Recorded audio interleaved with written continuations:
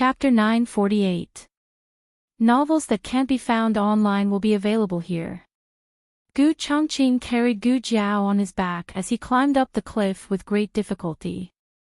The astral winds from the bottom of the cliff howled, almost blowing them away.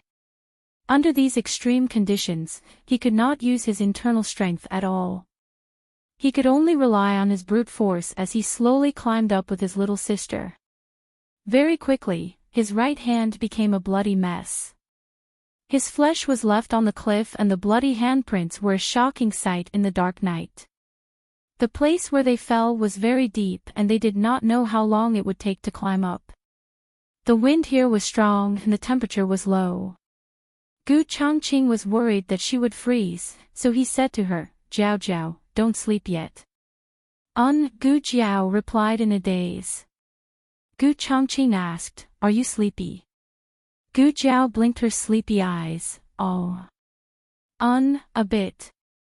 Her sudden sleepiness was not like her usual strength. Gu Chongqing asked in a worried voice, "Are you seriously injured?" "I'm not." Gu Jiao shook her head. She had been feeling sleepy recently and it was probably related to her pregnancy. Gu Chongqing's hand grabbed onto a protruding rock. "Then you should sleep. I'll wake you up when we reach the top." He slowly poured his internal strength into her to maintain her body temperature. A person's potential was truly endless. At first, he couldn't even use his internal strength, but didn't he still do it now? However, he could only use a little bit since he still needed to rely on brute force to climb. Gu Jiao's body felt a comfortable warmth. Her head sank down as she leaned against his shoulder. She said in a daze, "Gu Chongqing, I have good news to tell you." Gu Chongqing heard her sleepy voice and his lips curled as he asked, "What good news?" Gu Jiao closed her eyes and said half awake, "I have a baby in my stomach." Gu Chongqing was so shocked that his tiger-like body trembled. He was at a loss of what to do and almost lost his grip. Even the rocks under his feet were kicked off by him. His eyes widened to the size of a copper bell after he grasped it firmly. What did she just say? She had a baby. He is going to be an uncle. Halfway up the mountain, several great protectors had arrived. Dukan lay weakly on the edge of the cliff, staring at the bottomless abyss. The 7 protectors stood slightly behind him, occasionally glancing down. The 3rd protector walked over. He looked at the corpse on the ground and asked the 2nd protector, "Second protector, what happened? Who hurt a disciple of the Sword Hut? And this person, wasn't he going to be sent to the ferry? Why are you still here? By the way, where's old 7? The 2nd protector said with a grave expression, "I just came from the front. Old 7 is already dead." What? The 3 protectors were shocked. The rest of the people were also shocked. There was no other outsider here. Everyone's gaze fell on Dukan, who was filled with grief and indignation. However, Dukan was a cripple, so they quickly dismissed the idea. The great protector asked, "Second protector, what happened?" The 2nd protector took 2 steps back and put his hands behind his back. He sighed and said, "It's Duke Anne's adopted daughter." The 3rd protector was excited. He strode forward and grabbed the 2nd protector's arm. "She's here. Did she kill all these people? Where is she?" The 2nd protector looked at the cliff beside him and sighed again. "She fell down." Everyone was speechless. The 2nd protector explained, "I didn't know who she was at that time. I thought she was Dukan's secret guard, so I hit her." The angle of the hit was calculated to be very tricky. It could have taken Gu Jiao's life on the spot. Dukan had risked his life to protect her. However, she didn't fall to her death or hit a rock. Instead, she fell down the cliff. The great protector frowned. "If she dies, we won't be able to get the box anymore." The 8th protector, who had been silent, suddenly took a step forward and pointed his ear at the cliff. Listen. There's something down there. The second protector recalled. Someone just jumped down. I don't know if it's. The third protector was impatient. He interrupted him. What do you mean by if? It's more important to save her. Quick. Get the rope. There happened to be a rope on the ground that had tied Dukin up. However, it wasn't long enough. The eighth protector went to the front and took the longest rope. He tied a dead knot and threw it down. Is it here? The third protector asked. I'm not sure. The great protector frowned. The wind is too strong down there. The sound is scattered. It's hard to tell the direction. The third protector shouted at the bottomless abyss, Hey! Is the person down there still alive? Squeak! Gu Chongqing heard the sound coming from above his head. However, the wind around him had changed. It was no longer blowing from below, but from above. As long as he looked up, he would be unable to make a sound due to the strong wind. Little Nine, who was circling in the sky, suddenly screamed. He dived down and grabbed the end of the rope. Facing the strong wind, he flew towards Gu Jiao and Gu Chongqing. The strong wind broke his wings. He did not stop. He placed the rope in Gu Chongqing's hands. Gu Chongqing looked up at the sky and pulled on the rope. The third protector felt the strength of the rope and his eyes lit up. It's moving, it's moving. It wasn't the kind of movement that was caused by the wind. It was being pulled. Someone had grabbed it. The great protector quickly ordered, Quick! Pull him up. The second protector and the third protector worked together. The fourth protector also came to help. The three experts pulled the rope with all their strength. Gu Chongqing felt a strong pulling force. His right hand pulled on the rope and his left hand grabbed the exhausted Little Nine. With a whoosh, they were halfway up the mountain. The two people safely came up. Gu Chongqing was lying on the ground. Gu Jiao was lying on his back. The second protector was the first to rush over. He checked Gu Jiao's breathing. Seeing that Gu Jiao was still alive, he let out a long sigh of relief. After all, he was the one who had pushed her down the cliff. If something really happened, he would be responsible. As for the other person, he didn't care if he lived or died. And Guogong put his elbow on the ground and slowly moved over. Chongqing, how are you? How is Jiao Jiao? Gu Chongqing took a breath and said, Jiao Jiao is fine. She's asleep. And Guogong touched Gu Jiao's face and hands. Her face was cold, but her hands were warm. Jiao Jiao is fine. She's fine, and Guogong's heart dropped. His eyes were slightly red because of Gu Jiao's survival. Suddenly, his eyes fell onto Gu Chongqing's hands. His heart suddenly trembled. Chongqing. I'm fine, don't worry. Gu Chongqing moved his hands away and stood up with Gu Jiao on his back. Gu Jiao was sleeping very peacefully on his back. This knowledge made him feel very happy. It meant that in her heart, she could completely trust him. He thought of what she had said to him at the bottom of the cliff and his eyes slightly trembled. He didn't know that she was already pregnant.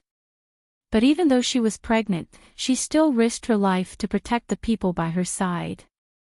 He tilted his head slightly and said softly to her sleeping body, Brother will take you down the mountain.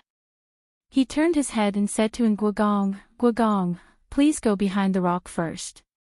Okay. And Guogong nodded and sat behind the rock with Gu Chongqing's help. Then, Gu Chongqing gently put Gu Jiao down and let her rest on Guogong's shoulder. This matter had arisen because of the second elder. The second elder stepped forward and said to Gu Chongqing, Brat, you can't leave. Put her down and I can let you suffer less. Gu Changqing walked out from behind the rock and pulled out the long sword at his waist. He looked coldly at the people and said, "No one can take my sister away.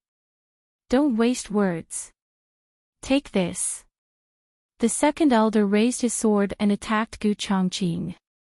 The sword hut was famous for their swordsmanship. This brat dared to use a sword in front of him.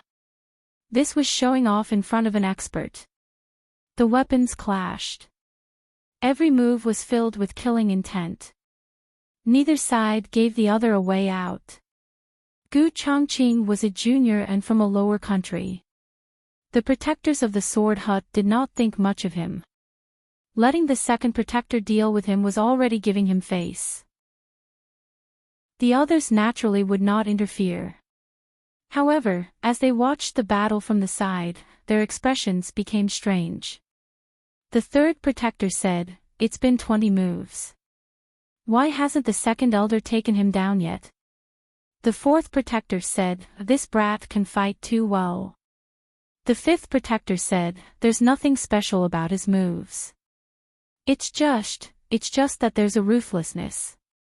He's a master who uses his willpower to stimulate his potential."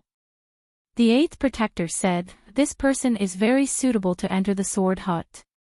If he receives our guidance, in time, he may become another master in our sect."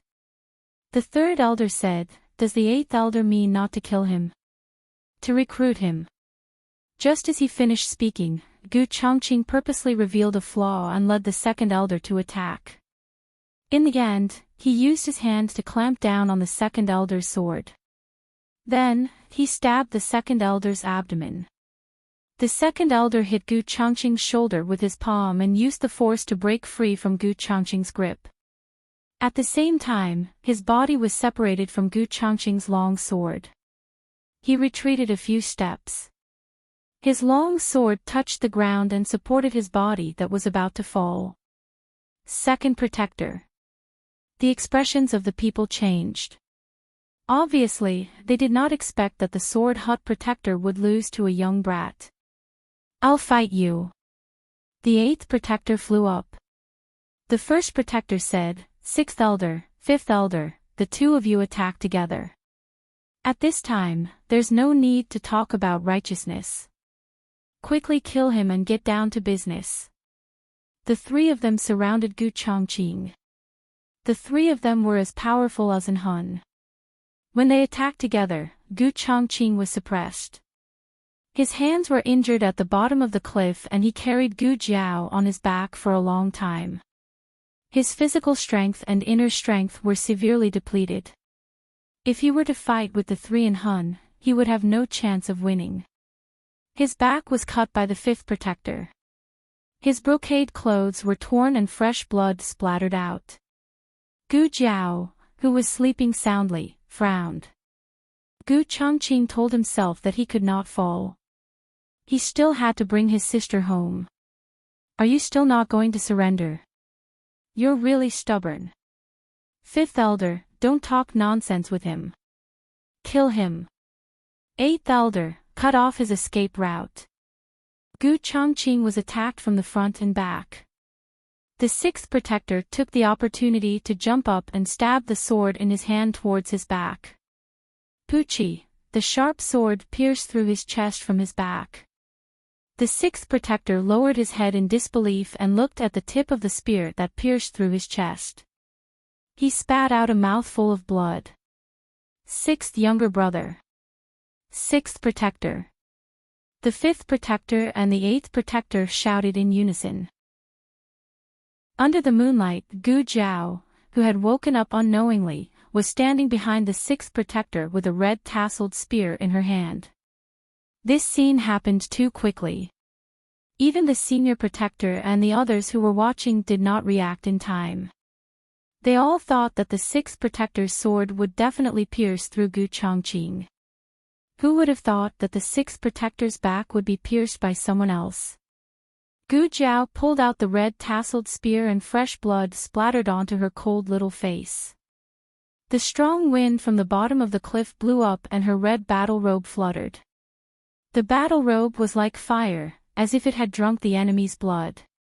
On the ground where the sand and stones were flying, a safety amulet that was still warm was lying alone.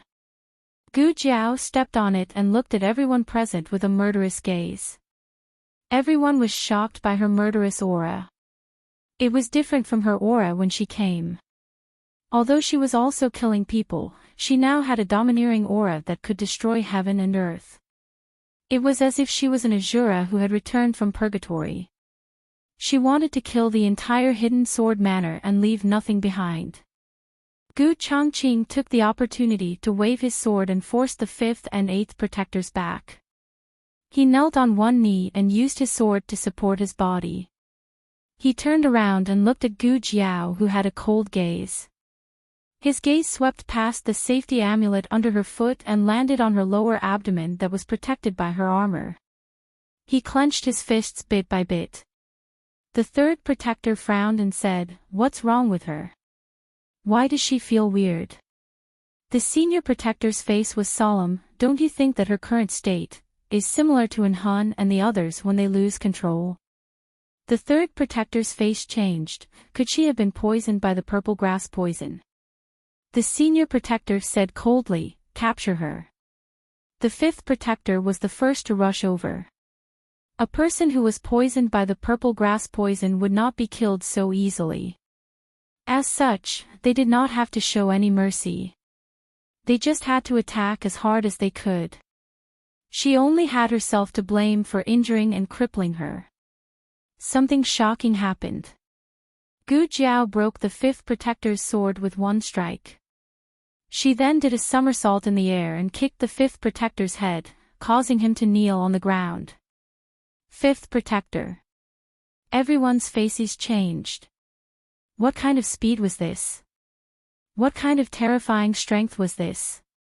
The 8th protector launched a sneak attack at Gu Jiao.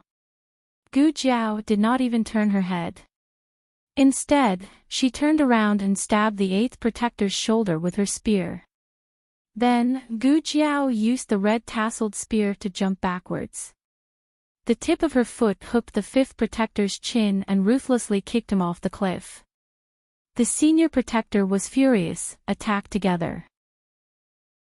The rest of the people, including the injured 2nd protector, all rushed towards Gu Jiao. Gu Jiao stood in front of Gu Changqing and said word by word, "You, get out of my way." Gu Changqing's arm trembled as he gripped his sword tightly. "Jiao Jiao." Gu Jiao grabbed the injured Gu Changqing and stepped on the stone wall. She threw him towards Dukan, who was behind the rock. The battle was very fierce. The wind and sand all over the sky were swept up. Shadows of swords flashed in the dark night. Gu Jiao was like a killing machine without a soul. One by one, the protectors fell under her red-tasseled spear. Xianyuan 8 styles, 9th style. The senior protector looked at the Xianyuan spear style that Gu Jiao used. His eyes trembled fiercely. "You are, Puchi." Gu Jiao's red-tasseled spear pierced through his internal organs. The senior protector fell to the ground with his eyes wide open. Even in death, he did not shout out that name. Of the 8 protectors, only the 2nd protector who had been seriously injured by Gu Changqing was left. Because of his serious injuries, he could not charge at the front. Instead, he lived until the end. He no longer had the strength to fight. He looked at the corpses of his fellow disciples. The shock and grief in his heart could not be any greater. For a moment, he did not know who to care for. 3rd protector. 3rd protector, 8th protector. Wake up, 4th, 5th, senior protector. Senior protector. Senior protector. His voice was choked with sobs and fear. Gu Jiao dragged the red-tasseled spear that was weeping blood in front of him. Her entire body was soaked in the blood of the sword hut. Every part of her body that was unharmed was filled with blood. It caused the ruthlessness in her body to surge endlessly. Gu Changqing held his chest and called out to her, "Jiao Jiao. Don't kill them." Gu Jiao could not hear him. She raised the red tasseled spear in her hand with a murderous look. In the blink of an eye, a white-robed elder descended from the sky. With a biting cold murderous look, he slapped towards Gu Jiao. Gu Chongqing flew over and took the hit for Gu Jiao. He fell heavily to the ground and spat out blood. This person's power was too strong. It was far above An Hun's. The second protector seemed to have seen his last life-saving straw before he drowned. He cried out hoarsely, "White Tiger Venerable!" The four venerables of the Sword Hut, Green Dragon, Vermilion Bird, White Tiger, and Black Tortoise. Gu Jiao suddenly turned around and looked coldly at the person who had come. Gu Chongqing looked at Gu Jiao. She could not fight anymore. She was too exhausted. If she continued to fight, she and the baby in her womb would not be safe. The White Tiger Venerable stood beside the second protector. He glanced at him and said coldly, "You can't even deal with a girl. What use are you?" The second protector lowered his head. The White Tiger Venerable said indifferently, "Girl, I don't want to kill you. As long as you follow me obediently, I can let them go." Gu Jiao said coldly, "Die." The White Tiger Venerable snorted in disdain, "You refuse a toast only to drink a forfeit." He knew Gu Jiao's power. He admitted that she was strong. But after all, she had just gone through a battle.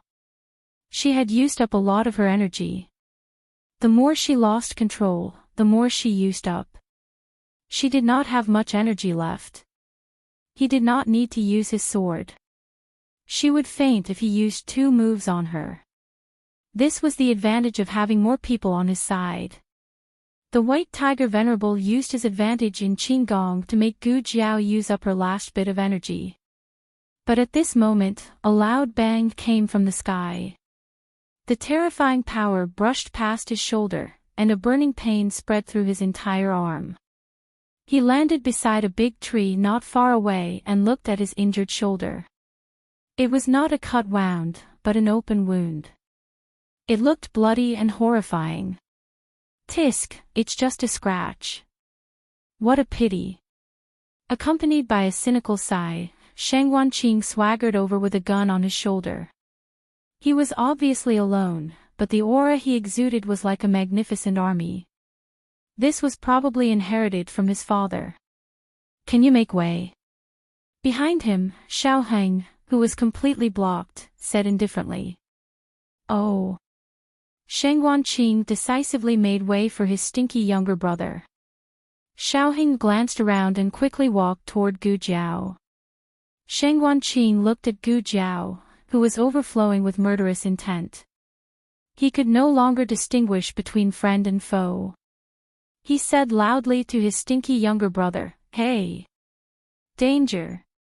Xiaoheng rushed to Gu Jiao's side and held Gu Jiao's hand that was holding the red-tasseled spear. "Jiao Jiao." Gu Jiao's hand was trembling. The white-clothed elder looked at the two with a dangerous gaze.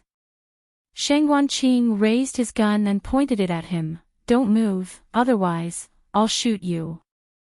Xiaoheng raised his hand and touched her face. "Jiao Jiao, it's me." "Aheng," Shang Wanqing gritted his teeth and said, "Come here first. She doesn't recognize anyone right now. She will hurt you." Xiaoheng looked deeply at Gu Jiao and pulled the completely out of control Gu Jiao into his embrace. Shang Wanqing's expression changed. "You're crazy." Gu Jiao raised the red-tasseled spear in her hand. The tip of the spear flashed coldly under the moonlight, reflecting her bloodthirsty eyes. Shang Wanqing shouted, "Younger brother." The spear fell and stabbed the second law protector behind Xiaoheng, who was trying to sneak attack him. Gu Jiao's last bit of strength was used up. She blacked out and collapsed, and the red-tasseled spear fell heavily on the ground. Xiaoheng hugged her waist. "Jiao Jiao, Jiao Jiao."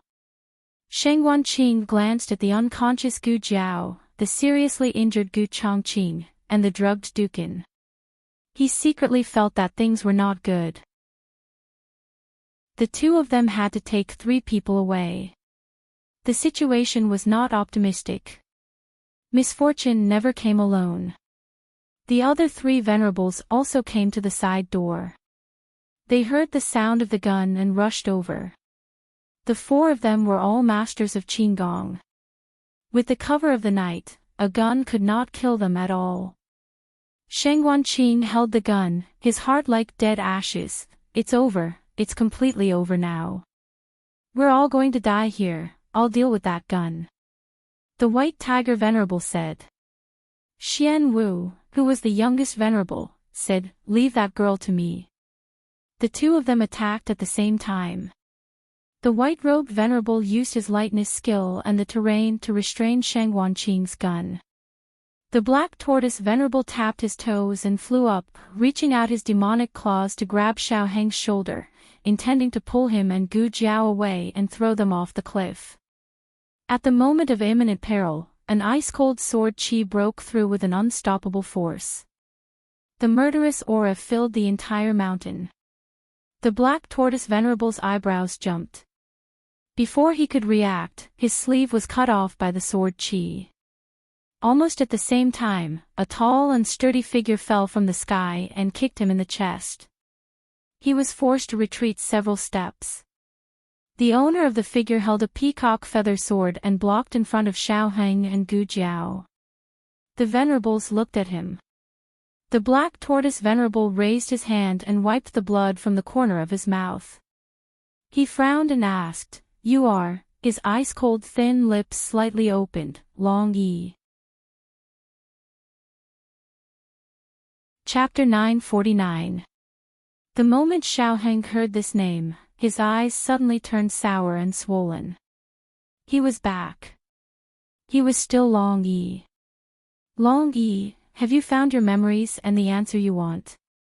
Are you here to hunt down the sword hut or go home? Will you always stay by my side in the future? Xiao Heng had too many things he wanted to ask Long Yi, but unfortunately, now was not the time to talk about this. The sword hut had sent out 4 experts. Even if he didn't practice martial arts, it was not difficult to feel that they were more powerful than the dead swordsman. They were probably the 4 venerables that Li Jiangping had mentioned. Long Yi, you have to be careful. It's Shi Tian. The venerable white tiger exclaimed. The other 3 also recognized him. There were many unexpected things in this world, but the most shocking thing was definitely the scene in front of them. The former genius swordsman, the direct disciple of the sect master, had actually changed and become the enemy of the sword hut. This was really, as the leader of the 4 venerables, the venerable azure dragon should have the right to speak. He took a step forward and looked at Long Yi with a gloomy expression. He said majestically, Shi Tian. Do you really want to be enemies with the sword hut? His gaze swept past Xiao Heng and the others and landed on Long Yi's masked face again. Don't be fooled by this group of people. You are not Long Yi at all. You are a disciple of the sword hut.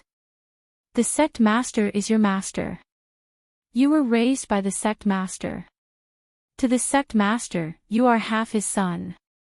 When you went missing, the sect master did his best to find out about your whereabouts.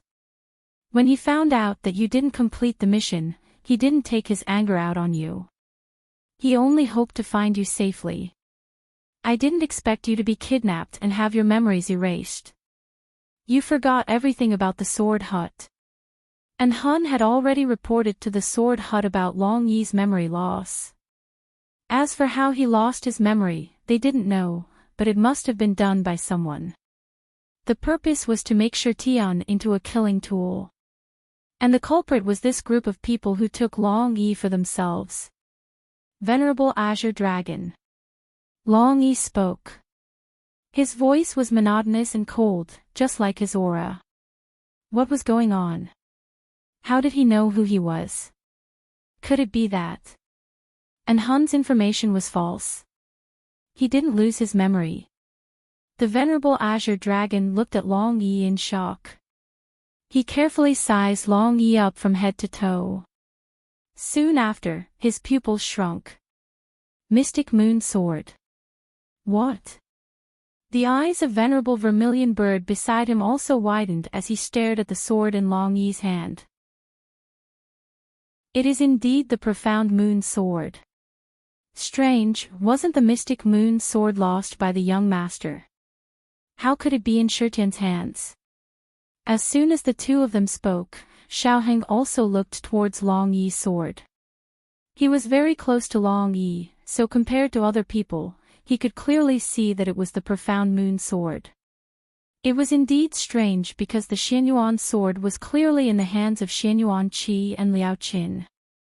They had brought the sword and Sir Mingyue to the sword hut. So how did this sword end up in Long Yi's hands? Sheng Wanqing took advantage of the confrontation between the big bosses and ran over with a gun. He was the only one present who hadn't met Long Yi face to face. Long Yi felt an unfamiliar aura and moved his sword.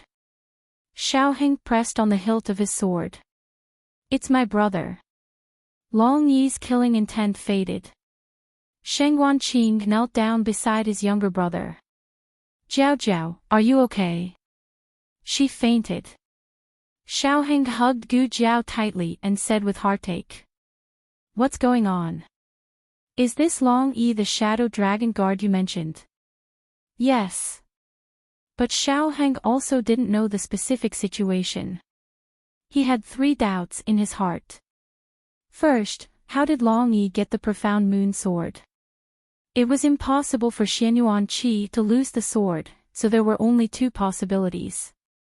Either Xianyuan Qi took the initiative to give it to Long Yi, or Long Yi snatched it away.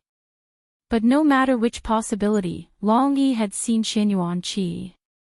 Then, the question was, where did Xianyuan Qi and the others go?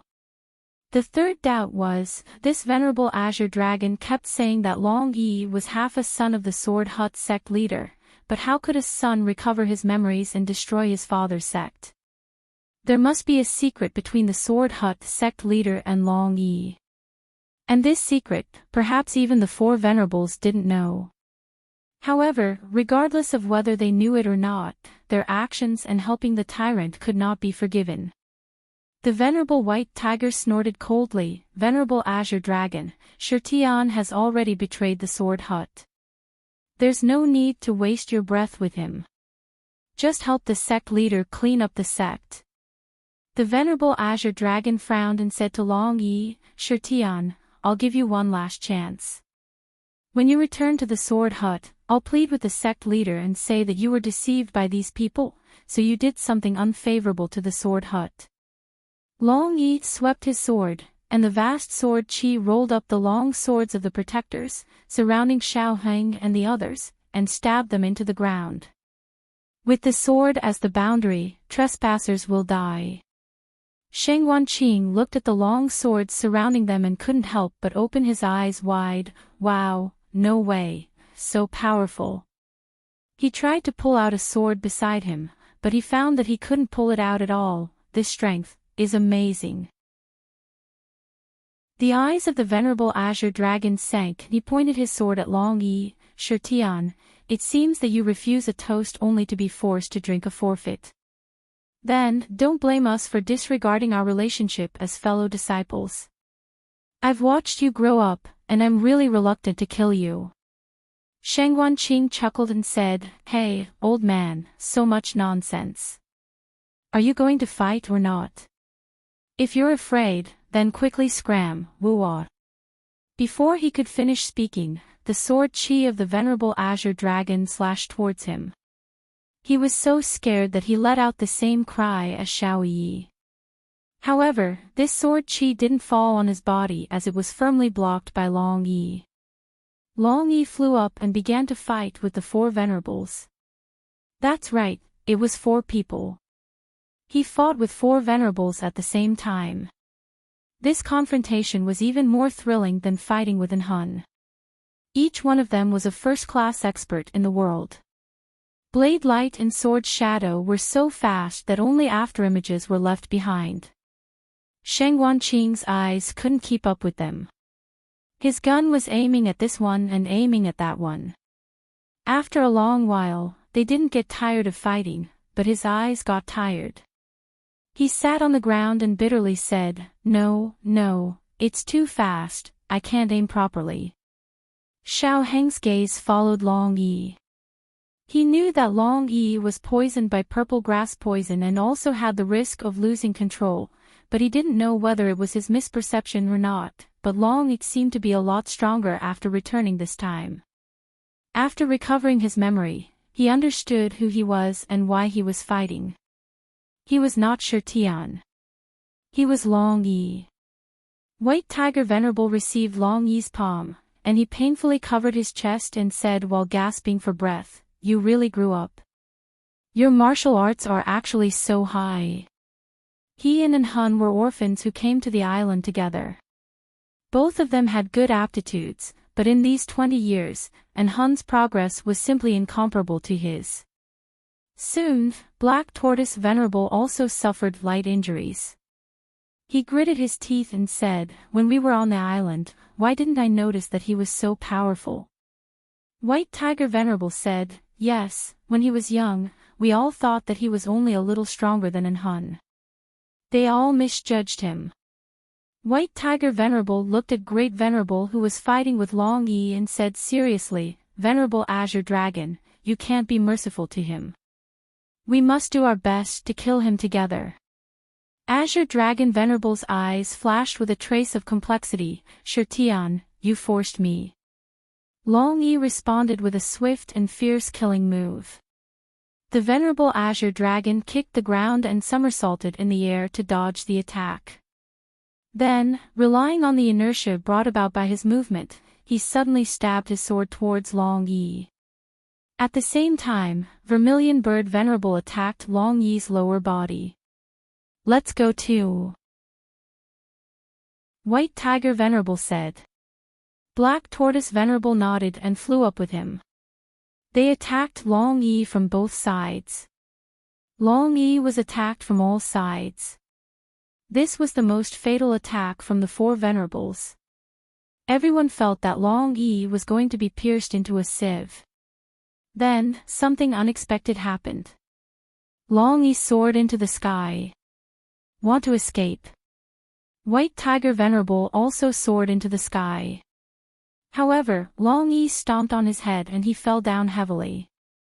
Venerable White Tiger. Black Tortoise Venerable was aghast.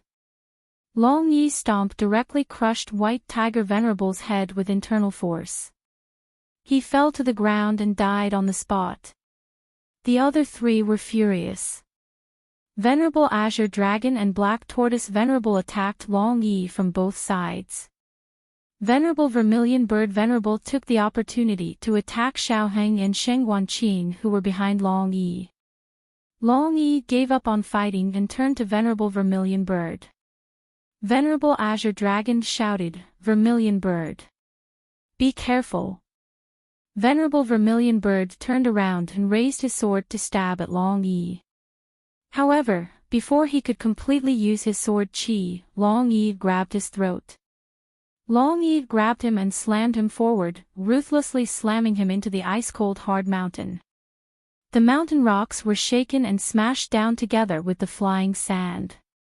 Long Yi didn't dodge, just looked at him with torch-like eyes, then with a caw sound, he broke his neck. He turned around with a murderous look in his eyes. Then, he tossed the Vermilion Bird Venerable onto the ground as if he was throwing a chick. Vermilion Bird. Venerable Vermilion Bird. 2 of the 4 Venerables were dead. Wow! Sheng Wanqing didn't know how many times he exclaimed tonight. He looked at Long Yi who killed gods and murmured, "He's even more arrogant than father." Sky Splitter. "I'll kill you." Venerable Black Tortoise threw away the sword in his hand and raised his internal force to the extreme. He rushed towards Long Yi. He didn't care whether Sky Splitter would stab him or not. It didn't matter because he wanted to die together with Sky Splitter. Sheng Wanqing gasped. Hey, hey, hey! Be careful of that guy. Xiao Heng frowned. Long Yi. Venerable Black Tortoise rushed towards Long Yi without fear of death, but Long Yi dodged perfectly. Venerable Black Tortoise wouldn't give up. He raised his qigong to the extreme and chased after Long Yi like a shadow. Long Yi looked at him and used his qigong to jump again.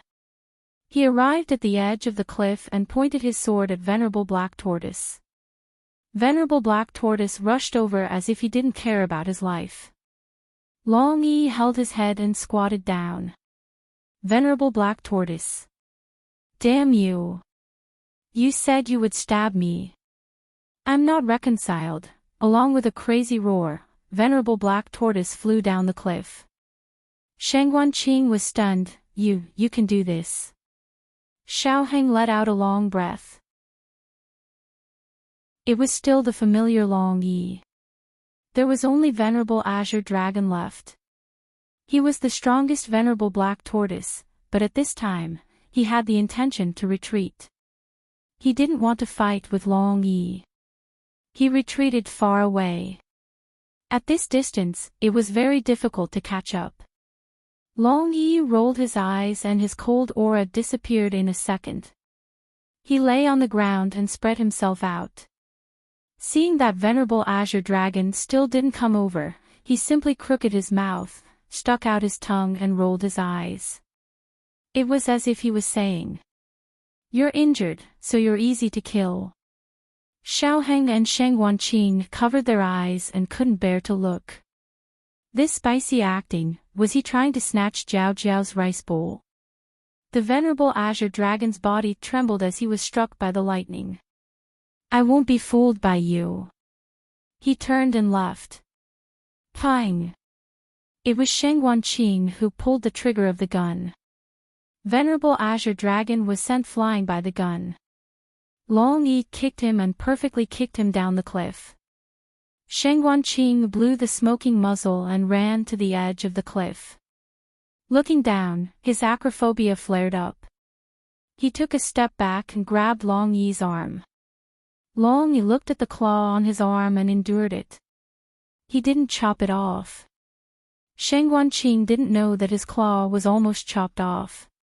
He turned his head and smiled at Long Yi. We have a tacit understanding just now, right?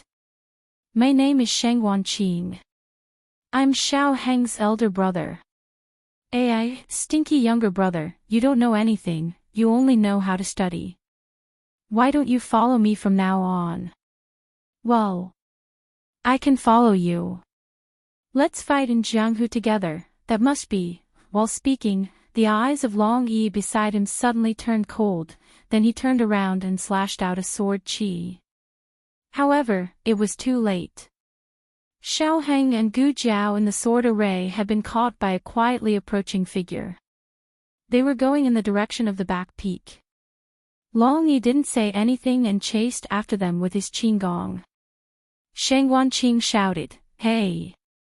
Wait for me!" He looked at Gu Chongqing and Dukan behind the rock. No, he couldn't leave. He had to stay. In a dense forest on a hillside, two handsome young masters were moving forward in the dark. Can't we light an oil lamp? No, we'll be discovered. We're not even halfway up the mountain. How can we be discovered from so far away? Don't underestimate the ability of the Sword Hut disciples. Humph, bullshit Sword Hut disciples.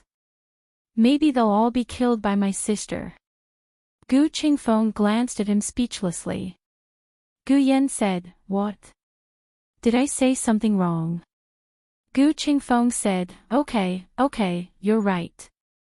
You're all right. However, before we can be absolutely sure, we should be cautious. I'm not afraid if I'm alone, but you don't know martial arts. If someone really comes, I'm afraid you can't escape. Humph. Gu Yan turned his face away. Gu Qingfeng reminded him, when you see your sister later, don't say I brought you here. Gu Yan crossed his arms, I know. Just say I met her halfway. Jiao Jiao won't believe it. You'll be beaten. even though I wanted to follow you.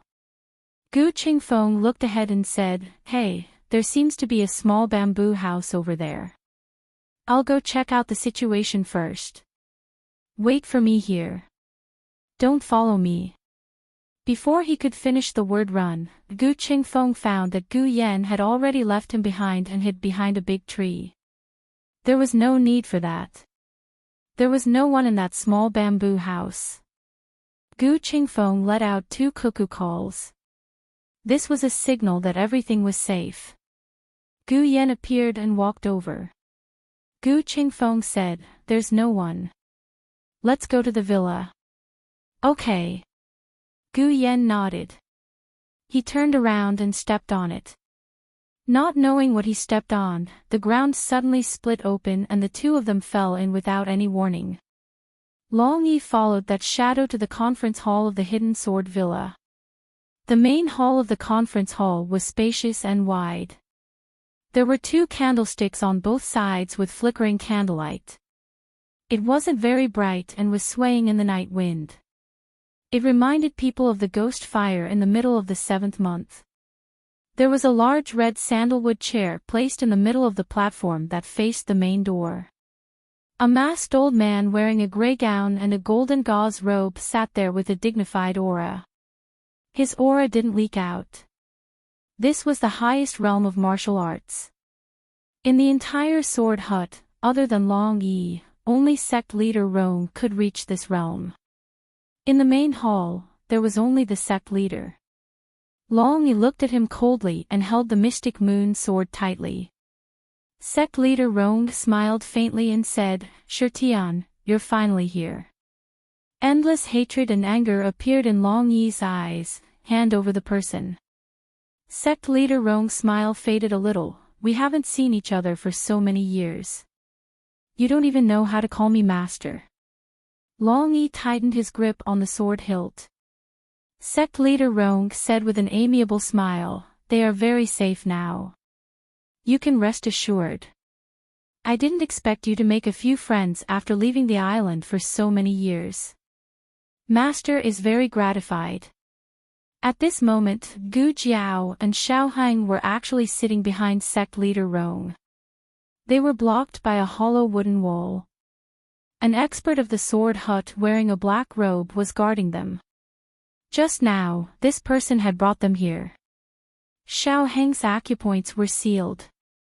Because Gu Jiao was unconscious, no one did anything to her for the time being. But in fact, Gu Jiao had already woken up.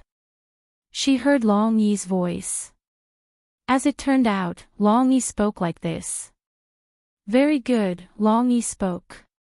Sect leader Rong said with a smile, "I heard you went to the Sword Hut Island a while ago. Unfortunately, Master had some matters to attend to and couldn't wait for you on the island." Hearing this, Gu Jiao and Xiao Heng understood.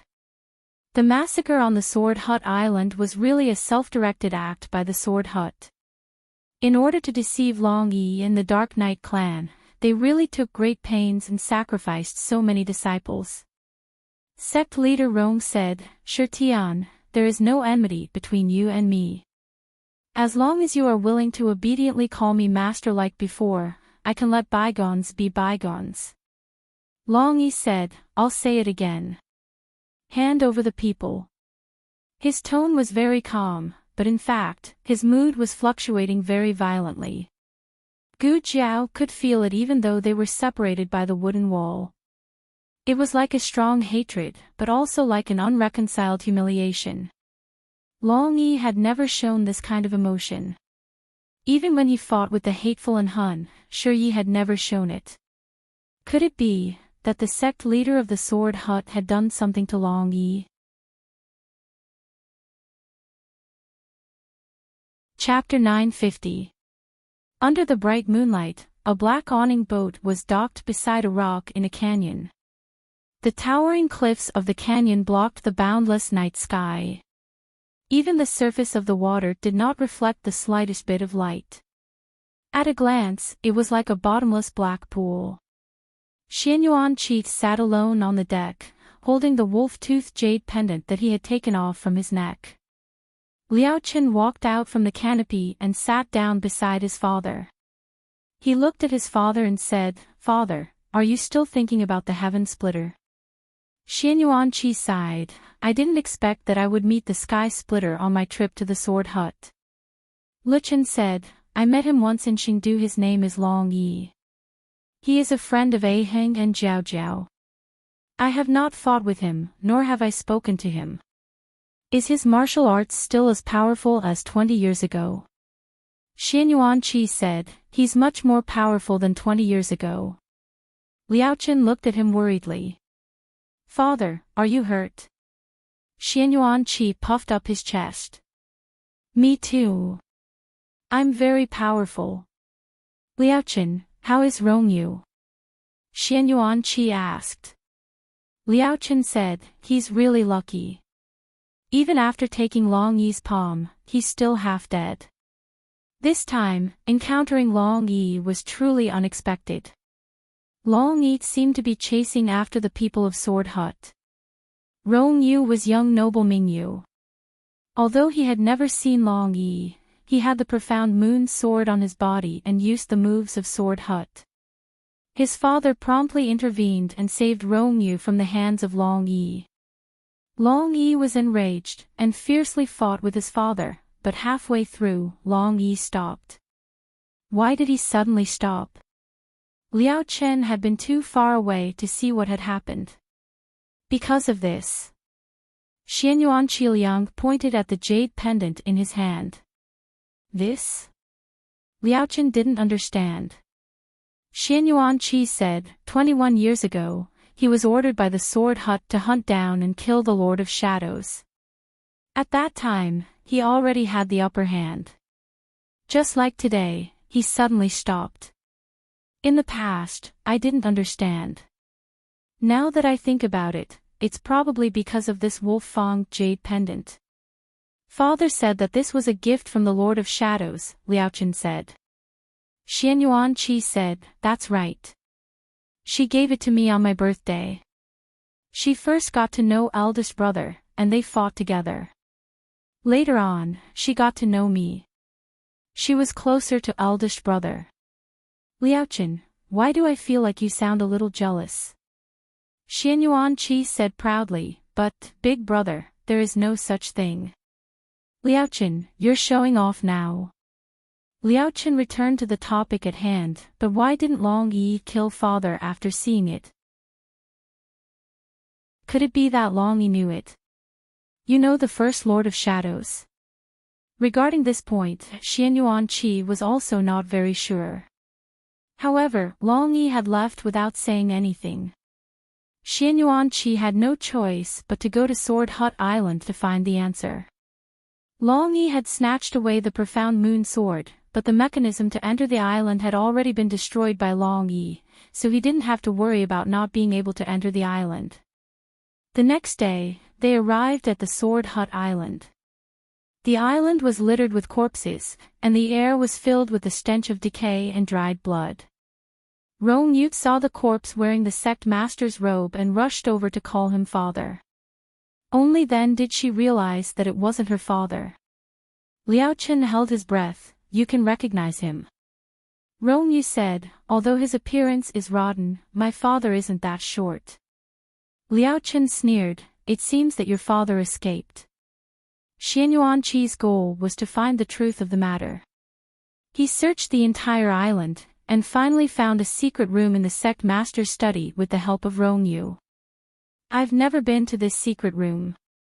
Father didn't allow me to enter his study." Rongyu said. "Let's go in and take a look," Liao Chen said. There were some strange pills in the secret room, as well as a large number of things that Rongyu had never seen before. Liao Chen opened the box and took out a rusty weapon. "It's a gun." Strange, the gun was made by the Lord of Shadows. Why does the Sword Hut Island have it? The three continued to search. Other than the gun, they also found many things that only the Shadow Division had. Liao Chen frowned. Did this guy steal from the Shadow Division? Xian Yuanqi said, it's possible. In those years, all the big branches of the Shadow Division were destroyed by the Sword Hut. The things inside were also gone. Liao Chen carelessly touched a switch, and a brocade box popped out from the wall. Liao Chen opened the box and took out a yellowed book. There is a notebook here. Xianyuan Qi read the notebook and suddenly realized, Shirtian actually came from the Dark Night Island. He is the child of the first island master. In the conference hall of the Hidden Sword Villa, Long Yi and Sect Master Rong were fighting. Sect Master Rong coldly snorted and said, "Your martial arts were taught by me. Do you think that with the mysterious moon sword, you are my opponent?" Mysterious moon sword. Was it in the hands of Long Yi? Gu Jiao woke up after entering the conference hall, so she didn't see the sword in the hands of Long Yi. A doubt flashed in her heart. The mysterious moon sword disappeared together with the sect master's son. Since the sect master recognized this sword, he unexpectedly didn't ask about the situation of his son. It seemed that the sect master of the Sword Hut didn't have any feelings for his son. Thinking about it, if he had feelings, he wouldn't have allowed his son to suffer the persecution of his legal mother. The battle between Long Yi and him was very fierce. From time to time, the sound of tables and chairs being broken could be heard from the conference hall. Since Sect Master Rong had Li Jiangping as a spy, then he should have obtained a lot of purple grass fruits from the Dark Night Island. She didn't know whether Long Yi would suffer or not. Sect Master Rong slashed out an ice-cold sword Qi to block Long Yi's attack. Then, he patted Long Yi's shoulder. Long Yi was sent flying by his powerful shockwave, and hit the wall behind him, then fell on the table and chair, breaking into pieces of wood. He used his sword to support his body and attacked Sect Master Rong.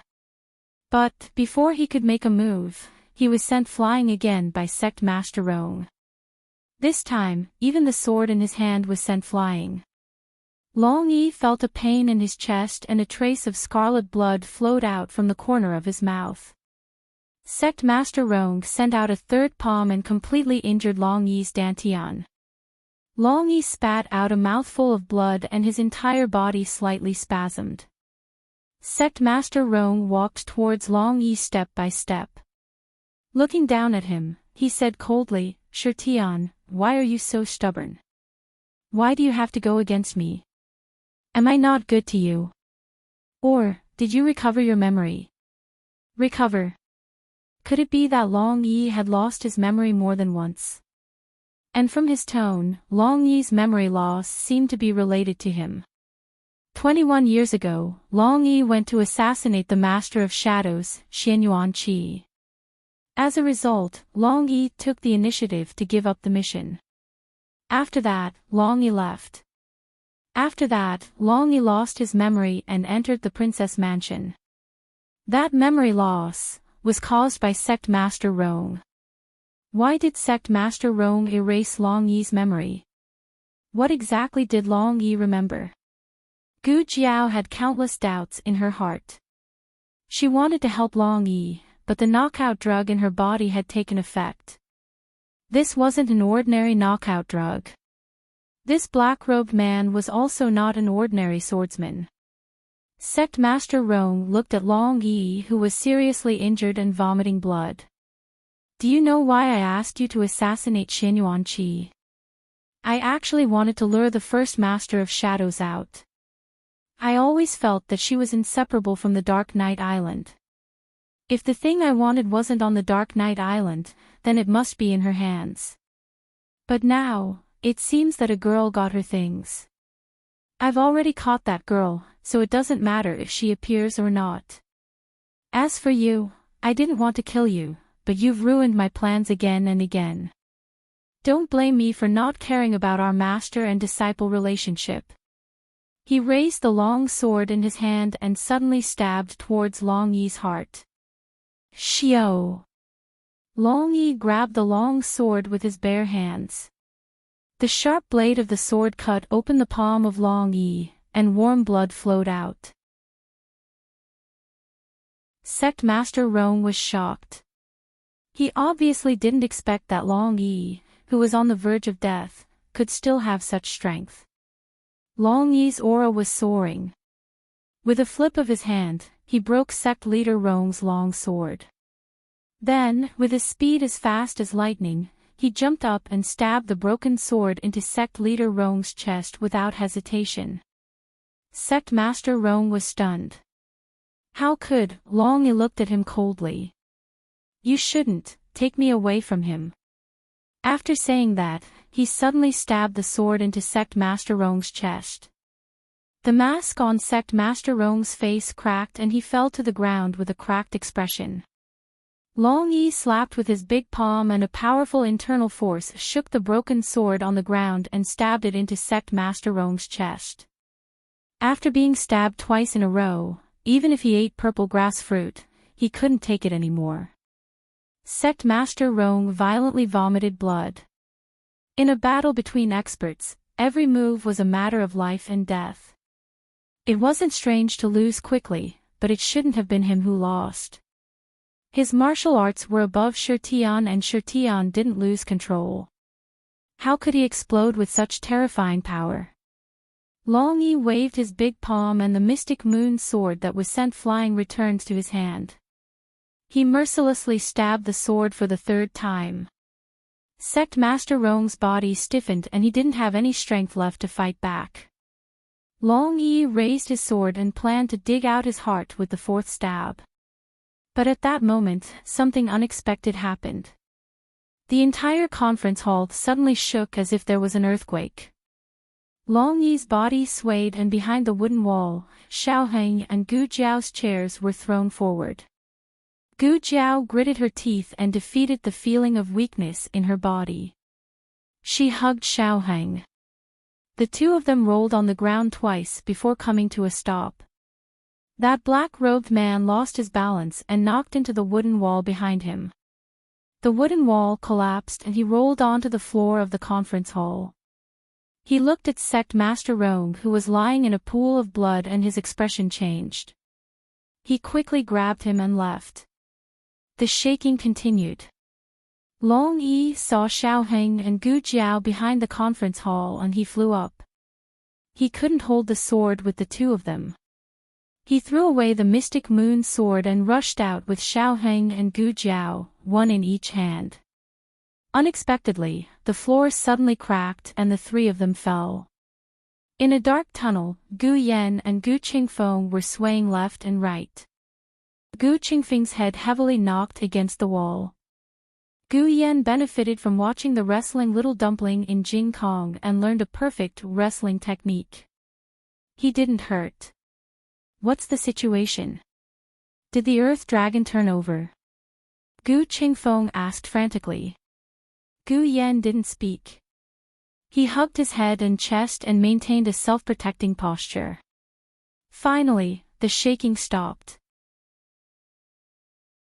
Gu Qingfeng supported himself against the wall and stood up. At this moment, the two of them were already disheveled. He was more miserable and didn't know where his crown was. Are you okay? He went to help Gu Yan. I'm fine. Gu Yan grabbed his hand and stood up. He looked around and asked, where are we? Gu Qingfeng held his dizzy head and panted while touching his chest. I'm not sure. Do you have a match on you? Mine seems to have fallen off. Gu Yan took out a match from his chest. Yes.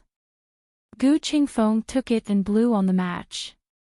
He walked out of the tunnel step by step with the help of the burning fire. After they fell from the courtyard of the small bamboo house, they entered a strange passageway. They followed the passageway and kept walking forward, and for some reason, the accident just now happened.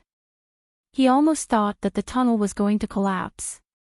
Where is this? There are so many bloodstains on the ground. Gu Qingfeng entered the meeting hall.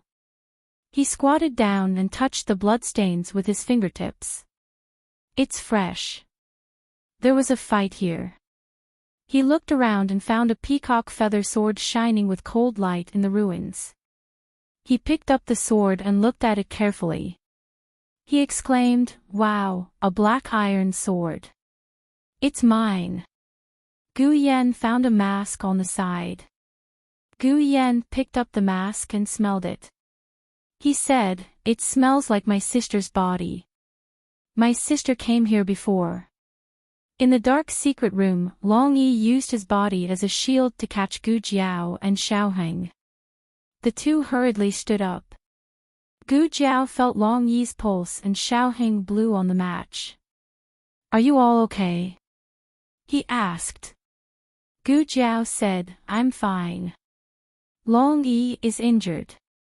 Xiaoheng looked at the pale Long Yi and asked, "Is it serious?" Gu Jiao pulled back her hand. "It's serious. But his body is special. It shouldn't be life-threatening," she said and felt for the first aid kit. The first aid kit fell off. The mask also fell off. The mask was made by Sheng Wanqing. Manager Jing suddenly came to the residence and said something happened to Ongwa Gong. She stuffed the mask into the first aid kit. Xiaoheng looked around. "There's a passage in front. Let's leave here first." Gu Jiao nodded her head and helped Long Yi up together with Xiaoheng. Soon after, she sighed with emotion and said, "A small hidden sword villa actually built a secret passage. It truly doesn't reveal the mountain nor the water." Xiaoheng frowned and looked at the cold walls. He felt that this place was very dangerous. "Let's go." Gu Jiao suddenly looked at Long Yi's handsome face and said, "That's right, Long Yi. Who was that man wearing a black robe just now?" "Gu Master." Long Yi said. Gu Jiao smiled and her eyes shone. "You really know how to talk." Long Yi, in another passage, Gu Yan carefully searched for traces of Gu Jiao. He could not see any clues, but based on the senses of the twins, he felt that she should be nearby. "Should we call out?" Gu Yan turned around and asked Gu Qingfeng, but he was frightened by a terrifying bronze mask with fangs. "Ah! What are you doing?" Wearing a mask, Gu Qingfeng grinned and said, "Are you scared?" Gu Yan was still in shock. He rubbed his wildly beating heart and said angrily, "Childish. You're not allowed to walk behind me." Gu Qingfeng snorted. "I don't have the twins' connection with your sister.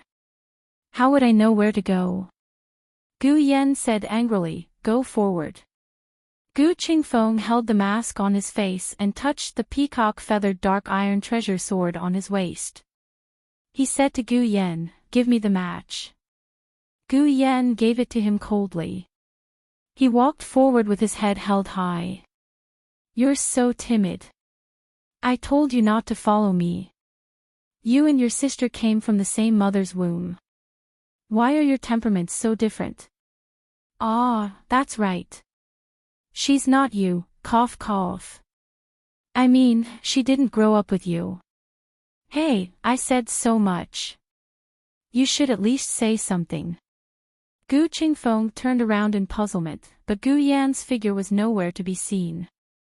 Gu Yan. His expression changed and he walked back. Just as he turned a corner, a black shadow came up to him and knocked him out. "Long Yi, are Gu masters powerful?" In the passage, Gu Jiao continued the topic. Long Yi thought for a while and said seriously, "They're not powerful in fighting. They're powerful in using Gu. Gu masters raised Gu. Generally speaking, their bodies were very weak. They were good at using Gu to increase their strength. They gave people the impression that they were experts, but it was actually the effect of Gu." Gu Jiao understood, so if that guy fought in close combat, he had no chance of winning. Long Yi paused and said with lowered eyes, "But Gu masters can control people." Gu Jiao asked, "Your memory was erased by that Gu master?" Long Yi, "Yes. Not only did he erase his memory, he also turned him into a tool to kill people." He killed people he shouldn't have killed and destroyed things he should have protected. There's someone, Xiaoheng said. At the end of the passage, a stone door slowly opened. There was a weak light coming out from inside. Long Yi walked forward and protected the two behind him. He walked towards the stone door with a cold gaze. When he reached the door, he found that it was a spacious secret room. There was someone waiting in the secret room for a long time. Sect leader Rong was sitting on a chair. He was playing with a bronze Fang mask in his hand. Standing beside him was the black-robed Gu Master, as well as Gu Yen and Gu Qingfeng who were in the Gu Master's hands. Sect leader Rong's weapon had already been taken away. His wound looked simple, but it was still bleeding. He was very weak and would die if he didn't undergo surgery. Gu Jiao and Xiaoheng walked out from behind Long Yi. The two looked at the unconscious Gu Qingfeng and Gu Yen, then looked at the Gu Master and sect leader Rong. "What do you want?" Xiaoheng asked. Sect leader Rong was weak, but his aura was not weak. He looked at Xiaoheng and said, "You are Great Yan's imperial grandson. I have seen your portrait, I know you're in Sheng Wanqing's background. I also know that Shi Tian had always been by your side all these years when he was missing. Back then, I was careless and let you take advantage of me." Xiaoheng said seriously, 21 years ago, Long Yi gave up on the mission to assassinate Xian Yuanqi. After that, Long Yi lost his memory. Was it your doing? Sect leader Rong laughed mockingly. He dared to betray me, of course he had to pay the price. Unfortunately, even though his memory was erased, he still ran away. Long Yi must have used his obsession to escape from sect leader Rong, but he didn't expect to enter the princess residence by accident. Xiaoheng looked at sect leader Rong. "Why did you do this?" Sect leader Rong said, "I did it for his own good. What is there to be unhappy about being the Sword Hut's direct disciple? Alright, let's not talk about the past." As he spoke, he glanced at Gu Qingfeng and smiled faintly. "These two are your friends, right? If you want to save him, ask this girl to hand over the elixir of immortality." Xiaoheng frowned. "What immortality medicine?" Sect leader Rong said sternly, "The immortality medicine." Gu Jiao was dumbfounded. "Do I have an elixir of immortality? Why don't I know about it?" Sect leader Rong was dying. If he didn't get the immortality medicine soon, he would die. His expression sank. "I will say it one last time, hand over the immortality medicine. Otherwise, I will make all of you accompany me in death." Gu Jiao said seriously, "I really don't have the immortality medicine. If I did, would have eaten it already." Sect leader Rong was furious. "You?" Xiaoheng asked Gu Jiao softly, "Does he think you have the immortality medicine in your medicine box?" Gu Jiao said, "But I don't have it in my medicine box." She looked at sect leader Rong. "Who told you there was the immortality medicine in your medicine box?" Sect leader Rong used his inner strength to protect his heart, but it was useless. His life was rapidly slipping away. He became anxious. "I saw it with my own eyes. It must be in your medicine box. Take it out. Take it out." This person was crazy. He was like those emperors who were obsessed with refining pills to obtain immortality. But how could there be immortality in this world? Where was the immortality medicine? Sect leader Rong lost his patience and said to the Gu Master, "Kill him." Gu Jiao stretched out her hand. Okay, I will give it to you." Xiaoheng immediately got into character, grabbing her wrist and turning around, using his body to block her unsightly acting. "You are crazy. You only have one. If you give it to him, what will happen to you?" His acting had reached perfection. In Gu Jiao's previous life, he would have been an Oscar winner. No one doubted that he was telling the truth. Gu Jiao sighed with a pained expression, but I can't let him kill my brother and Gu Qingfeng. I don't have the elixir of immortality. At most, I'll be like you guys. There's nothing bad about being born, old, sick, and dead. Xiaoheng said solemnly, Jiao Jiao. Say no more. Gu Jiao raised her other hand and made a stop gesture, taking out a small porcelain bottle from her bosom. Xiaoheng snatched the bottle and turned to look at sect leader Rome. His eyes were filled with unwillingness, anger, helplessness, and complex emotions. Hand over the person and hand over the medicine.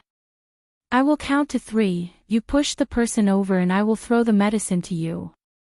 Sect leader Rome's eyes flashed with greed. Okay. 1, 2, 3. Xiaoheng had just finished speaking when the Gu master pushed the person over, and Xiaoheng also threw the medicine out. Long Yi flew up and caught Gu Qingfeng, while Gu Jiao also walked up and caught Gu Yan. At this moment, the originally unconscious Gu Yan suddenly opened his eyes and took out the peacock feather sword on his back. His cold eyes flashed and the sword pierced someone's heart. The Gu master lowered his head and looked at the mystic moon sword that had pierced through his chest. He turned around in disbelief. Gu Yan wiped away the blood that had splashed on his face, his eyes clear. You want me to hurt my sister? Dream on. The Gu master fell into a pool of blood. Sect leader Rong's large palm sucked and the medicine bottle flew into his hand. Gu Yan lost all strength and fell on his butt. Gu Jiao knelt on one knee and hugged him. Ah Yan. Gu Yan trembled as he took out a small porcelain bottle from his bosom and said in a trembling voice, Fortunately, Master's wife gave me the poison. Sister, stay away from me. I still want to kill you. Long Yi pulled out the sword on the Gu master's back and chopped off his head. Gu Yan's vision turned black and he fainted in Gu Jiao's bosom. When the Gu master died, the Gu poison was naturally removed. The reason why he fainted was because he had taken the poison refined by Master's wife to resist the Gu poison. Gu Jiao hugged him tightly in her bosom, her face close to his ice-cold face as she whispered, Silly brother. On the other side, sect leader Rome, who had obtained the pill, laughed crazily. I have the elixir of immortality. I won't die. I won't. With a loud rumble, the entire secret room started shaking again. Sand fell from the cracks between the roof and walls and the dust in the secret room flew into the air. Xiaoheng looked around and said with a serious gaze, It seems like someone has activated the underground mechanism. This place is going to collapse. Let's leave quickly. He held Gu Jiao's hand. Long Yi held one on each side, with Gu Qingfeng on his left and Gu Yan on his right, covering their retreat. Right at this moment, the secret room's stone door fell.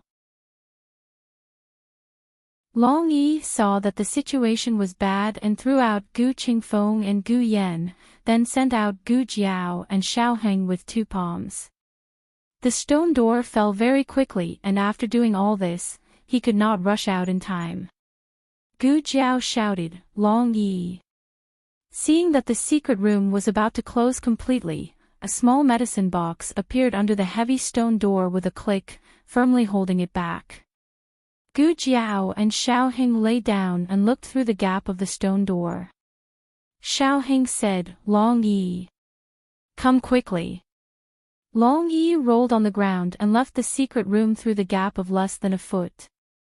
Sect leader Rong had just taken the elixir of immortality. He could live forever like the first island lord of Dark Knight Island, but he could not waste the rest of his life here. He had to go out and rebuild the sword hut.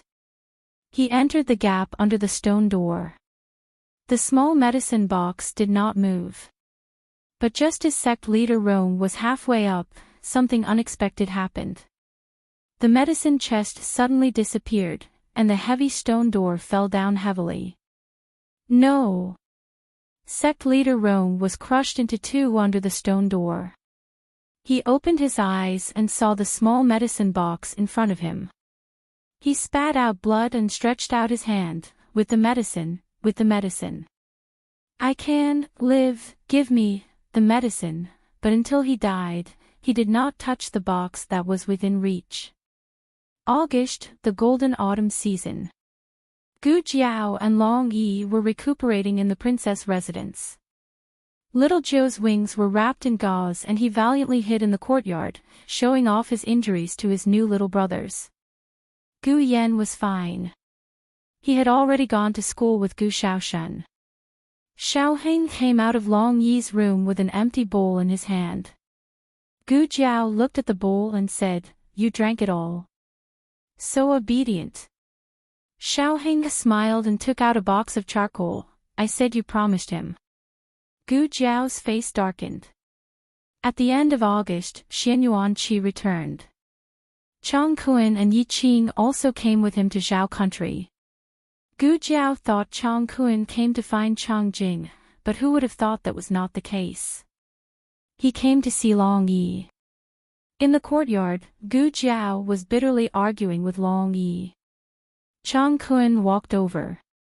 He was very excited. He wanted to approach Long Yi, but he was afraid to startle Long Yi. He stood not far away and looked at Long Yi without blinking. He's that child. Even his eyes were red. Chang Jing looked at her father in confusion. Xiaoheng said, "If you are talking about the child abducted by the Sword Hut sect leader, yes. Long Yi was abducted by the Sword Hut sect leader when he was 5 years old. The Sword Hut sect leader let a Gu master erase his memory and cultivated him into a killing tool." Xiaoheng looked at Long Yi who was playing with Gu Jiao with a lame arm and said to Chang Kuan, "Long Yi was still young when he left. He only remembers that he came from Dark Night Island and his father was the island master. He doesn't know anything else.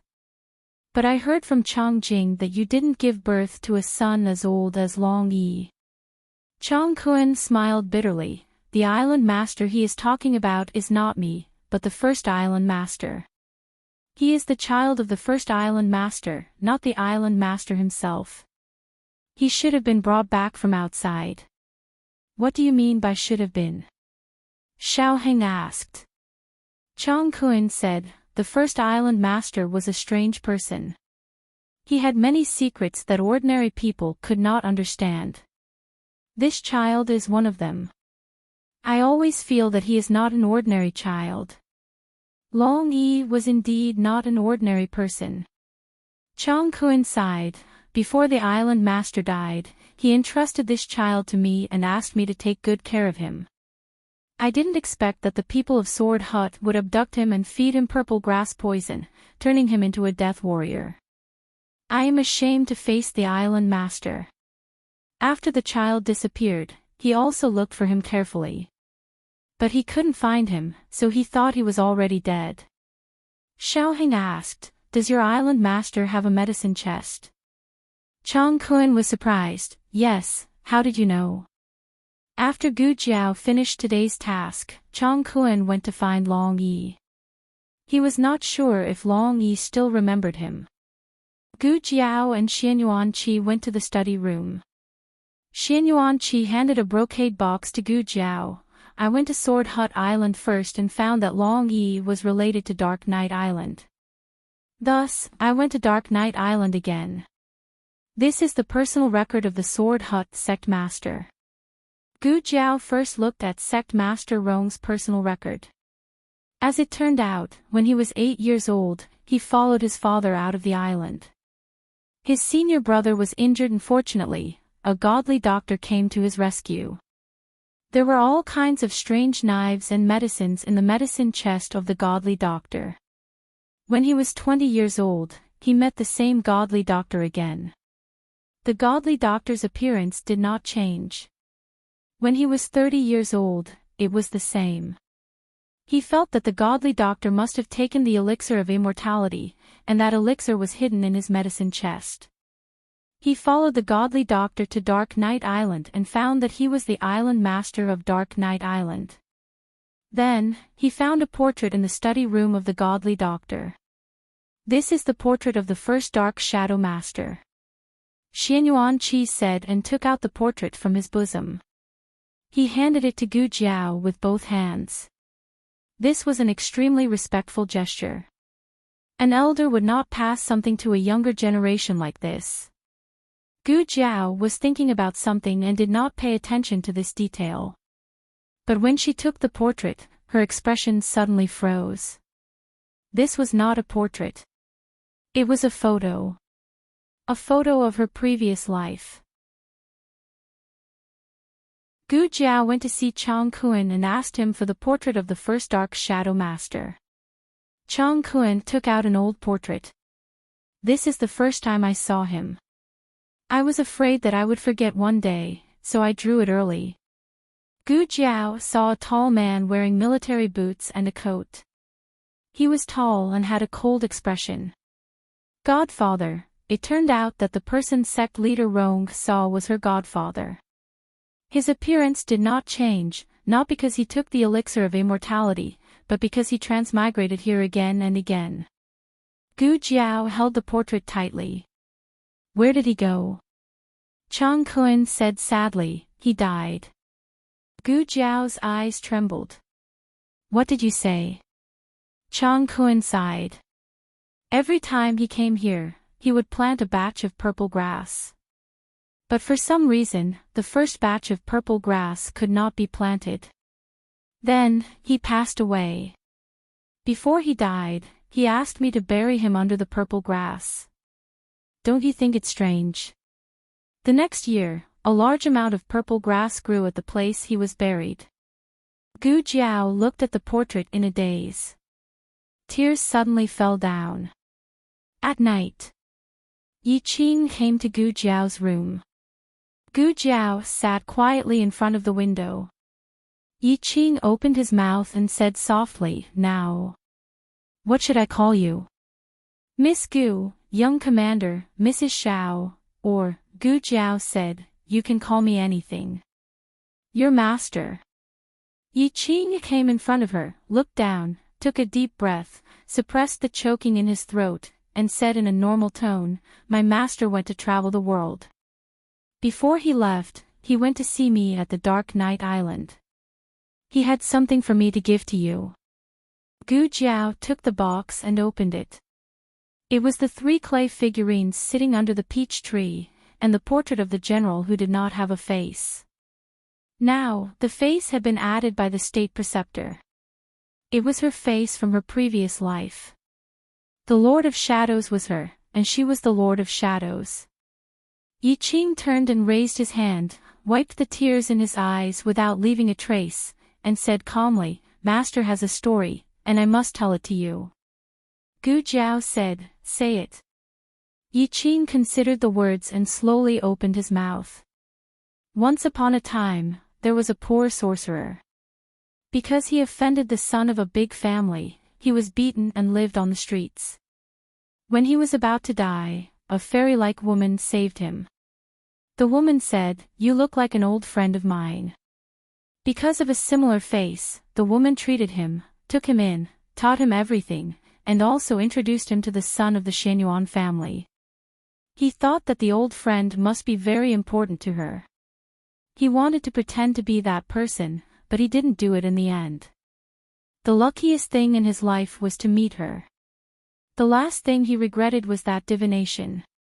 It's a long way to the back of the mountain, so there's no need to look for him. Therefore, the state preceptor was not a transmigrator. He just knew her. The state preceptor was not the godfather. He just had a face similar to the godfather. The real godfather had been buried under the purple grass on the Dark Night Island. When Xiaoheng came to the room, Yi Qing had already left. Gu Jiao was burning paper money. There were 2 braziers. Xiaoheng looked at her with distress and said, One is for the first lord of the Dark Night Island, and the other is, Gu Jiao whispered, an old friend. The Dark Night Island was farther than the Yen Kingdom. At this time, they would encounter the extreme weather of the ice field. Chang Kuan and Chang Jing temporarily lived in the Lord Protector's mansion. This was what Gu Jiao wanted. She also planned to go to the Dark Night Island. After the spring, she should give birth. At that time, she would go back with Chong Kun and Chong Jing. In October, Sheng Wanqing returned to the Yan Kingdom. In the 12th month of the same year, Grand Secretary Yuan caught a cold, and his health was not as good as before. Grand Secretary Yuan felt powerless and submitted a resignation letter to the emperor.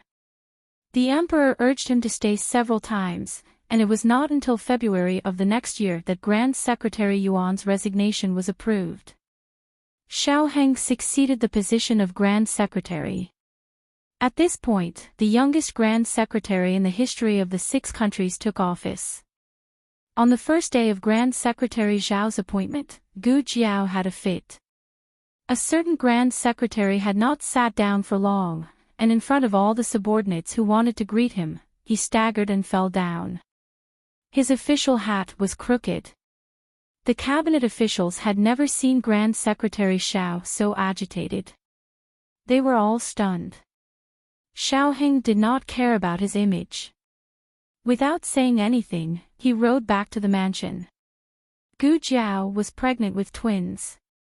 Her belly was bigger than that of other pregnant women, and her delivery date was half a month earlier. She had a fit when she was strolling in the garden with Princess Xinyang. She was still calm. Princess Xinyang was not calm. Seeing that Gu Jiao could walk back by herself, she almost doubted life.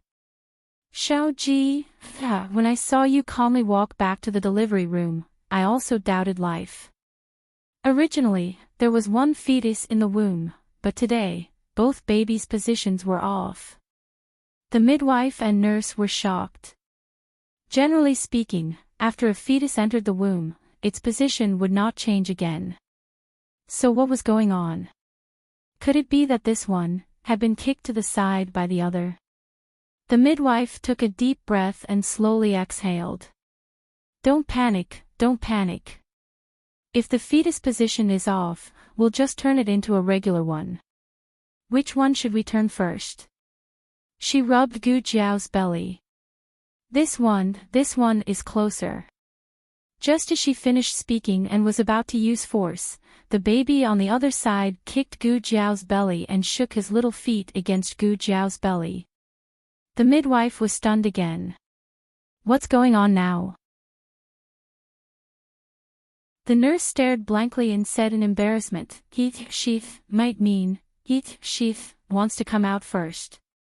In the evening, a loud cry pierced through the silent sky. The little daughter of the Grand Secretary was born. 15 minutes later, the little son of the Grand Secretary was also born.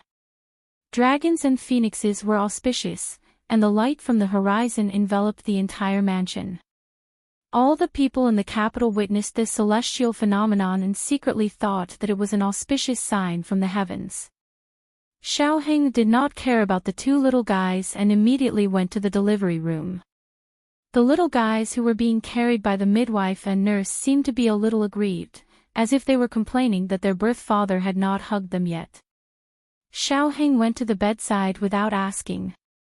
Gu Jiao had just given birth, so she was sleepy and weak. She did not even have the strength to speak.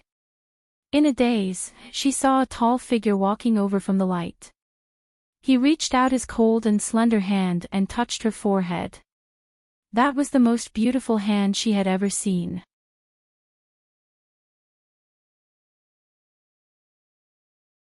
Chapter 951. There are all kinds of novels that can't be found on the internet. The news of the Grand Secretary's family receiving a pair of twins quickly spread throughout the capital. The common people all said that the multicolored light that day was an auspicious sign for the twins. When the 2 of them grew up, they would definitely be elegant young masters and graceful ladies. They were definitely not some little demon king. Gu Jiao didn't have much milk, and the 2 little guys refused to drink their wet nurse's milk. Therefore, the small medicine box took on the responsibility of a wet nurse. Not only did it produce milk bottles, but it also produced milk powder for the neonatal intensive care unit. After the 2 little guys gulped down the milk, they lay down beside Gu Jiao and fell asleep sweetly. When Xiaoheng came into the room with a bowl of not too hot, Gu Jiao was staring at the two little guys with her eyes wide open. That little expression of disbelief seemed to be saying, "Are they really my children?" Xiaoheng walked over with a smile and sat down by the bed. "Mother asked the cook to make chicken soup for you. Did you put salt in it?" Gu Jiao asked. Xiaoheng laughed when he heard this. "Yes, you don't need to be breastfed now. You can eat and drink like a normal person." "Oh." Gu Jiao took the bowl and gulped down the steaming bowl of chicken soup. After drinking it, she sighed when she handed the bowl to Xiaoheng. When you care about someone, you can capture any small detail about them. Xiaoheng asked, "What's wrong? Is there something on your mind?" "Well, not really." Gu Jiao shook her head. After so many days, she had been shocked and digested most of the things that needed to be digested. Occasionally, when she thought about it, she still felt a little emotional. She had actually transmigrated 3 times. Once, she was the Lord of Shadows. Twice, she was Jing Yinin and this life. But she had almost no memory of the first 2 transmigrations. She must have been affected by the space-time magnetic field when she transmigrated and lost her memory. The small medicine box could carry both a person and a soul. If the body was gone, then only the soul could be transported. The first time she came here, she had left a set of coordinates in the Grand Preceptor Hall. It was the operating theater. Because of the coordinates, the medicine box was able to bring her brainwaves to this time and space after she died. However, without the purple grass poison, her brainwaves could not merge with other people's bodies. The Godfather knew this, so he planted the purple grass on the Dark Night Island. As for how the Godfather knew that she had left the coordinates in this spacetime, perhaps it would forever be a mystery. Xiaoheng looked at her and frowned. "Are you thinking about that Godfather again?" He was very jealous of his Godfather, especially after knowing that the guy had sacrificed so much for Gu Jiao. He deeply felt that the other party had stolen his job. Gu Jiao tilted her head and looked at him. "Is Aheng jealous again?" "Miss Dukin is here." Yuya reported from outside the door. Xiaoheng coughed lightly. "I didn't." After saying this, he went out and pushed Dukin inside. Dukin had come to see Gu Jiao and the twins. He was distressed that Gu Jiao had to go through the pain of childbirth, but he was also gratified that she had given birth to a pair of twins. The 2 little guys were really too cute. Although they had not yet grown up, their facial features were very similar to their parents. How could they be different? Among the things that the Grand Preceptor had Yi Qin give to Gu Jiao, there were a few handwritten letters. One of the letters mentioned that the Grand Preceptor had told Duke and that Gu Jiao was Jing Yinin. "Father!" Gu Jiao called out to him. Duke's arm that was holding the children froze, as he looked at Gu Jiao in surprise. Gu Jiao curled her lips. "The Grand Preceptor told me." She did not say what exactly was told, but how could someone as smart as Dukin not be able to guess? Dukin never dreamed that he would be able to hear this call of father. He thought that none of them would poke through this layer of window paper. In fact, it didn't matter if he didn't poke through it. He was already content to be able to stay by her side like this. The little guy on the bed suddenly snorted in dissatisfaction, as if complaining that her grandfather had hugged her younger brother for so long and had not hugged her. Dukin looked at the 2 little guys and then looked at Gu Jiao. Endless emotions rolled through his heart. "Can call me again?" he asked nervously and expectantly. Gu Jiao did not hesitate. "Father." Dukin laughed until tears came to his eyes. The twins changed every day. When they were born, they were small like kittens, but by the time they were out of confinement, they were already two chubby babies. Princess Xinyang and Shengwan Yen, who was far away in the Yen kingdom, named the two little guys. The daughter was called Xiao Yen, and the son was called Xiao Kong. Xiao Tsong couldn't beat his sister in the womb, and it was the same after he was born. Xiao Yen could eat more than him and was fatter than him. As long as the swaddling clothes were loosened, Xiao Yen could kick him to the edge of the cradle with one little foot. Xiao Yen grew too fast, and in the end, she still attracted Gu Jiao's attention. When Xiao Heng returned from court, Gu Jiao was rubbing her chin and looking thoughtfully at the two little guys. "Why are you looking at them like that?" Xiao Heng asked with a smile. Gu Jiao asked in bewilderment. "I fed them the same way." Why did Xiao Yen grow so fast? Xiao Heng thought for a moment. Maybe it's because they absorbed it well. Gu Jiao rubbed her chin. "Is that so?" "Of course not." Xiao Yen grew so fast because every night, someone secretly came over to give her more food. On a moonless and windy night, a ghostly figure flashed into the room with a small milk bottle. Xiao Heng and Gu Jiao were sleeping soundly. The two little guys were lying in their respective cradles and had also entered the land of dreams. The owner of the figure came to the side of Xiao Yan's cradle as if no one else was present, and stuffed the pacifier into her mouth. Xiao Yan tasted the fragrance of the milk and began to eat heartily. Gu Jiao pulled open the curtain and looked at the figure beside the cradle seriously. Long Yi. Long Yi's body stiffened, and he denied in all seriousness, "It's not me." Gu Jiao, Long Yi was caught red-handed. Gu Jiao confiscated his small milk bottle and took him outside the room. She said with incomparable seriousness, "You're not allowed to do this in the future. Starting tomorrow night, you're not allowed to secretly feed her." What Long Yi heard was, "Lu, starting tomorrow night, secretly feed her." A few days later, Gu Jiao found that Xiao Yan had grown even better.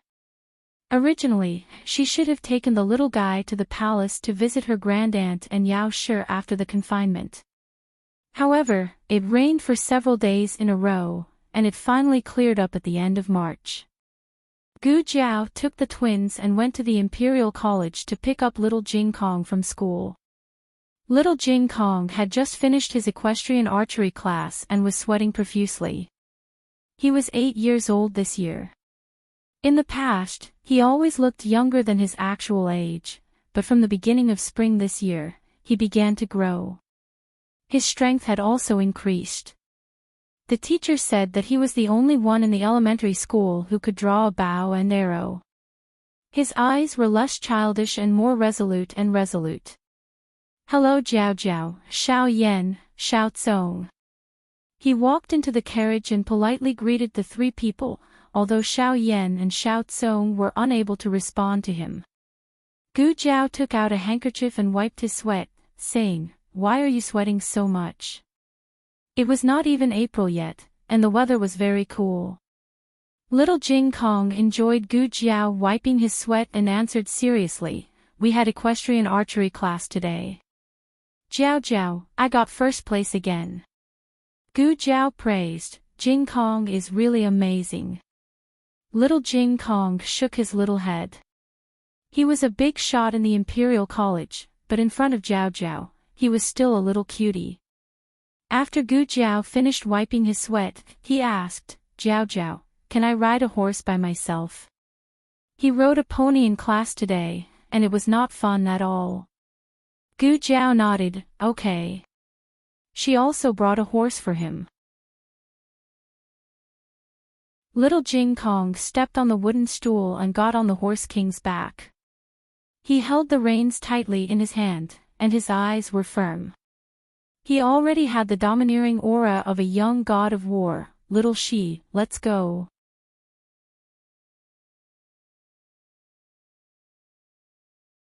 Chapter 952. The novel was updated faster. Millions of novels were free to read. There were all kinds of novels that couldn't be found on the internet. For little Jing Kong's safety, Gu Jiao still gave the Horse King a children's saddle, but it was not the one with a cute tiger head carved last year. It was a new saddle with sharp lines and a simple design. It looked handsome and cool. Little Jing Kong was riding on the horse's back, and the man and the horse were very handsome. Xiao Heng was on duty in the cabinet. Before he left in the morning, Gu Jiao mentioned to him that he should go to his grandaunt's place after work. The cabinet was different from the Hanlin Academy, and he was no longer a nameless editor of the Hanlin Academy.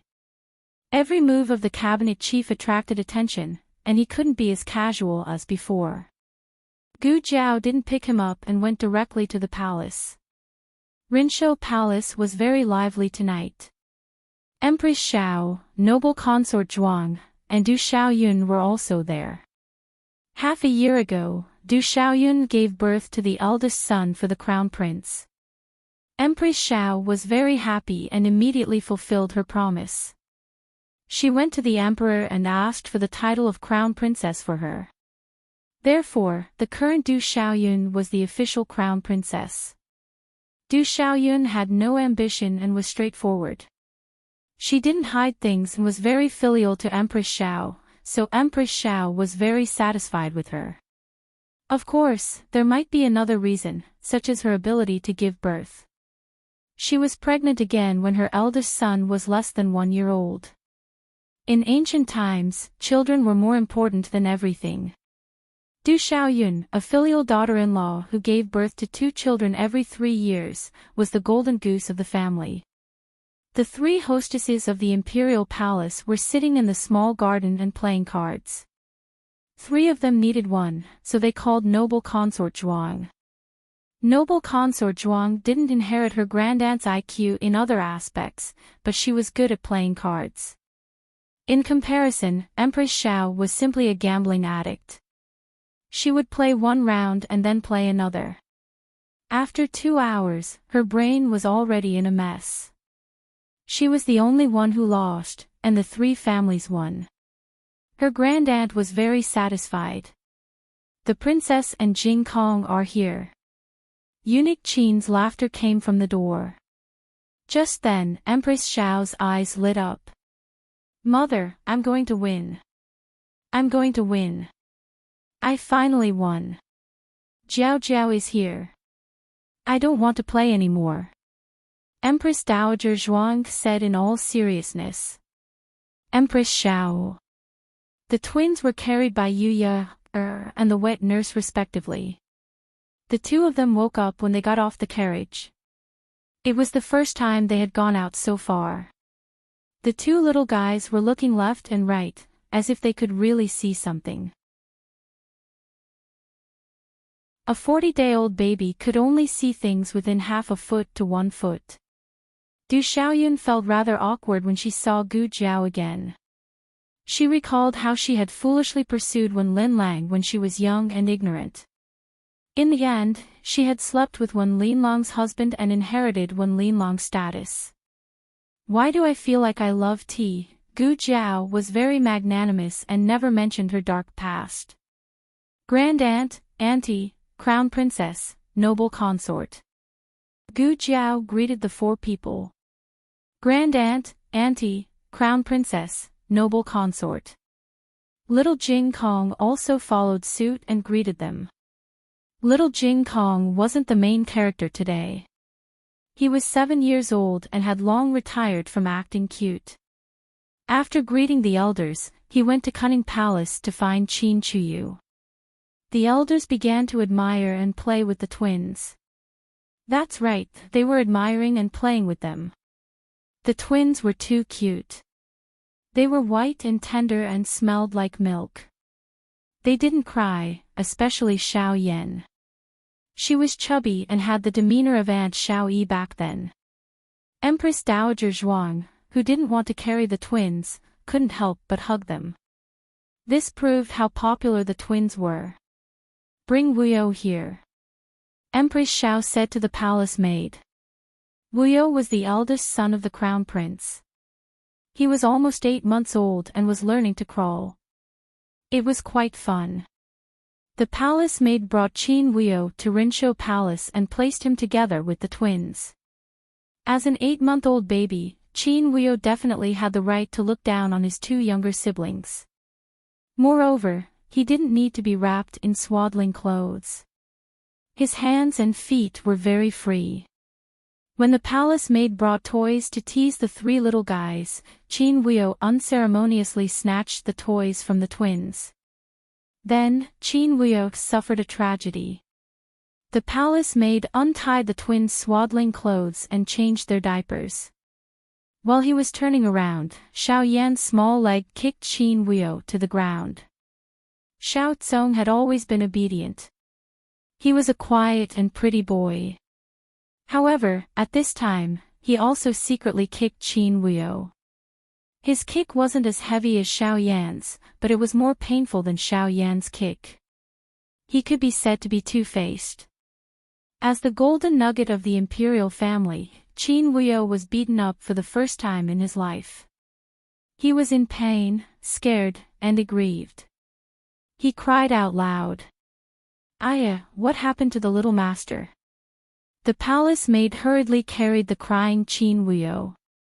The 2 little culprits' expressions and movements were synchronized. They lay motionless on the bed and even their eyes were staring at the same direction of the roof. They were especially calm.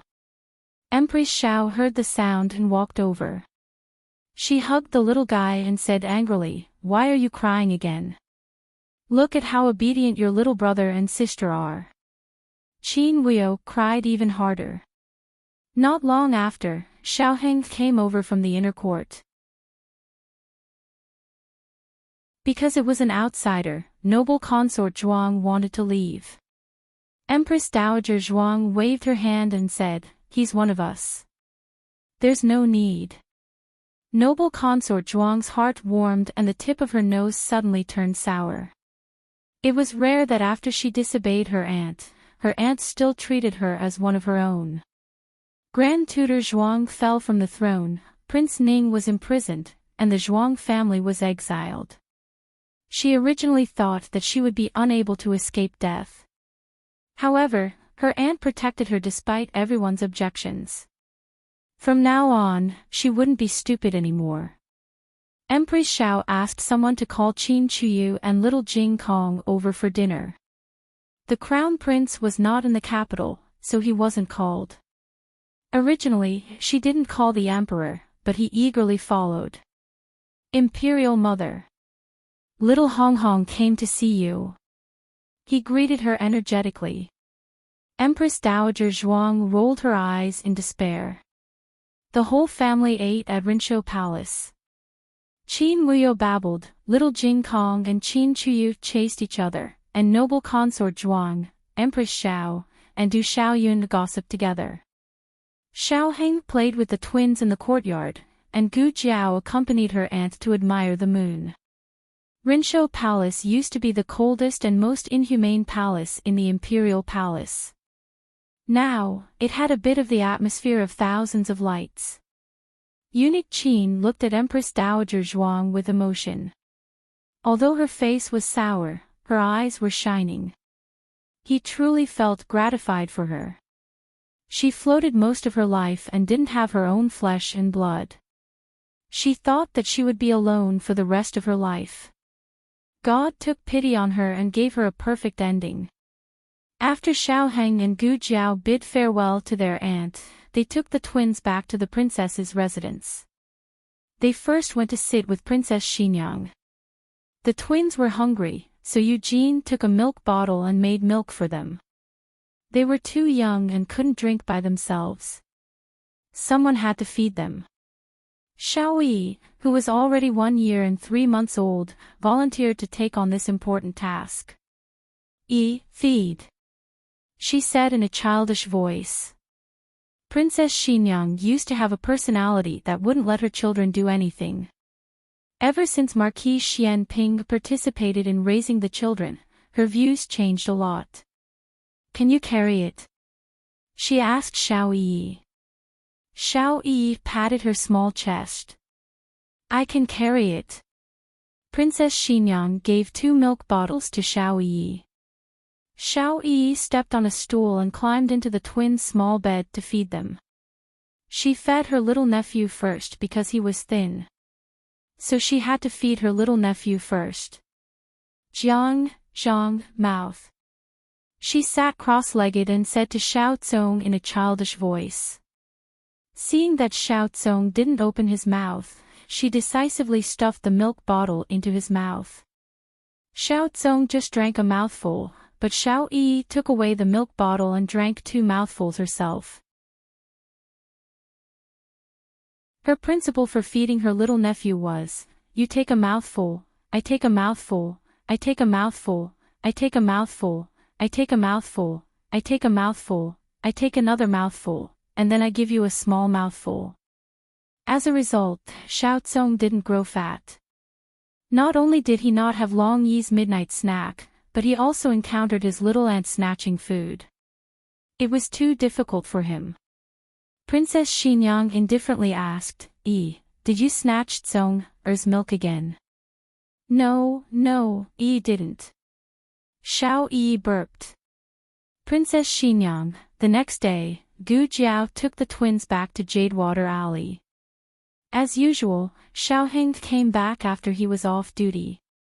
Everyone in the alley heard that Gu Jiao was pregnant with twins, so they all ran over to see the 2 little fellows. The 2 little fellows gave face to the neighbors and let them watch. From time to time, they would make a little "n" sound. They were so cute that it made people's heart melt. Aunt Lu suddenly felt that her great-aunt's son was not fragrant. She wanted to snatch the babies. Gu Xiaobao was 2.5 years old. He had lost the baby fat he had when he was young. He looked thin, but he was very clever. The only thing was that he was still very lazy. For example, when he was asked to feed the twins, he was too lazy to snatch food. He was very relaxed when he finished feeding. Big sister. Now, he called her big sister very smoothly. Xiaobao, what's wrong? Gu Jiao looked at him. Brother and sister are so small. He looked at the babies on the bed and said. Gu Jiao smiled, they're not brother and sister. They're nephew and niece. Gu Xiaobao was clearly unfamiliar with these 2 names. He had only heard of grandson and granddaughter. Uncle Zhao next door had them. He thought they meant the same thing. Thinking for a bit, he said seriously, I'm not old. Only old men have grandson and granddaughter. Ha! Gu Jiao laughed.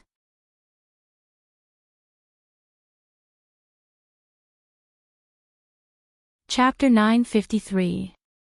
Gu Xiaobao could not understand nephew and niece, but when Gu Jiao mentioned youngest uncle to him, he finally understood. He knew this. I'm youngest uncle? He asked. Yes. Gu Jiao said. He thought seriously for a while and said, okay. He was a year older and was no longer like before, patting his chest and waving his small hands. To him, that was something a baby should do. Gu Jiao was surprised by his change. Children really changed every day. Gu Yan and Gu Xiaoshan went to school, so only Madame Yao and a few maids were at home. Madame Yao carried a plate of desserts she made to the east room. She knew that her daughter did not like to eat things that were too sweet, so she only put a little sugar in the desserts. You must be hungry since you were so busy early in the morning. Eat something. Madame Yao handed the desserts to Gu Jiao. Gu Jiao took a piece of almond cake and tasted it. It still tasted like before and was quite delicious. Madame Yao placed the plate of desserts on the stool and turned to look at the 2 little ones. The weather was hot today, so Gu Jiao loosened their swaddling clothes. Xiao Zong was still a quiet and pretty boy. Xiao Yan looked around curiously and stretched from time to time. She was very cute. The 2 children were very healthy, but Xiao Yan was a little chubbier. Madame Yao looked at them and could not help but think of Gu Yen and Gu Jiao. It was her lifelong regret that her biological daughter did not grow up by her side. The pain of missing out on precious time with her was not something that could be made up for in the days after they met. There would always be a hole in her heart that could not be filled. However, with the appearance of Xiao Zong and Xiao Yan, the hole in her heart was slowly being filled. She liked the two children too much and was deeply grateful to them. Mother, niece is so young. Gu Xiaobao expressed his opinion again. When you were young, you were also this young.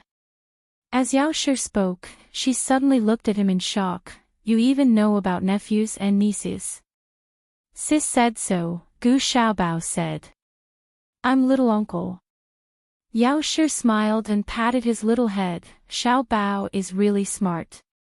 Little uncle wanted to be a good elder, but his nephew and niece had only been eating and sleeping for 40 days. They couldn't play with him at all. He sat on the bed for a while and felt bored, so he went out to find his friends in the alley. Marquis Gu arrived at the door at the same time as Xiaoheng. Xiaoheng had just finished his shift. Coincidentally, so had Marquis Gu. Both of them were still wearing their official robes. In Zhao country, only officials of the third rank and above were qualified to wear purple. Marquis Gu was the fourth-rank assistant minister of the Ministry of Works, and his official robe was red. He looked at the purple-robed Xiaoheng, who was younger than him and of lower seniority, and suddenly felt extremely upset. The more a father-in-law looked at his son-in-law, the angrier he became. He really didn't expect that the poor brat he had always looked down on was the little Marquis of Zhaodu. No wonder he could be the top scorer. No matter how much he disliked this brat, he had to admit that the little Marquis of Zhaodu's knowledge wasn't fake. Forget it, being the little Marquis's father-in-law wasn't bad. His thoughts flashed, and he cleared his throat. Putting on the airs of a father-in-law, he said, You're here, but you don't know how to call me father-in-law. Xiaoheng brushed his wide sleeves and said lightly, I married the daughter of Dukan of Yen. Dukan is my father-in-law. Marquis Gu was slapped in the face. His mouth twitched, and he angrily went in. Stupid brat, what kind of husband did she pick up? She didn't know any etiquette. When he saw that brat later, he would definitely teach her a lesson. He took large strides over the threshold and tripped. He fell flat on his face. Gu Jiao, who had just come out of the east room, looked at him in confusion. A moment later, she raised an eyebrow and said, Oh, rise. Marquis Gu. Marquis Gu went to complain to Yao Shi with his bruised nose and swollen face. As soon as he entered the room, before he could speak, he saw the twins lying side by side on the bed. He stopped in his tracks. Twins were rare, and fraternal twins were even rarer. The last time he had seen such small fraternal twins was when Gu Yan and Gu Jinyu were young. He still remembered how the two looked when they were in swaddling clothes. The difference was that Gu Yan had a heart disease and didn't want to lie with Gu Jinyu. Thus, he always cried, and the scene was not beautiful.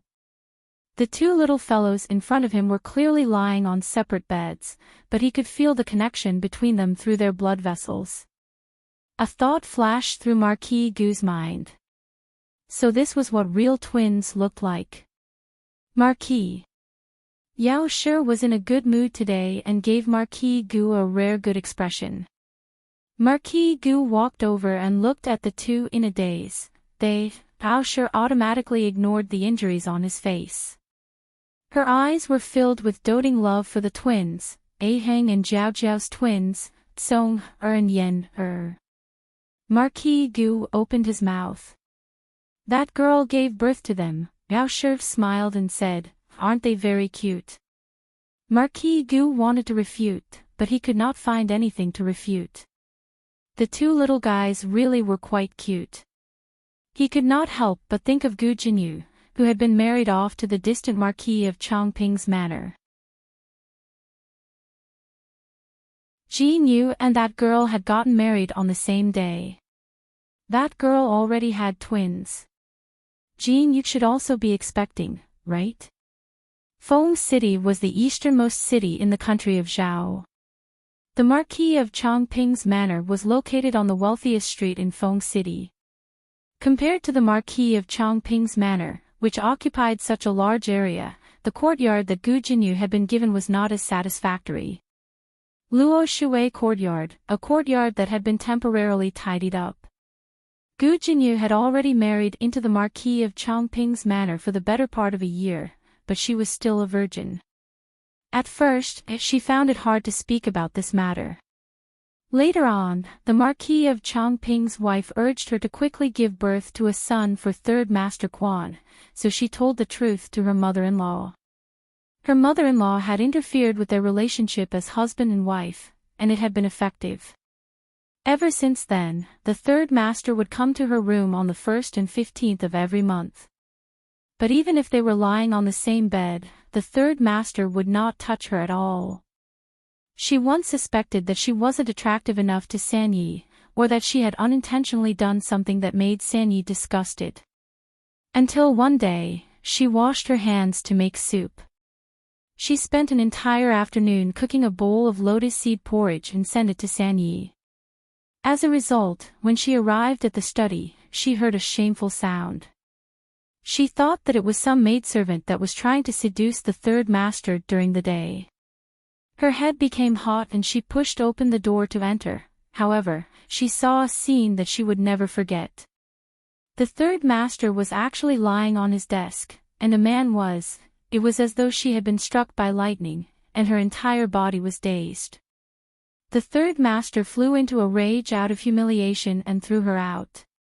She was so angry that she argued with the Third Master for a while.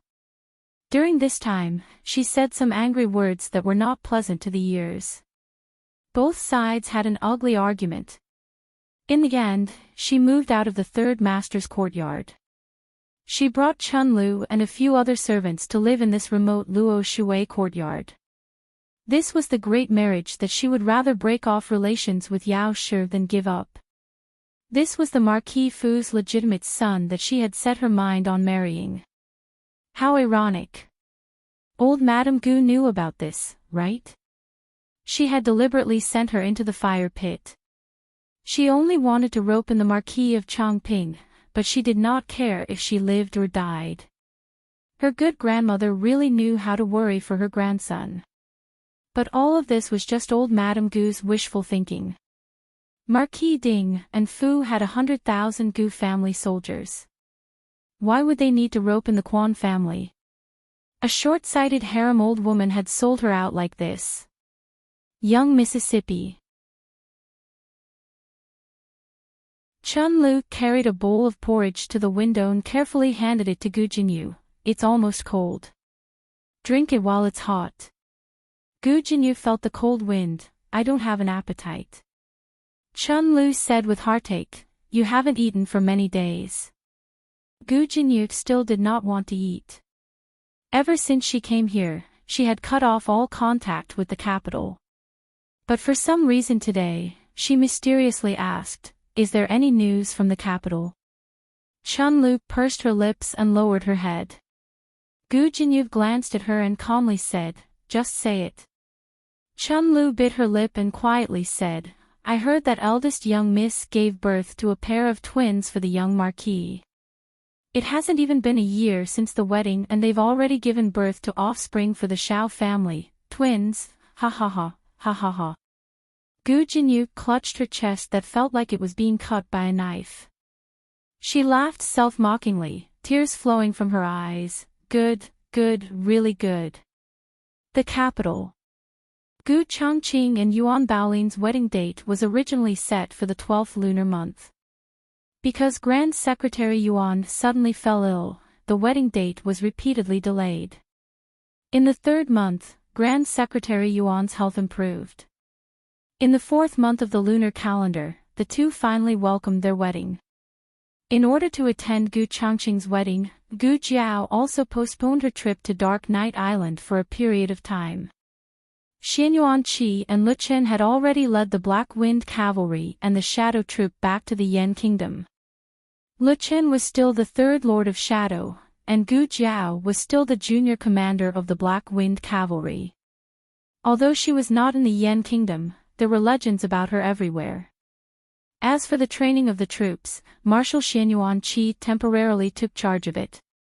On the 12th of the 4th month, at 7:00, Gu Changqing's wedding procession set off from the Marquis Ding En's mansion.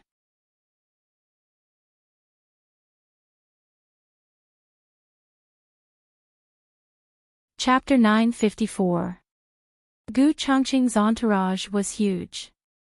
In addition to the awe-inspiring Gu family army, there were three younger brothers, Gu Qingfeng, Gu Qinglin, Gu Yan, and Gu Shaoshun, who was also regarded as his younger brother. The four of them were wearing the same royal blue brocade robes. They were tall and handsome, and they were the best-looking groomsmen in ancient times. The reason why Xiao Heng's groomsmen didn't get this honor was mainly because one person in Little Jing Kong was not enough to form a group. The last time the capital was so lively, it was when the young Marquis of Zhaodu married the daughter of Dukin. The scene was comparable to a military parade. The wife of the Gu family army's young master couldn't be inferior. The groomsmen were too good-looking and attracted a lot of attention. However, the one who made people want to scream the most was the groom. For as long as Gu Changqing could remember, he was either training soldiers in the military camp or fighting on the battlefield. The silver armor was the one he wore the most, and it was as cold as his title of King Yama. Today, he changed into the groom's robes that he only wore once in his life. He instantly became as beautiful as peaches and plums. After the Grand Secretary got married, the hearts of the young ladies were once again shattered. This kind of peerless man was finally someone else's. The Yuan family. In Yuan Baolin's boudoir, Madame Yuan was crying. Her daughter was weak since childhood and had to be raised in a Taoist temple. It wasn't easy for her to get rid of her Taoist robes and put on a woman's wedding dress. Yuan Baolin was wearing a phoenix coronet and rosy robes. She didn't have the coldness of a female Taoist priest. Her lips were rosy, and she was beautiful. Yuan Baolin comforted her mother, "Mother, don't cry. You're just getting married. It's not like you won't come back in the future." Madame Yuan patted her daughter's hand, stared at her daughter, and choked with sobs. "Of course you can't come back. You're married and you're a bride. You have to follow the rules in your husband's house." Yuan Baolin pursed her lips. They were not really husband and wife. The agreement between her and Gu Changqing had clearly stated that she could return to her parents' home at any time, and Gu Changqing could not stop her. As for setting the rules, Gu Changqing had made things easy for her, so she naturally wouldn't make things difficult for him. On the surface, she could still do her best. Yuan Baolin sighed helplessly. I know. You've already nagged me 800 times. I can even memorize it." Madame Yuan wiped her tears with a handkerchief. "That's because you grew up in a Taoist temple. I was worried that you didn't understand the customs of the secular world." Yuan Baolin said, I understand. It was written in the storybook, and she was learning it." "Sis." Yuan Tong cried as she walked over. She hugged her sister and said, "I can't bear to leave you." All right. Yuan Baolin comforted her mother and her younger sister. The woman on the side watched in a daze. She had seen a bride crying with her mother, but she had never seen a bride calmly comforting a large family. When the auspicious time arrived, Yuan Baolin's older brother carried her out of the boudoir. Yuan Tong ran behind while crying, Sis. Gu Changqing received the bride and cupped his hands to bid farewell to his in-laws. "Father, mother, please do not worry. I will take good care of Bao Lin. Madame Yuan choked with sobs. Father Yuan's eyes were red as he heavily patted Gu Changqing's shoulder. Remember what you said. Go. I'll leave Bao Lin to you. Once Gu Changqing left, Father Yuan turned around and covered his face with a large hand. He began to cry, woo, aw. Bao Lin is married, Madame Yuan, who had been crying, trembled. She looked at her man as if she had seen a ghost. She had suddenly met someone who could cry even more than her. She was so shocked that she couldn't cry anymore. The bridal procession arrived at Marquis Ding and Manor in a lively manner. Gu Changqing dismounted from his horse. Arriving in front of the sedan, he extended his slender hand. Yuan Baolin had originally planned on walking down, but she suddenly saw the hand that was extended from under the veil. She was stunned. She understood the principle of putting on an act. It was just holding hands, so it shouldn't matter. She gently placed her soft and boneless hand in Gu Changqing's palm. Gu Changqing lacked experience with women. After growing up, the only woman he had been close to was his younger sister. His younger sister's hand had calluses and injuries from working and fighting. Yuan Baolin's hand was a bit different. This was a delicate hand. He was very worried that if he wasn't careful, he would break her hand. He led the bride down from the sedan. The wedding nanny finally came back with the red silk. There had been a small hiccup. Fortunately, the groom had already led the bride down from the sedan, otherwise it would have been awkward. She smiled as she handed the red silk to the newlyweds. The two people grabbed the red silk and walked into the manor. The bride needed to cross the saddle and step on the tiles. Crossing the saddle was very smooth, but when it came to stepping on the tiles, Gu Shaoshan gasped. He patted Gu Yen and said in a small voice, "That's my cement tile." Who took the wrong one? What cement tile? The tile had been taken by Gu Yen. He had taken the thinnest one so that it would be easier to break. Gu Shaoshan grabbed his head in despair. It's over, it's over. This tile was taught to me by elder sister. I used it to mend the roof for the furin. I can't break it. In Zhao country's customs, if the bride could not break the tile, it would be seen as an ominous and unchaste omen. Yuan Baolin was completely unaware of this. She raised a foot and stepped on it. Gu Changqing's eyes swept over the tile. He immediately sensed that something was wrong. Almost as soon as Yuan Baolin's foot landed, he put two fingers together and sent out a burst of internal energy, shattering the tile under her foot. Yuan Baolin looked at the tiles that had been trampled into powder by her. She was stunned and said, I'm that powerful. Gu Shaoshan gave a thumbs up, "Desaw, good leg strength." Gu Changqing calmly led Yuan Baolin into the main hall. Marquis Gu and Yao Shi were sitting on high chairs. Marquis Gu was smiling so much that his eyes couldn't be seen. Yao Shi was also very happy. First bow to the heavens and earth. Second bow to the parents. Husband and wife bow to each other. Yuan Baolin and Gu Changqing did not control the distance well and bowed very sincerely. Their heads bumped into each other. "I-oh!" Yuan Baolin cried out in pain. Gu Changqing's expression froze and he said in a low voice, "Sorry." The surrounding guests burst into laughter. The bride was first sent to the bridal chamber. She sat on the wedding bed that Gu Xiaobao had rolled around on. Gu Changqing looked at her and said to her, "I'll go outside to entertain the guests. If you're hungry, you can eat something first." Yuan Baolin said, "Then help me take off my veil first." The two of them were in a fake marriage. It didn't matter who took off the veil. But since Yuan Baolin had made this request, Gu Changqing still picked up the jade rui on the table and lifted her veil. What entered his eyes was a strange yet familiar face. It was familiar because he knew her. It was strange because he had never seen her like this. A girl's jiao jiao was soft and bright. It was vividly displayed by her outfit.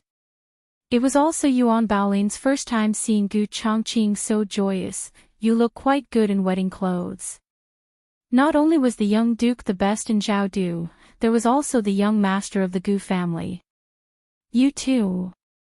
Gu Chongqing replied politely. Yuan Baolin smiled and thought of something. She looked at him and asked, Tonight I'll sleep on the floor. Gu Chongqing finished speaking and saw her shocked face. He thought that she thought this was inappropriate and explained, If I'm not in the bridal chamber on the night of the bridal chamber, people will say that I'm disgusted with you. Yuan Baolin smiled embarrassedly, That's not what I meant.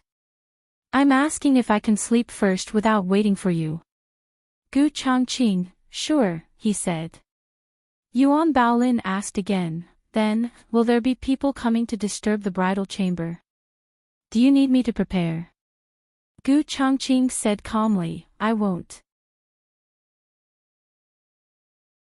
Currently, no one in the capital dared to disturb his bridal chamber. Xiaoheng and Shang Guanqing dared, but the former did not have such bad taste, and the latter was not in Zhao country. Yuan Baolin was relieved, Go do your work, don't worry about me. Okay. Gu Chongqing turned and left the room. He ordered the secret guards to throw out all those who came to disturb the bridal chamber. Not long after, Gu Xiaobao came over. Yuan Baolin looked at the little being who suddenly appeared and asked curiously, Who are you? Xiaobao. Gu Xiaobao introduced himself, Are you my sister-in-law? Yuan Baolin remembered that Gu Chongqing had a little brother called Xiaobao. She smiled and said, Yes, I'm your sister-in-law.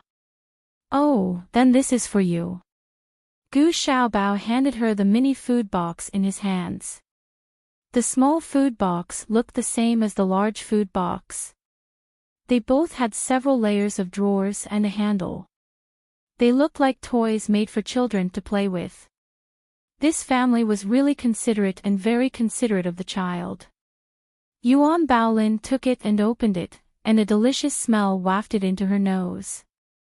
She took it out layer by layer and found that it was all food. There were meat, vegetables, buns, and pastries, all small and exquisite. Your brother asked you to send this? Yuan Baolin asked. Yes. Gu Xiaobao nodded. Gu Xiaobao expressed his dissatisfaction with not being able to pick up the bride, and Gu Chongqing wanted him to feel involved, so he gave this important task to him. But Gu Chongqing never expected that he would be so particular as to ask the kitchen to make his own special dishes and send it in his own small food box. He was indeed a child who grew up in Jingkong. Yuan Baolin thought that Gu Xiaobao was too funny and could not help but pinch his face. Gu Xiaobao, Okay, you're my sister-in-law. My brother asked me to treat you better, so you can pinch me. The two of them shared the delicious food that Gu Xiaobao sent.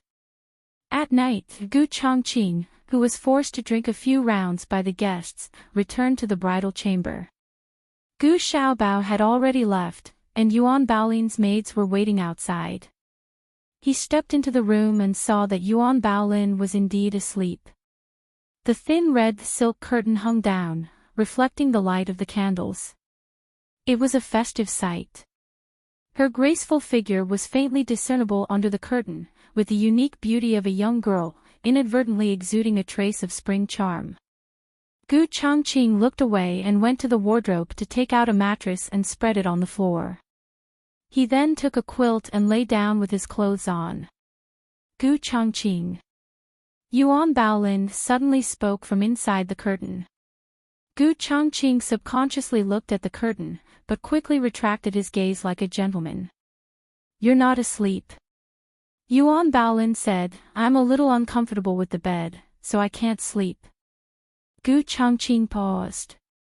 Then you, Granny Zhang. A maid's voice suddenly came from outside the door. I'm here to deliver hangover soup to the heir. Granny Zhang was old Madame Gu's confidant. If she found out that Gu Chongqing was sleeping on the floor, things would be bad.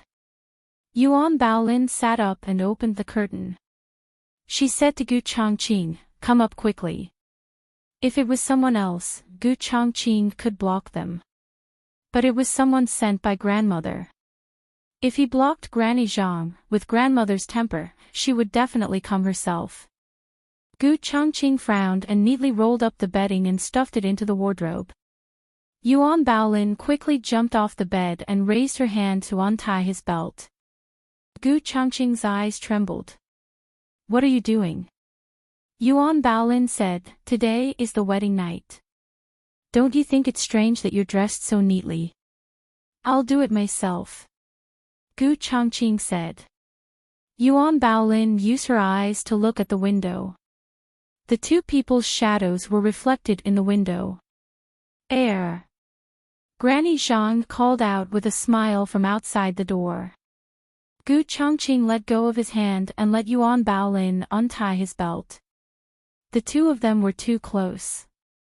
He could clearly feel her breath and the faint feminine fragrance on her body. Yuan Baolin untied his lapel and took off his hair crown. Then she said with satisfaction, all right, your clothes are a bit messy. Gu Chongqing straightened his expression and walked over to open the door for Granny Zhang. Granny, it's so late. Why did you come over? Granny Zhang saw his disheveled appearance and felt happy. The heir didn't even touch a maidservant in the foo. Old Madame Gu said that she was worried that the heir wasn't good in that area. Looking at her anxious appearance, old Madame Gu was worrying too much. She looked into the room again. Yuan Baolin had already laid back down in the curtains. Only a sparkling and translucent snow-white foot could be seen. Was the heir this fierce? As soon as he returned to his room, Granny Zhang's heart bloomed with joy. Drink the hangover soup while it's hot. Gu Chongqing took it and drank it in one gulp. He said to Granny Zhang, then I'll go to sleep first. I'll have to trouble Granny Zhang to tell grandmother to rest early. I'll go pay my respects to her tomorrow morning. Good, good, good. Granny Zhang held the empty bowl and left with a smile. What was old Madame Gu worried about? She was worried that the heir wouldn't be able to do it and insisted that she send that bowl of soup. In her opinion, the heir's wife wouldn't be able to get up tomorrow morning. Gu Chongqing let out a long breath. He took a step back and closed the door. He also bolted the door. Yuan Baolin quickly took back her foot. That foot was for Granny Zhang to see, not Gu Chongqing. However, Gu Chongqing was a martial artist. He turned around quickly and had good eyesight, so he saw it immediately. Her fingernails were smooth and sparkling like jade. They were small and exquisite, making people want to hold them in their hands and play with them. This wasn't something he could see. He quickly looked elsewhere and composed himself. He walked to the cabinet, opened the door, and took the bedding out again. He once again lay down with his clothes on. But he didn't know why, but he suddenly felt a bit hot in his heart.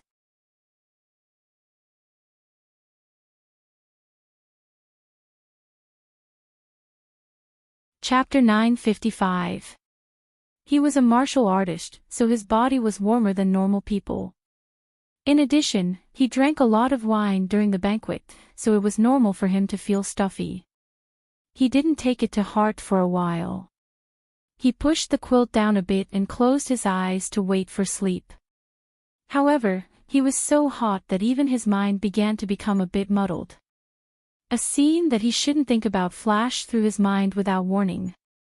It was her jade foot that was quickly pulled back into the curtains. A girl's foot was white and petite. Jiao Jiao's foot looked soft and delicate. What's wrong with me? Why am I thinking about these things? Gu Changqing pulled himself back to his senses in time. Soon, he remembered that he hadn't finished his conversation with her just now because of Zhang Mama's arrival. Should he ask her about it? He had never been this confused even when he was fighting. Gu Changqing listened to her breathing and knew that she hadn't fallen asleep yet. He hesitated for a moment before opening his mouth. Did you have something to ask me just now? Yuan Baolin turned her head in disbelief and looked in the direction of the bed. Oh, what did I want to say to you just now? Nanny Zhang interrupted me, so I forgot. Go to sleep. Gu Changqing said. You should also sleep early. Yuan Baolin said. All right. Gu Changqing replied and closed his eyes again. After that, the room fell into silence once more. There were no sounds of cicadas or frogs in the April night, nor was there a cold wind whistling. The entire residence seemed to have fallen into a deep sleep. It was so quiet that one could almost hear their own breathing. Of course, with Gu Changqing's hearing, he could still hear Yuan Baolin's breathing. His heart became hotter and hotter, from the initial stuffy heat to the heat of his entire body. It wasn't that he hadn't drunk before, but it wasn't like this when he was drunk. Moreover, his alcohol tolerance was very good. Although he had been forced to drink several times tonight, it was still within his tolerance. He shouldn't have this kind of feeling. Could it be because he was in the same room as a woman? When did his self-control become so weak? As the heir of the Marquis's household, old Madame Gu had worried a lot about this grandson of hers. When Gu Changqing was 15 years old, old Madame Gu had already stuffed someone into his room. The old Marquis was worried that he would hurt his body by being too obsessed with this matter at such a young age, so he sent those maidservants away.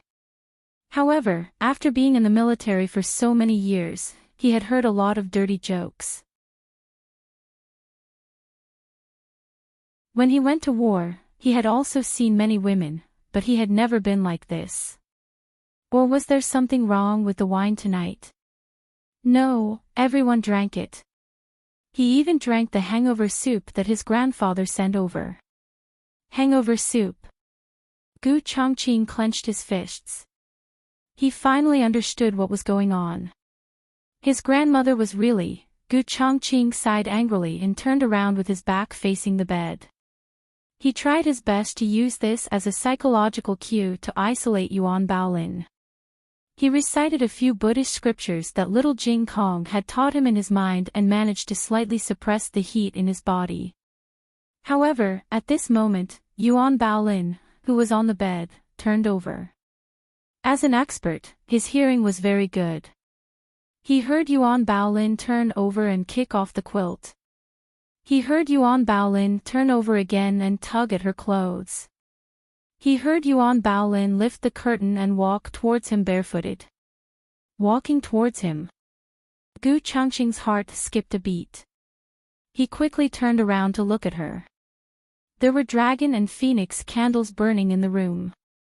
The candles were not very bright, but they were definitely not dark either. Yuan Baolin came to the table with slight irritation. She was wearing a red undergarment. The lapel of her shirt was slanted by her, revealing her fair neck. Her glossy black hair casually cascaded down her back, making her skin look so white that it was glowing. What's wrong? He asked in a hoarse voice. Yuan Baolin poured a cup of tea. It's so hot. I'm so thirsty. Then, she drank the herbal tea in one gulp. She still wasn't satisfied, so she poured herself another cup. She drank 3 cups in one go, but it was still very hot. It didn't quench her thirst at all. Just as she was about to drink the 4th cup, she was stopped by Gu Changqing. Gu Changqing sat up and looked at her. Don't drink anymore. If you drink anymore, your stomach will explode. Yuan Baolin raised her hand to touch her hot cheeks. But I feel so uncomfortable. Gu Changqing looked at her again. This time, he realized that her condition wasn't right. Her face was abnormally red and her eyes were blurred. Even her breathing became rapid and short. Gu Changqing didn't want to think of the worst, but he still asked, "What did you eat today?" Yuan Baolin's voice gradually became confused. "Food and snacks." Gu Changqing sucked in a breath of cold air. The heat that he had suppressed with great difficulty was ignited again by her slightly panting voice. He suppressed the evil fire in his lower abdomen and said in a normal tone, "Xiaobao sent it?" "Yes." Yuan Baolin nodded. The food sent by Gu Xiaobao was definitely fine. He also needed to eat it. Even if someone wanted to do something, it was impossible to drug a child's food. "Nothing else?" he asked. Yuan Baolin struggled to think. After a while, she said, "Oh, before you came back, old madam sent a bowl of lotus seed soup over." "Grandmother again." "Very good." It was hard for him not to guess the answer. Gu Changqing was good at fighting, but he wasn't old Madame Gu's opponent in matters of the inner courtyard. There was a saying that the older the ginger, the spicier it was. If Gu Changqing thought that old Madame Gu only put all her eggs in one basket, then he was too naive. When it came to matters of the boudoir, it was naturally better for both sides to have a burning passion. Yuan Baolin looked at him with grievance. "Gu Changqing, I'm so hot." Gu Changqing's eyelashes trembled. He stood up and went to the door. He opened it and said, "Someone come." A nanny on night duty came over with a coat. "Air." Gu Changqing ordered, "Go get some water." The nanny was shocked. She subconsciously looked at him and blurted out, "So fast. How long has it been since the door closed?" "Air, you can't be so fast." Gu Changqing didn't understand what she meant by fast at first. When he realized what she meant, he choked. No. The prestige of a lifetime was destroyed in an instant. The nanny gave Gu Changqing an "I understand" look. It was normal that he hadn't eaten meat before. "This servant will go get the water." She turned and left. Not long after, the entire kitchen knew that the heir had asked for water. Gu Changqing choked. When she brought over a bucket of hot water, he remembered that he had forgotten to remind her that she wanted cold water. "Cold water, ice cubes," Gu Changqing said coldly. The nanny looked at him thoughtfully. His martial arts weren't very good, but he had a lot of tricks. Did he want to add 2 candles? Gu Changqing's face sank. "Do you not want to work in the manor anymore?" The nanny left with her tail between her legs. Then the entire kitchen knew that the heir's driving skills weren't good enough. Gu Changqing was a general with strong willpower. Cold water and ice cubes were effective for him. However, Yuan Baolin was different. She was a weak girl with poor resistance to drugs. No matter how many ice cubes were placed on her hands, other than feeling uncomfortable from the cold, she didn't feel any relief. She sat in the cold water and looked at Gu Changqing with an aggrieved expression. Gu Changqing turned his face away. He was also suffering from the effects of the drug. He couldn't resist her wet, anti-harmony, body temptation, anti-harmony. He began to meditate on the mattress on the floor. He chanted Buddhist scriptures, the clear mind mantra, the martial arts mantra. One by one, he removed the thoughts from his mind. Just as he was about to suppress the evil fire with great difficulty, Yuan Baolin called out to Gu Changqing with a choked voice. This directly destroyed half of his reason. Yuan Baolin. He clenched his fists and tried to stop himself from turning around. "Don't call me. Don't make any noise. I'm afraid that I won't be able to resist bullying you," Yuan Baolin said with an aggrieved expression. "Then what if I let you bully me?" Gu Changqing's breathing stopped. Half of his mind was destroyed. He tried to calm down his tone. Yuan Baolin, this isn't what you're thinking. It's the effect of the drug. This drug isn't the kind that you can find outside. That kind of drug is only used to liven things up. The effect isn't that strong. Just bear with it and it'll be over. Yuan Baolin pursed her lips and said, how do you know it's not what I'm thinking? Gu Changqing took a deep breath. Didn't we agree? Yuan Baolin interrupted him with an aggrieved and resentful look. I tricked you, okay? If I didn't say that, would you have married me? Gu Changqing clenched his fists tightly. You've been blinded by the drug. You don't understand what you're saying. Gu Changqing, Yuan Baolin. Shut up. How could Yuan Baolin obediently shut up? She whispered, it's okay if you don't come over. Take off your clothes. I'll quench my thirst by looking at plums. Gu Changqing almost stumbled and fell down. Yuan Baolin saw that he was indifferent and couldn't help but snort. Are you the Taoist priest or am I the Taoist priest? How come you're more pure and simple than me? Gu Changqing, is it because you can't do it? Gu Changqing clenched his fists so tightly that his knuckles cracked. Yuan Baolin's sanity could no longer be maintained here. When she was young, she was sent to the Taoist temple to recuperate because of her weak body. When she grew up, she looked like a normal person, but in fact, she was still a little weak. For ordinary people, the soup that livened things up was a tiger-wolf medicine for her. Her vision turned black and she powerlessly slipped into the water. Gu Changqing felt that something was wrong with the sound. Yuan Baolin, Yuan Baolin, Yuan Baolin. He shouted 3 times, but there was no response. He hurriedly turned his head, but all he saw was a bare wooden barrel. He stood up with a swish, and walked to the side of the wooden barrel in 3 steps, and scooped up Yuan Baolin, who had sunk into the water. Yuan Baolin, Yuan Baolin. Seeing that she didn't respond, he frowned and carried her out. Her slender and soft body fell into his arms. Even though it was ice cold, his arm was burning hot. Her wet clothes stuck to her body, outlining her beautiful and charming figure. Her fragrance seeped into his nostrils and Gu Changqing couldn't breathe properly. Yuan Baolin slowly opened her eyes and looked at him in a daze. She raised her hand and wrapped it around his neck. Yuan Baolin, you. His words were blocked by Yuan Baolin. Gu Changqing's body stiffened as his last bit of sanity left him. His arms wrapped around her and he flipped her over so that she was under him. The night was long, but the night of spring was short.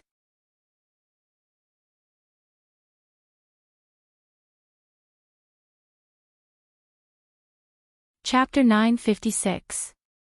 In Fusho Courtyard, old Madame Gu woke up early. She dressed up and sat in the main hall, waiting for her grandson and granddaughter-in-law to come and greet her. In the end, they didn't come even when the sun was high up in the sky.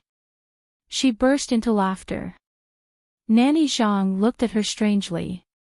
Old Madame Gu used a handkerchief to cover her face and said, who was on duty in Changqing's courtyard last night? Call them over. Nanny Zhang went to Gu Changqing's courtyard and called over a nanny with the surname Wu. She was the one who had fetched water and rope for Gu Changqing. After Nanny Wu entered Fusho Courtyard, she immediately reported to old Madame Gu that the Shitzi had asked for water and all kinds of small props last night. I didn't expect the Shitzi to be so troublesome. Old Madame Gu's smile disappeared and she frowned. He didn't break anyone, right? Her grandson couldn't have such a strange hobby. If word got out, his reputation would be ruined. Moreover, her granddaughter-in-law was the daughter of the Yuan family, a real noble lady. If anything went wrong, she couldn't explain it to the Yuan family. Granny Zhang glanced at her master. She had served the old madam for many years, so she understood the old madam's personality too well. The old madam valued birth the most. No matter how gentle a woman of low status was, she did not like them. For example, Yao Shi. But old Madame Gu was much more tolerant of the daughters of noble families. Back then, when she wasn't able to form a marriage alliance with Ling family, the old madam still harbored a bit of anger inside. However, when she heard that she was going to marry Grand Secretary Yuan's legitimate granddaughter, the bit of unhappiness at the bottom of her heart immediately vanished into thin air. Nanny Wu didn't dare to say anything. She didn't know if the Shitzi had broken anyone. She didn't go in to take a look either. She only listened. It was quite loud. Nanny Zhang smiled and said, "Old madam, don't worry. Don't you know the Shitzi? He knows how to dote on people. You can leave," old Madame Gu said to Nanny Wu. "Yes." Nanny Wu respectfully left the room. Old Madame Gu said worriedly, "Will something really go wrong?" "That won't happen." Granny Zhang smiled and handed old Madame Gu a cup of tea to calm her nerves. Old Madame Gu took the teacup and took a sip. "I heard that Bao Lin is a talented woman. Since her grandson was going to marry the daughter of the Yuan family, she naturally had to investigate the other party's background. If she didn't investigate, she wouldn't have known, but once she did, she was shocked. That girl was actually well-read and knew 6 languages. In the past, it was rumored that when Lin Lang was the most talented woman in the capital, but compared to Yuan Baolin, she was nothing. Yuan Baolin had always kept a low profile, but it was precisely because of her low profile that old Madame Gu liked her so much. Granny Zhang smiled. In the end, it was all because Shitzi Furen came from a good family.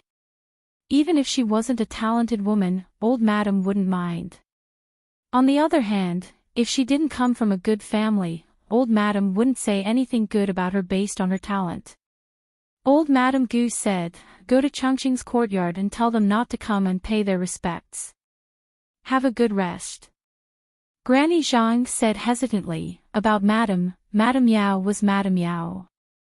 For Gu Chongqing's wedding, Madame Yao had temporarily moved back to the mansion and would only return after drinking tea with her daughter-in-law.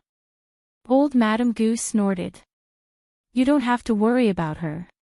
She won't care about this." It was one thing for old Madame Gu to dislike Madame Yao, but it was another thing for her to understand Madame Yao's character. Madame Yao would never torture her daughter-in-law. When Gu Chongqing woke up, he felt someone in his arms. He felt dizzy for a moment, and then the unspeakable memories in his mind swept over him like waves. When he realized what he had done, he really wanted to punch himself. Yuan Baolin woke up later than Gu Chongqing.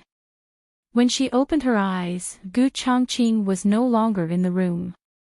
Her clothes were still intact, and she didn't know who had put them on for her. She planned to call her own maid to come in and serve her, but she found that her voice was so hoarse that she couldn't speak. She wanted to get off the bed herself, but her legs weren't hers. Gu Chongqing pushed open the door and entered. The moonlight chased after him. His face was shrouded in darkness, but his features could still be seen clearly. He had practiced martial arts for many years, and he was tall and had broad shoulders and a narrow waist. His body proportions were excellent. He held a bowl of Job's tears porridge in his hand. Seeing that the curtains were lifted and Yuan Baolin was sitting awkwardly at the head of the bed, his eyes moved, and he said calmly, "You're awake." Yuan Baolin nodded. Gu Chongqing stepped in and closed the door. "I'm going to light the lamp." He asked for her opinion. Yuan Baolin pinched her own throat and asked in a hoarse voice, "Is it still not dawn?" Gu Chongqing opened his mouth, "It's already dark." Yuan Baolin's face turned red. Gu Chongqing's tone was normal as he said, "Don't worry, the elders have already talked to them. The handkerchief has also been taken away. Grandmother is very happy." His original intention was to let Yuan Baolin relax, but when the words handkerchief came out, the two of them were both embarrassed. They had agreed on a fake marriage, but in the end, the first day had been overturned, and it had been overturned into a ditch. That. Yuan Baolin's face was red, not daring to look at Gu Changqing's expression. Gu Changqing was not much calmer than her, but in the end, he was a man, so it was impossible for him to awkwardly deny what he had done. He held the Job's tears porridge and said seriously, "Last night's matter was my fault, I broke the promise first. In the future, I won't marry anyone else, and I won't like anyone else. If you want to leave, you can leave at any time. If there is no more suitable home, I will be responsible for you." Yuan Baolin raised her eyes and looked at him without blinking. "Really, you won't like anyone?" "No." Gu Changqing said with certainty, "You can rest assured." Yuan Baolin lowered her eyes, and her voice was a little disappointed. "Oh. Drink the porridge first," Gu Changqing said to her. He was a big, straight man, so he did not notice that there was something wrong with Yuan Baolin's tone. He only thought that she was unhappy because she was angry with him last night. She did not say that she did not want to light the lamp, so Gu Changqing walked to the bedside in the dark. Fortunately, there was a weak candlelight in the corridor, and there was also a thin layer of moonlight in the night sky, so he could see. He handed the bowl of porridge to her. "Feed me," Yuan Baolin said in a small voice. Gu Changqing was stunned. Yuan Baolin said with grievance, "I don't have the strength." "You're the one who did it." Gu Changqing. The next day, Yuan Baolin, who had slept for a day and a night, finally got up very early. Because it was too early, the old duke had not yet left for the army camp. She and Gu Changqing went to pay their respects to the old duke. This marriage was personally decided by the old duke. He was very satisfied with Yuan Baolin, and even if he was not, he would not treat Yuan Baolin badly. "Changqing, take good care of Baolin. Don't bully her," he said to Gu Changqing. Gu Changqing cupped his hands in obeisance. "Yes, I will keep that in mind." "Go and pay your respects to your grandmother," the old duke said. Yuan Baolin said sweetly, "Grandfather, Baolin will take her leave now. I will come to see you another day." "Okay." The word grandfather was very pleasant to hear. The two of them went to Fusho Court to pay their respects to old Madame Gu. Old Madame Gu took Yuan Baolin's hand and looked at it carefully. The more she looked at it, the more she liked it. She was already very beautiful in the portrait, but in real life, she was even more beautiful. Yuan Baolin successfully played the role of a virtuous and well-behaved granddaughter-in-law with the advantage of being a level 10 storyteller. Old Madame Gu was so coaxed that she could not close her mouth. She gave Yuan Baolin 5 sets of head ornaments in one go. Yuan Baolin had seen all kinds of gold, silver, and jewelry, but she was still flattered. "Grandmother, this is too expensive. I can't accept it." Old Madame Gu patted the back of her hand and said, "Accept it. You must accept it. You quickly give birth to more children for the Gu family. I am still waiting to hold a fat little great-grandson." Yuan Baolin smiled. "Baolin will work hard." Gu Changqing, who was sitting on the side drinking tea, could not help but choke. After leaving Fusho Court, the two of them went to Madame Yao's place. Marquis Gu was also there. Madame Yao liked Yuan Baolin very much. It was not because of her family background, but because of her personality. She was different from the daughters of other families. She had a calm side, but also a cute side. She was smart but not unreasonable. She was straightforward without any edges. She got along well with the people in Bai Shui Alley. Baolin greets father, mother. Yuan Baolin greeted the two of them. Gu Chongqing also bowed to the two of them. Father, mother. Ever since Madame Yao married into the Marquis's household, Gu Chongqing had always addressed her as Madame. This was the first time he had called her mother. Madame Yao looked dazedly at Gu Chongqing. She suspected that she had misheard. Yuan Baolin glanced at the two of them and then pulled on Gu Chongqing's sleeve. Shouldn't you be offering tea to father and mother? Gu Chongqing's eyelashes trembled. Yes. The servants poured tea. The two of them knelt on the cushions and offered the tea with both hands. When Gu Chongqing held a cup of tea in front of Madame Yao, he solemnly and sincerely said, "Mother, please drink tea." He really called her mother. It was not that her ears had gone bad. Madame Yao's heart was suddenly filled with all sorts of feelings. A layer of bitterness rose to the tip of her nose. From the day she married into the Marquis's household, she had not had any extravagant hopes. Later on, she had not had any expectations. But at this moment, an indescribable emotion rose in her heart. Marquis Gu stared fixedly at her. She slowly reached out and took the cup of tea that her eldest son held. Her eyes reddened as she smiled. Yes.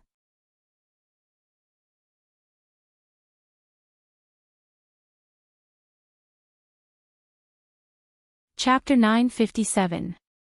All the novels that cannot be found online will be available here.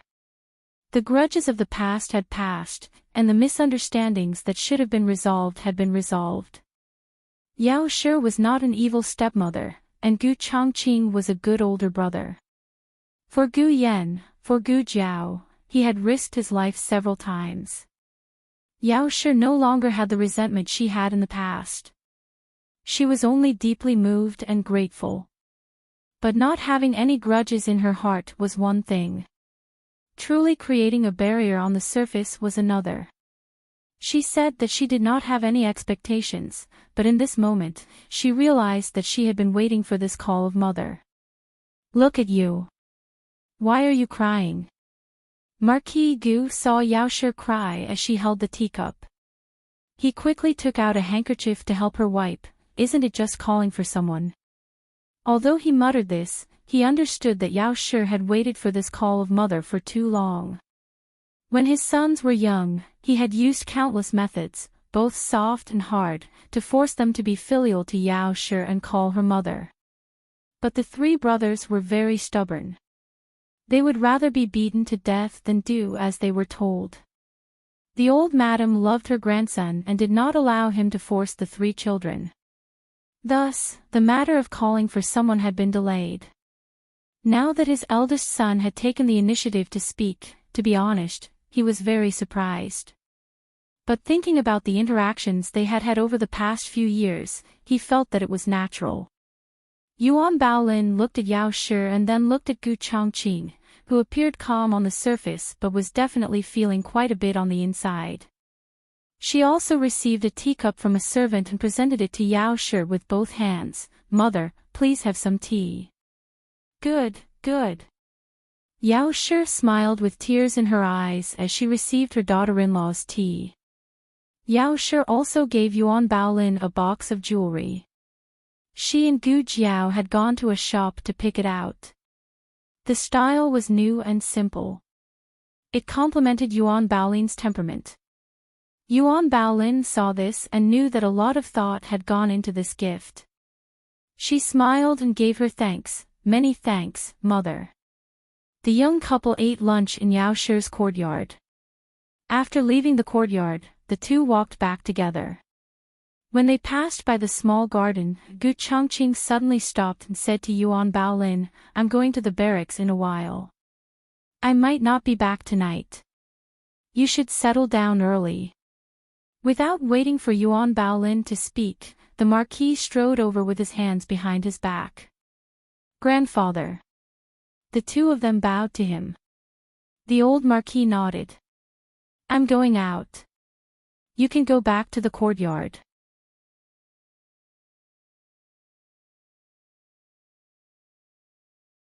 Gu Changqing said, "Grandfather, are you going to the barracks?" "I'm going with my grandfather." The Marquis looked at him strangely. "Why are you traveling with me? I'll give you a holiday. You don't have to go to the barracks this month. Stay at home and accompany Bao Lin." Gu Changqing choked. Yuan Baolin's lips curled up. "I'm leaving." The old Marquis left with an indifferent expression. Yuan Baolin smiled. "Grandfather, take care." The Marquis, who had already taken 2 steps, solemnly replied. Yuan Baolin looked regretfully at Gu Changqing. "What should we do? Grandfather won't let you go to the barracks." Gu Changqing was at his wits' end. He had been practicing martial arts since he was a child. When he was 15, he went to war with his grandfather. If he wasn't training soldiers, he was licking blood from the edge of a blade. He wasn't used to being idle all of a sudden. He sighed. "I'm going to the back of the mountain to practice swordsmanship." Yuan Baolin made a sound of surprise and whispered, "You still have the strength to practice swordsmanship?" Gu Changqing didn't react for a moment. "Of course I have." As he said this, he realized the meaning of Yuan Baolin's words. It had only been 2 days, but the awkwardness hadn't subsided. He cleared his throat and said seriously, "I'll send you back to your courtyard first." Gu Changqing sent Yuan Baolin back to her room before going to the back of the mountain to practice swordsmanship. He practiced all the way until night. He returned to the courtyard, sweating profusely. He found Yuan Baolin sitting in the room waiting for him. There were several exquisite and delicious dishes on the table, but they seemed to have been left out for too long. They were no longer hot. "You're back." Yuan Baolin greeted him. He nodded slightly and asked her, "You were waiting for me?" "Yes." Yuan Baolin answered him and said to the maid beside her, "Take these dishes to the kitchen and heat them up." "Yes, Mississippi." Took the dishes away. Yuan Baolin handed him a napkin. He paused, took it, and then said, "If I come back late in the future, you can eat first. There's no need to wait for me." Yuan Baolin said, "It'll be strange if I eat first. It'll be easy to give the game away and let people know that we're fake husband and wife." Gu Changqing thought about it and found this to be reasonable. He said, "Then I will try to come back early." The two of them finished eating, washed up, and prepared to go to bed. Gu Changqing was fully dressed from head to toe. Even his collar was tied up to the highest point. Besides being handsome, his whole body exuded a cold and ascetic aura. Yuan Baolin was not dressed as formally as him, but her clothes were still intact. Yuan Baolin opened the red gauze curtain and got on the bed.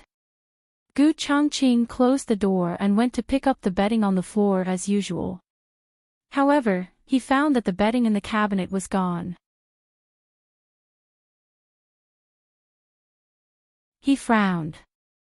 Yuan Baolin poked her head out of the curtain. "What's wrong? Did something happen?"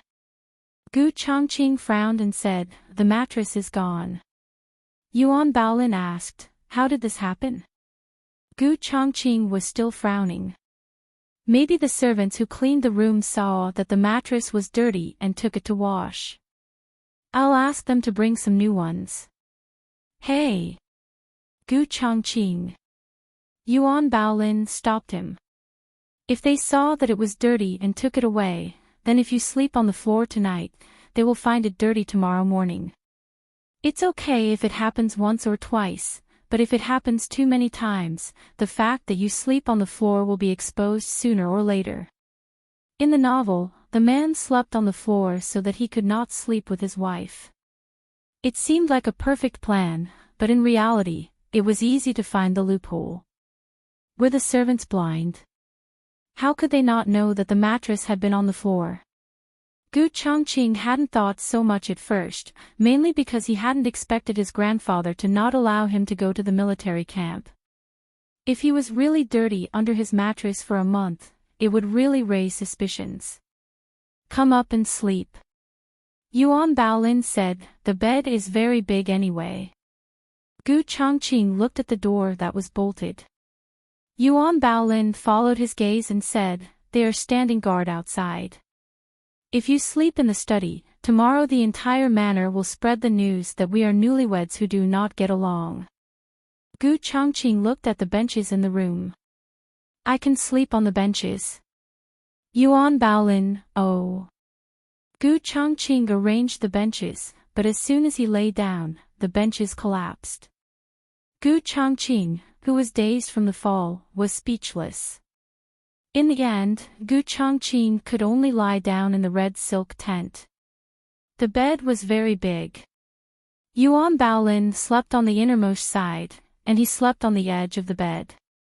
He wished that he could lie down in the middle. Yuan Baolin was not distracted. She closed her eyes and fell asleep in a flash.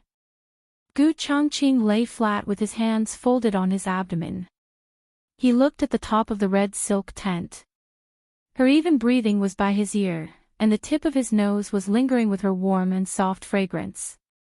The red gauze canopy completely gathered her fragrance in this narrow space, and the darkness of the night thickened everything. Because his vision was limited, his other senses were infinitely magnified.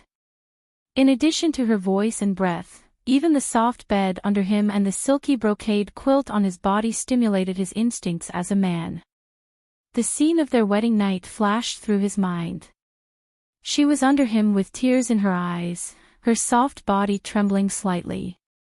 He clenched his fists slightly and took a deep breath. He closed his eyes and forcibly eliminated the distracting thoughts in his mind.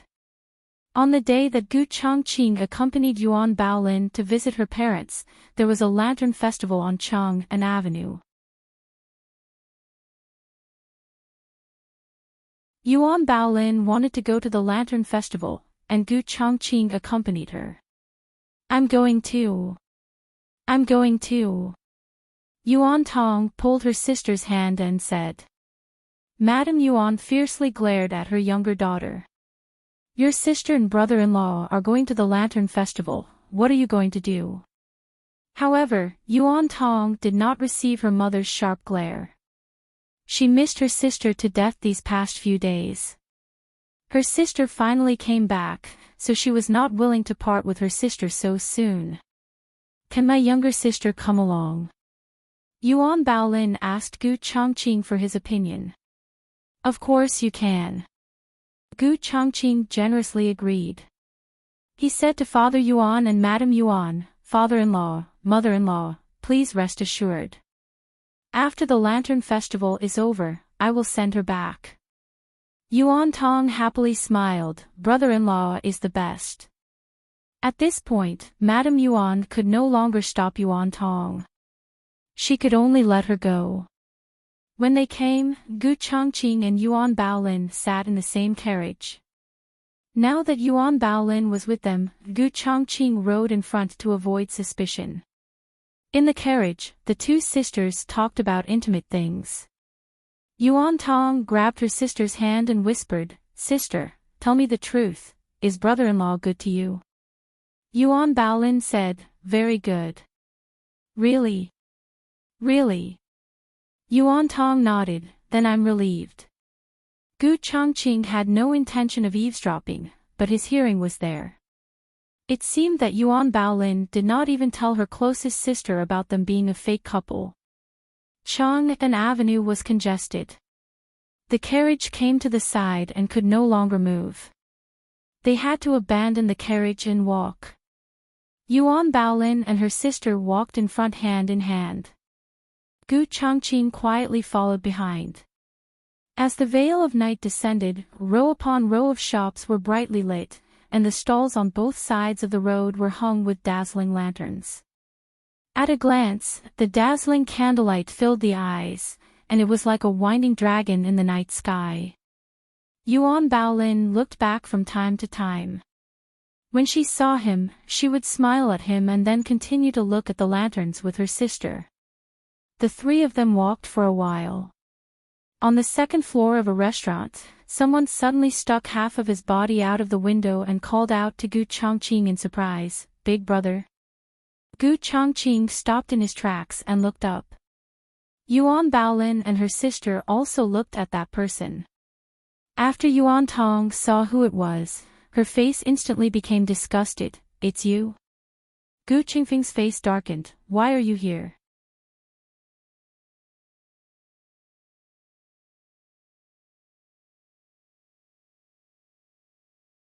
Chapter 958. Yuan Tong raised her head and snorted, "I'm accompanying my sister to look at the lanterns, why can't I be here?" Gu Qingfeng's gaze fell on Yuan Baolin's face, and he politely greeted, "Sister-in-law." Yuan Baolin smiled, "Qingfeng. Come down and greet her." Gu Chongqing said in a low voice. "Oh." Gu Qingfeng obediently jumped down from the window and bowed to Yuan Baolin, "Sister-in-law." Yuan Tong raised her chin and smiled somewhat proudly, "Humph." Gu Qingfeng glanced at her and sneered, "I didn't greet you again." Gu Chongqing's elder brother aura was fully released. "How can you say that?" Gu Qingfeng pursed his lips. Yuan Baolin tried to smooth things over. "Qingfeng, are you also here to look at the lanterns? Do you want to join us?" I. Gu Qingfeng's eyes flashed. He wasn't here to look at the lanterns, he was here to carry out a mission. After leaving the capital for many days, the younger generation had risen. If he didn't do something, his position as the #1 thief would be lost. Yuan Baolin saw his hesitation and said generously, "If you have something to do, you can go first."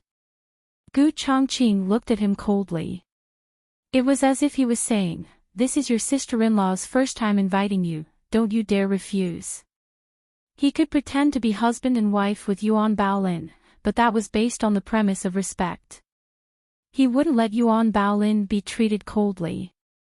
Moreover, he broke the promise and let her down first, so he couldn't let her be wronged. After the tacit understanding between the brothers, Gu Qingfeng smiled, "I'm fine. I was just thinking, sister-in-law and brother rarely come out, will I disturb you if I stay here?" Yuan Baolin smiled, "No, Tong-er is here too." "Sister, I don't want to." Before Yuan Tong could finish her sentence, Yuan Baolin shot her a dagger-style glare and swallowed her words back. "Okay." She reluctantly agreed. The group of people walked forward. Today's lantern festival was very lively. There were people selling lanterns, fighting stages, and even street performers doing acrobatics. In the open space in front of a rice shop, a bare-chested man was holding a sword in one hand and a jug of wine in the other. He raised his head and drank a mouthful of wine without restraint. Then, he suddenly raised his head and spat it out. The people who didn't know the truth thought that he was spitting out wine, but they didn't know that he was actually spitting out a long tongue of fire. The crowd exclaimed in surprise. Yuan Tong also clapped her hands in excitement. Gu Qingfeng shook his head. Childish. If that girl was here, she would have seen through the trick. The four of them continued to look at the lanterns. During this time, a small incident occurred. It was that the performer accidentally spat out the flame onto a pedestrian. The pedestrian fled in panic and knocked down the stage they built. The stage fell towards the crowd and was about to hit Yuan Baolin. Gu Chongqing quickly stepped forward and hugged Yuan Baolin. He used his qinggong to bring her away. "Sister." Almost at the same time, Yuan Tong also went to save her sister. However, the second stage also fell. Unfortunately, she also fell. Gu Qingfeng frowned. He stepped forward and kicked the stage back. He stood in front of Yuan Tong like a hero. Yuan Tong was still in shock as she looked at his back. Her heart suddenly thumped hard. Gu Changqing placed Yuan Baolin safely on the side of the street. Wait for me here.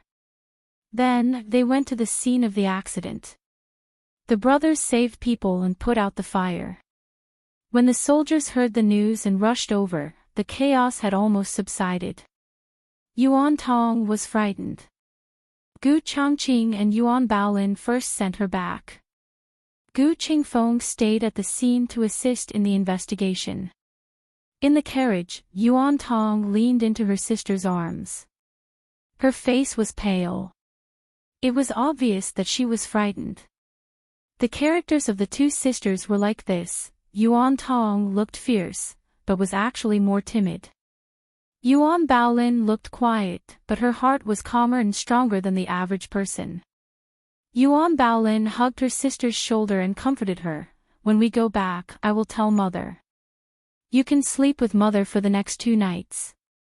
Then father will blame me again. If she slept with her mother, her father would have to sleep in the study. Yuan Baolin laughed. Aren't you too timid to sleep? Who said I am timid? Yuan Tong snorted without confidence. She thought of something and stammered, Sister. I have something to ask you. Go ahead. Yuan Baolin said. Yuan Tong's eyes flashed. Brother-in-law's younger brother, is he going to get married soon? I see that he is not young anymore. I don't know what kind of girl he will marry and if she is easy to get along with. In the future, you will have to ask her to be your sister-in-law. Yuan Baolin smiled. You are so concerned about me. Yuan Tong said without hesitation, you are my sister. After returning from the Yuan family and entering the new house, Yuan Baolin told Gu Changqing about Gu Qingfeng. Has Qingfeng's marriage been settled? Gu Qingfeng was not young anymore. If it was not for the fact that he was still single, Gu Qingfeng and Gu Qinglin would have been urged to get married. But now that he was married, Gu Qingfeng's marriage should indeed be put on the agenda. Gu Changqing said, I will ask mother another day. Yuan Baolin asked, what I mean is, does he have a sweetheart? Sweetheart? Gu Changqing frowned, I will go ask. At night, Gu Qingfeng returned from a robbery and was in a good mood.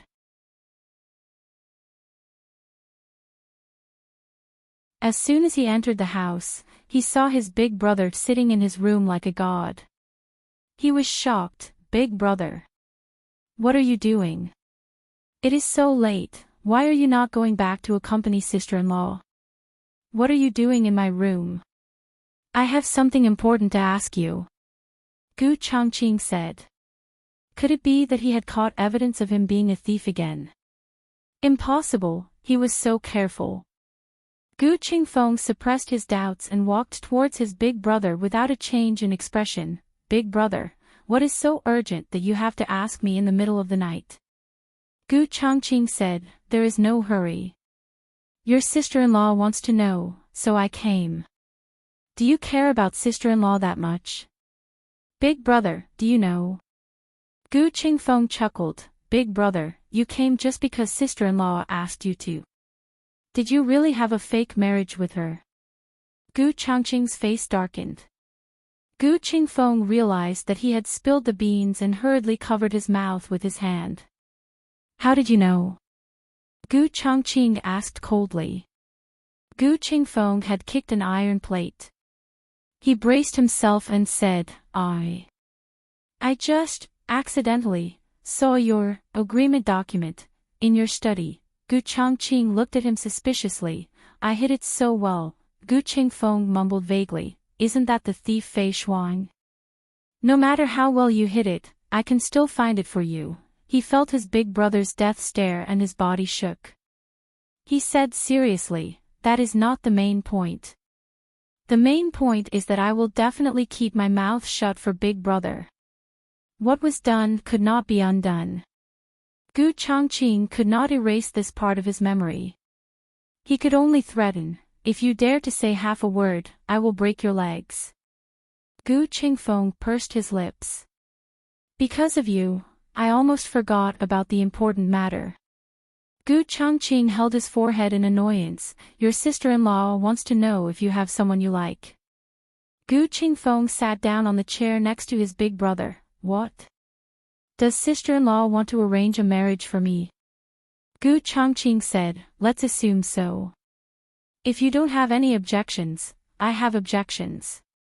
Gu Qingfeng interrupted his big brother. Gu Changqing looked at him with a puzzled expression. What objections do you have?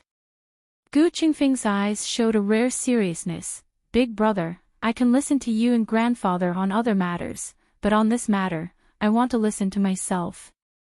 Gu Changqing paused and his gaze fell on his serious face. You have a girl you like. Who is she from? Tell me, the Marquis Fu will go and propose marriage. No matter what the other party's family background is, as long as you like her, grandfather and I will have no objections. Gu Qingfeng lowered his eyes and said in a low voice, Big brother, I do have someone I like, but this feeling, I can't say it out loud for the rest of my life. You. Gu Changqing did not understand the situation. Second brother had a girl he liked.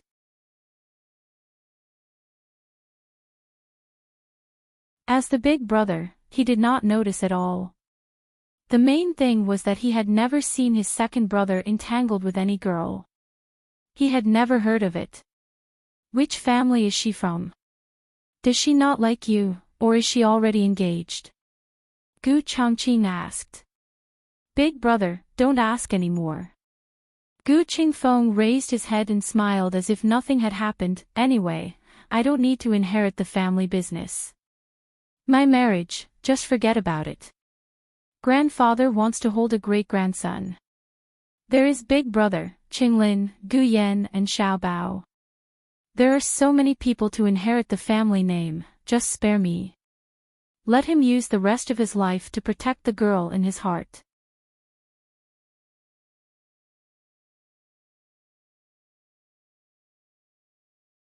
Chapter 959. After Gu Changqing returned to the bridal chamber, he told Yuan Baolin about Gu Qingfeng's situation. Once she heard that he already had someone in his heart, Yuan Baolin knew that her sister's heart was destined to fall for the wrong person. She never suspected that the person in his heart was Yuan Tong, because if it was Yuan Tong, there was no problem of him not being able to declare it. Yuan Baolin's experience as a storyteller told her that Gu Qingfeng must have fallen for someone he should not have. She was very curious, but she would not pry into her brother-in-law's privacy. At night, Gu Xiaobao came over. He was still young and could not leave his mother, so Madame Yao brought him over when she was staying in the residence. Usually, he would have gone to bed by this time, but today, he slept too much during the day and could not fall asleep, so he came to find his elder brother and sister-in-law. Sister-in-law, I want to see you perform magic. The 2.5-year-old Gu Xiaobao said clearly. On the day of the wedding, Yuan Baolin showed Gu Xiaobao a few small tricks. Gu Xiaobao liked it very much, as he felt that his sister-in-law was better than his elder brother. Okay. Yuan Baolin agreed happily. She took out some small props from her small makeup box and started to perform magic for Gu Xiaobao. The two of them sat cross-legged on the bed. She first showed her hands to Gu Xiaobao. There's nothing, right? Yes. Gu Xiaobao nodded. She snapped her fingers behind Gu Xiaobao's ear, and when she brought her hands in front of Gu Xiaobao, there was a copper coin between her fingers. Gu Xiaobao exclaimed, "Wow!" Gu Changqing did not have much to do, so he watched from the side to pass the time. The scene of Gu Xiaobao and his sister-in-law getting along was very harmonious, as if they were a real family. Gu Qinglin and Gu Qingfeng lived in the same courtyard, and there was always the sound of them fooling around. He had always lived alone, and the courtyard was especially cold and cheerless. He could only feel the warmth of a home in Jadewater Alley. However, at this moment, for some reason, he suddenly felt a sense of belonging. Yuan Baolin performed a flower blooming out of thin air for Gu Xiaobao. Gu Xiaobao was holding an empty box, but when he opened it after shaking it, there was a beautiful flower inside. Yuan Baolin smiled and said, "This is the flower that Xiaobao conjured using magic." Gu Xiaobao was so excited that he took a few steps back. He opened his arms and patted his chest. Wow, Xiaobao is amazing. He hadn't done this childish act for half a year. He had a lot of fun. A child's drowsiness came at a whim. After a bout of laughter, Gu Xiaobao fell backward and fell asleep. Yuan Baolin, who had never raised a child before, was so scared that she thought she had played with Gu Changqing's little brother until he fainted. Gu Changqing doesn't know whether to laugh or cry at her look as if she has been struck by lightning. It's okay. He's just asleep. I'll take him back. Ah, okay. Yuan Baolin wiped away her cold sweat. She was scared to death. Gu Changqing carried the sleeping Gu Xiaobao back to Yao Shi's courtyard. When he returned, Yuan Baolin was still awake. She was sitting at the table with a document in her hand. He walked over and recognized that it was their prenuptial agreement. He looked at the agreement on the table and frowned. Yuan Baolin saw the shadow on the floor and turned to him. "You're back. Are you free? I have some things to discuss with you." "I'm free." Gu Changqing sat down opposite her. Yuan Baolin looked at the document on the table and said, "It's this agreement. I read it carefully just now and feel that we drafted it too hastily. There are many areas that we didn't consider. Of course, this isn't your problem, nor is it mine. We haven't been married before and can't predict all kinds of unexpected situations after marriage." At the mention of unexpected situations, Gu Changqing thought of that indescribable wedding night. As the enchanting scene flashed through his mind, the blood and qi in his body surged. He couldn't think about it. They were just a fake couple. If he thought about such things, it would be blasphemous to Yuan Baolin. He forced himself to calm down and looked at Yuan Baolin. "So you mean, she was going to divorce him? Because he was too much of a beast and didn't abide by the agreement, their cooperation would end here?" Yuan Baolin looked at the agreement and said, "I'm thinking if we should draft a new agreement and clarify some of the general areas." Gu Changqing, "Anything is fine." Yuan Baolin looked at him and said, "You don't have to agree so quickly. Listen to the details first." Gu Changqing said calmly, "Go ahead." The first item, the original agreement, was that either party could propose a divorce at any time. But that day, you said that you wouldn't mention it again. "Yes, only you can bring this up." He had touched her and violated their agreement, so his rights should be revoked. Yuan Baolin picked up the brush and dipped it in the ink in the inkstone. "Then I'll write it down." "Okay," Gu Changqing said. After Yuan Baolin finished writing, she continued to read. "There's no problem with the second and third items, but the fourth item, cooperate with each other to the best of your ability and create a harmonious image of a married couple, but do not make excessive demands of each other." We didn't say what kind of demands would be considered excessive at the time. As long as I can do it, you can propose it. Gu Changqing said and paused before adding, "As long as it doesn't violate the country's laws and family rules." Yuan Baolin rolled her eyes. "What if you can do it but don't want to? For example, you just came back from the military camp and are very tired. If I ask you to coax me, will you agree?" Gu Changqing thought for a moment. "Okay. Even this is okay." Yuan Baolin muttered weakly. She pursed her lips and coughed lightly. She asked seriously, "Then what if I don't let you take a concubine?" "Okay." He didn't have the intention to take a concubine. Yuan Baolin was stunned. She looked at him without blinking and said, "Don't agree too quickly. You have to hesitate a bit. Otherwise, when I write it down, you won't have the leeway to go back on your word." Gu Changqing met her doe-like eyes and said seriously, "I won't go back on my word." Yuan Baolin whispered, "Do you mean I can do whatever I want to you? As long as it doesn't violate the country's laws and family rules?" Gu Changqing emphasized.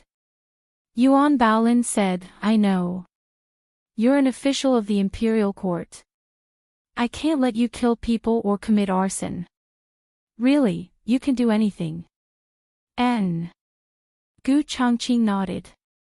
Yuan Baolin's eyes moved again. "Including that you can't sleep in the study in the future." "Why?" Gu Changqing looked at her in surprise. Yuan Baolin blinked her eyes and confidently said, "What else could it be? If you sleep in the study, it will make people think that we don't get along. The servants in the manor will make things difficult for me. They won't dare." Gu Changqing said. "Do you agree or not?" Yuan Baolin asked. To be honest, lying in the same bed as her was too much of a test for his endurance as a man. It wasn't like he had any problems in that area. Gu Changqing took a deep breath and said seriously, "I will stay in the military camp in the future. I will only come back during the holidays. But if you insist, I can sleep in your room. Also, don't worry, I won't offend you again." Yuan Baolin sulked. Gu Changqing saw her reaction and didn't know what he had said wrong. "You're not happy. Are you afraid that I can't do it?" "I said that I will move into the military camp, so I will definitely move in. I said that I won't offend you, so I won't do it again." Yuan Baolin said in a small voice, "What if I agree to you offend me?" Gu Changqing looked at her in shock. Yuan Baolin cleared her throat and said in an aggrieved voice, I mean, I've already been offended by you. It will be difficult for me to get married in the future, but to have me be a fake husband and wife for the rest of my life is quite pitiful.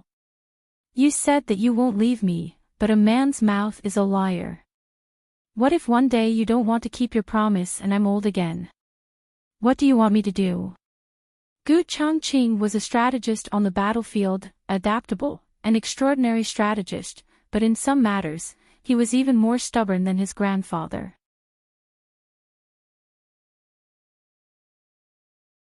For example, he once believed that he was a loyalist and never doubted it again until Tang Rishan mercilessly exposed him.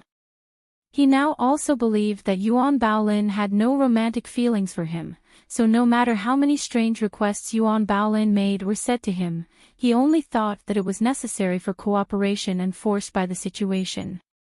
And he was wrong first, so he had no right to bargain with Yuan Baolin. He looked at Yuan Baolin and asked, "What do you want me to do?" Yuan Baolin shyly lowered her head and pinched her handkerchief. She blushed and said, "At least I have to have a child of my own, so that I can have someone to rely on for the rest of my life." Gu Changqing was stunned.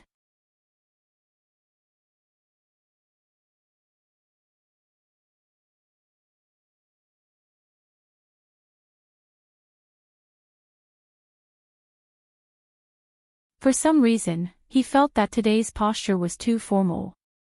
Did something really happen? Was the Grand Secretary going to nurture his own people, have them privately hand over their allegiance to him? If he didn't submit to the Grand Secretary, would he be secretly and mercilessly eradicated by the Grand Secretary? He braced himself and entered the Grand Secretary's study. Xiao Heng was sitting in the chair behind the desk. He was the youngest Grand Secretary in the history of the Zhao nation. He was the embodiment of what it meant to be young and accomplished. At the age of 13, he became the Chancellor of the Imperial College. Later, he was assassinated and left to live among the commoners.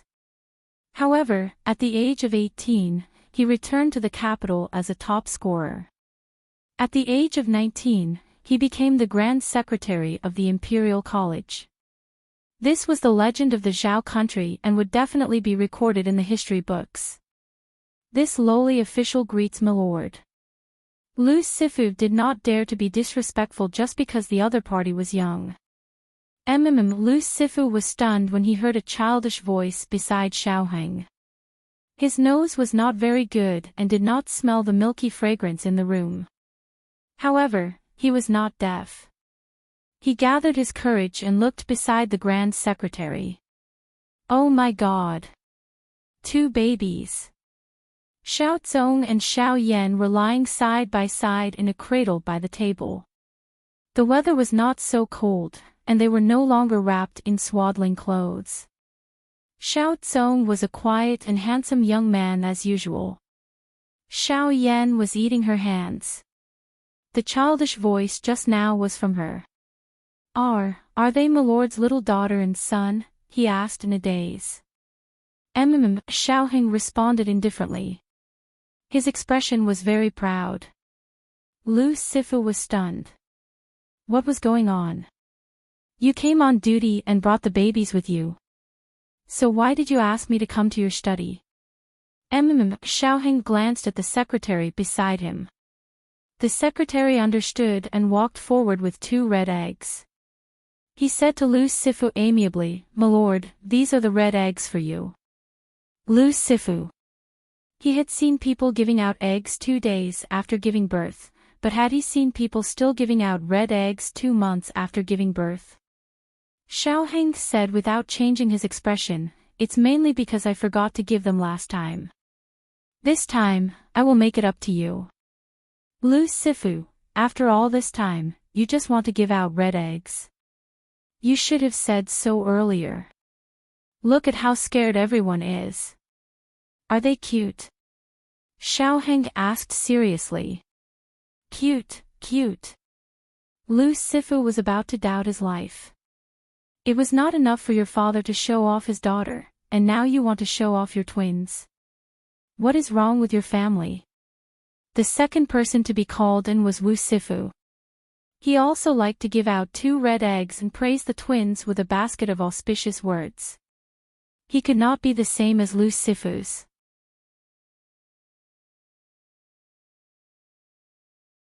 The Grand Secretaries of the Imperial Cabinet were subjected to the first literary examination of the year, praising the twins in fancy ways. Gu Changqing's marriage came to an end. Gu Jiao planned to set off for Dark Knight Island. Xiaoheng would go with her, and Duke Ongua would also return to the Yan Kingdom. Their plan was to stay in Xingdu for a while. Gu Jiao and Xiaoheng only needed to cross the ice fields before the extreme weather in October. The only problem in front of them now was that the 2 children were too young. Could they adapt to such an intense journey? Princess residence, the whole family sat in Princess Xinyang's room. Princess Xinyang said, "It rains a lot in April, so it's not suitable to travel by water. You can only travel by land. It's too bumpy to take a carriage." Yan and Song are only 2 months old. Gu Jiao was silent. This was indeed a very realistic problem. It was too hard for 2-month-old children to take a carriage. Especially in the Yan Kingdom, the weather was hot. May was like midsummer. Being cooped up in a carriage all day was as scary as being placed in a steamer. Xiao Ji had always been very good at raising children. This time, he agreed with Qin Fengwan's worries. It was too torturous to let such young twins travel. Princess Xinyang looked at Gu Jiao and Xiaoheng and said, "You can either wait until the children are older and go next year. Or you can leave the children here. I'll take good care of them." Her godfather's bones were still buried on Dark Knight Island. Gu Jiao had already waited for a year. She couldn't let herself wait for a second year. Besides, even if the twins were a year older, they were still not suitable for a long journey. Gu Jiao looked at Xiaoheng. Xiaoheng said softly, "You decide." Gu Jiao said, "Then let's leave the children in the capital." Xiaoheng held her hand. You won't miss them. Gu Jiao thought for a moment. I'm fine. What about you? Xiaoheng stroked her hair and said calmly, Of course I'm fine. Once they returned to Lanting Courtyard, Xiaoheng went into his room and locked the door. He hugged the twins and didn't let go, his eyes red. They had prepared everything for the trip several months ago, so they could set off at any time. The two first entered the palace to bid farewell to their grandaunt. It was true that their grandaunt hoped to keep them by her side forever, but the children had grown up. They had to go out to explore and complete their own life's mission. What she needed to do was to guard their home and wait for their return each time. After leaving the Imperial Palace, the young couple went to Jadewater Alley and Marquis Ding Han's manor to bid farewell. By the time they returned to the princess residence, it was already dark. However, it was on this night that something unexpected happened. The twins had disappeared.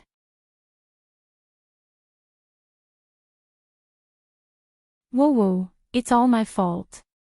I didn't keep an eye on the young master and young miss. Yuya was sobbing at the door, gasping for breath. Gu Jiao didn't blame her. Instead, she calmly asked, Don't cry first. What happened? Tell me in detail. Yuya narrated everything that had happened tonight in full detail.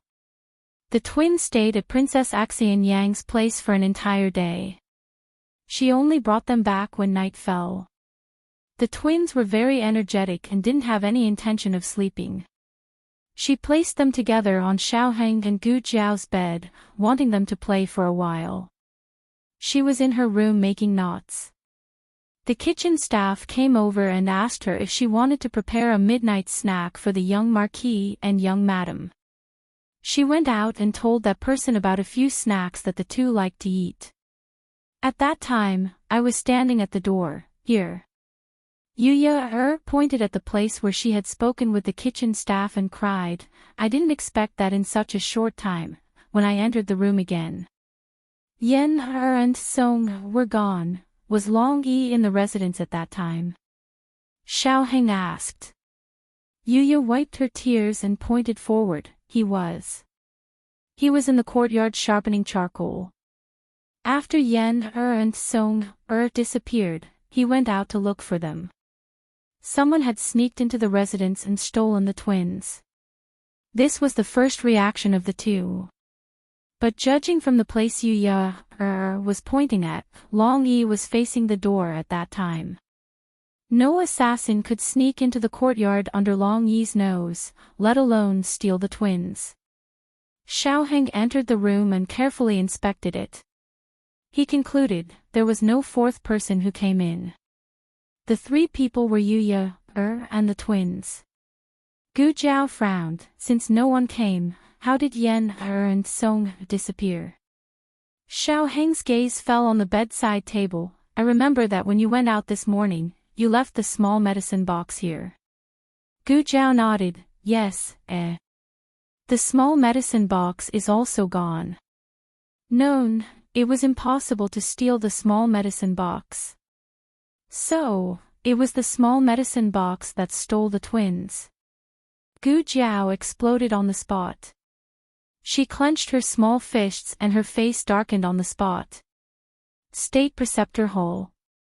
A young man wearing a white crescent State Preceptor robe stepped into the Qilin Hall. The disciples on duty in the hall saluted him, State Preceptor. Yi Qing nodded. He was wearing a mourning ring on his arm, but no one knew who it was for. He walked through the long aisle on the right side of the Qilin Hall and came to the front of the secret room at the end. He said to the two men guarding the secret room, I'll go in and clean up. You open the door. Yes. State Preceptor. The two men obeyed the instructions of the newly appointed young State Preceptor and took out the key to open the secret room. Yi Qing stepped into the place that his master had told him to guard for the rest of his life.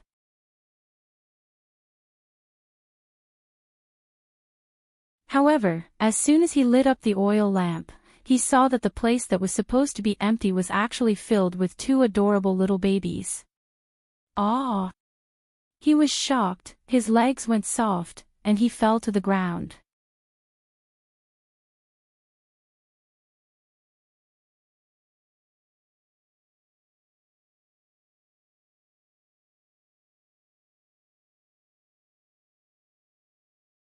Shangguan Yan's mind flashed with an absurd conjecture and she couldn't help but be shocked.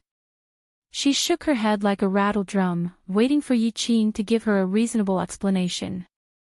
Yi Qing gently put the child on the table, took out the small medicine box from the basket, and put it on the table. Then Shangguan Yan was dumbfounded again.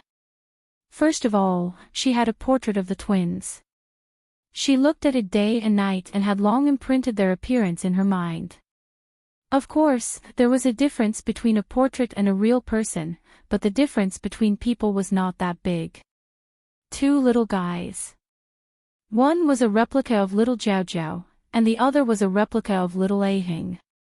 They were the biological ones, right? Looking at the small medicine box again, it was clearly Gu Jiao's. There was no mistake, right?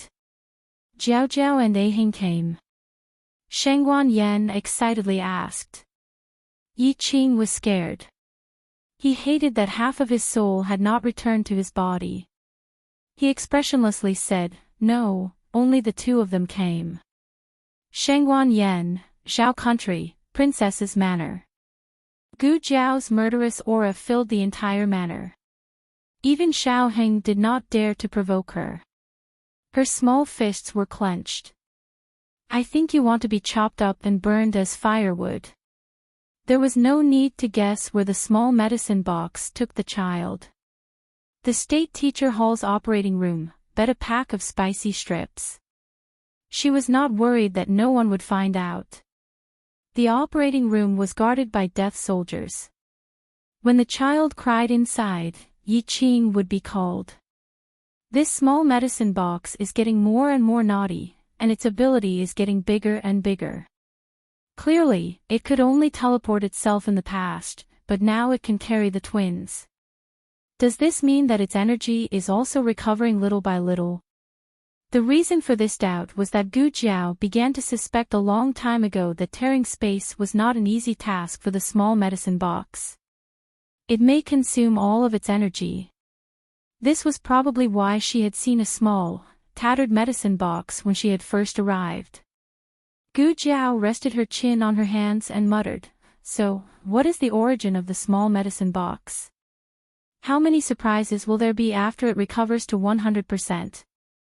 Oh, it could also be a scare." Because the twins set off early, the original departure 3 days later was changed to early morning.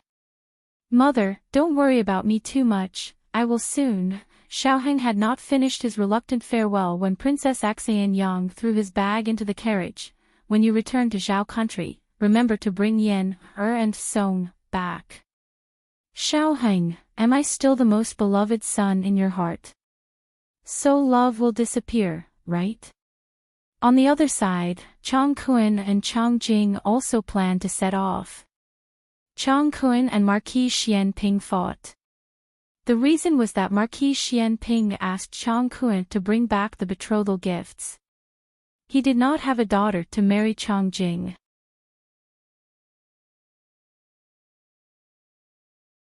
Chang Kun said that the Dark Night Island did not mind waiting for Xiao Yi to grow up. Then he was beaten by Marquis Xian Ping. Chang Kun limped out with a big bump on his head. His face was bruised and swollen as he said to Chang Jing, "Your father, for your marriage." "I didn't even fight back," Chang Jing said unjustly. "I didn't say I was going to marry her, didn't I lie to you? I just wanted to leave the island." The next second, Chang Jing was also beaten. After growing up, he finally got beaten by his old father. The father and son sat face to face in the carriage, each holding a piece of ice wrapped in a handkerchief and sticking it to their swollen faces. Xiao Yi, who was 1 year and 4 months old, was held in Princess Axayan Yang's arms. She waved goodbye to them. "Uncle Chang, see you." Brother Chang, Jing, see you. She wanted to say goodbye, but she was still young and could not express herself properly. The two of them also waved goodbye to her. Xiao Yi liked Chang Jing very much, but Chang Jing was too ugly after being beaten up. Xiao Yi cried because of his ugliness. Not long after, Duke An's carriage also arrived. Little Jing Kong jumped down from the carriage and clattered onto Gu Jiao's carriage. Jiao Jiao. I've brought Daddy over. The way he addressed her changed according to how Gu Jiao addressed him. After Gu Jiao called Duke and father, little Jing Kong also changed the way he addressed him. Gu Jiao looked at the handsome little face in front of her and smiled. Jing Kong is great. Xiao Heng, you're almost 8 years old. It's shameful to act cute. Xiao Heng asked indifferently, you're going to the Yen Kingdom too? Little Jing Kong said with arms akimbo, of course I'm going. Where did Jiao Jiao go? I'm going there. Xiao Heng said indifferently, don't you need to study? Little Jing Kong said, you're there. Xiao Heng's mouth twitched, don't you need to practice martial arts? Little Jing Kong spread his hands and smiled, Long Yi is there. Xiao Heng was speechless. His whole family was full of big shots and had great resources. Little Jing Kong still akimbo and said arrogantly, humph. Don't you think you can monopolize Jiao Jiao? Xiao Heng didn't argue with him, but said calmly, little Shi. The Horse King rushed over like lightning and made a sharp turn at the gate of the mansion. The horse's hooves were split. Little Jing Kong's attention was successfully attracted. Little Shi is here. Jiao Jiao, can I ride little Shi? Okay. Gu Jiao replied. Someone who didn't know that he was tricked by his bad brother-in-law valiantly rode little Shi. The Black Wind King led the entire convoy. His eyes were cold, and his aura was powerful. Even though he wasn't going to war, he was still exuding a murderous aura even though he was just strolling through the busy streets. It was 17 years old. Fortunately, it hadn't aged and could create more legends.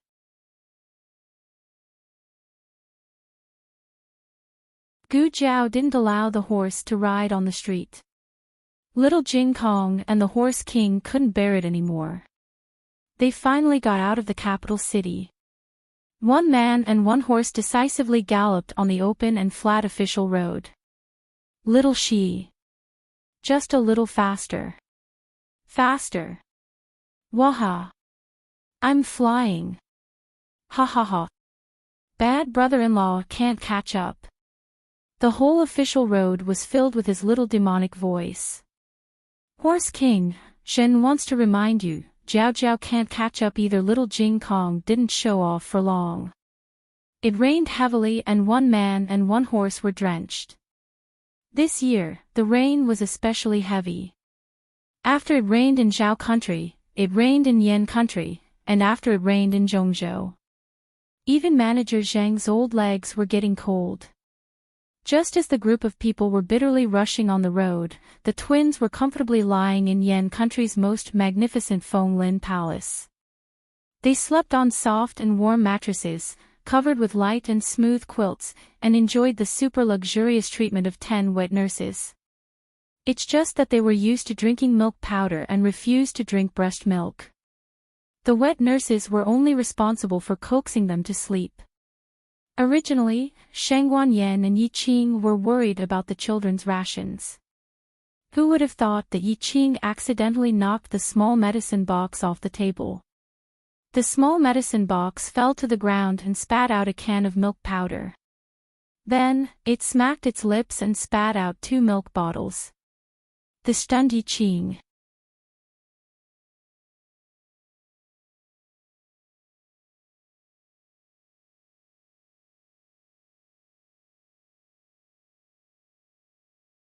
Chapter 962. More after Shangguan Qing returned to the Yan kingdom, Shangguan Yan conferred him the title of the eldest son of the emperor.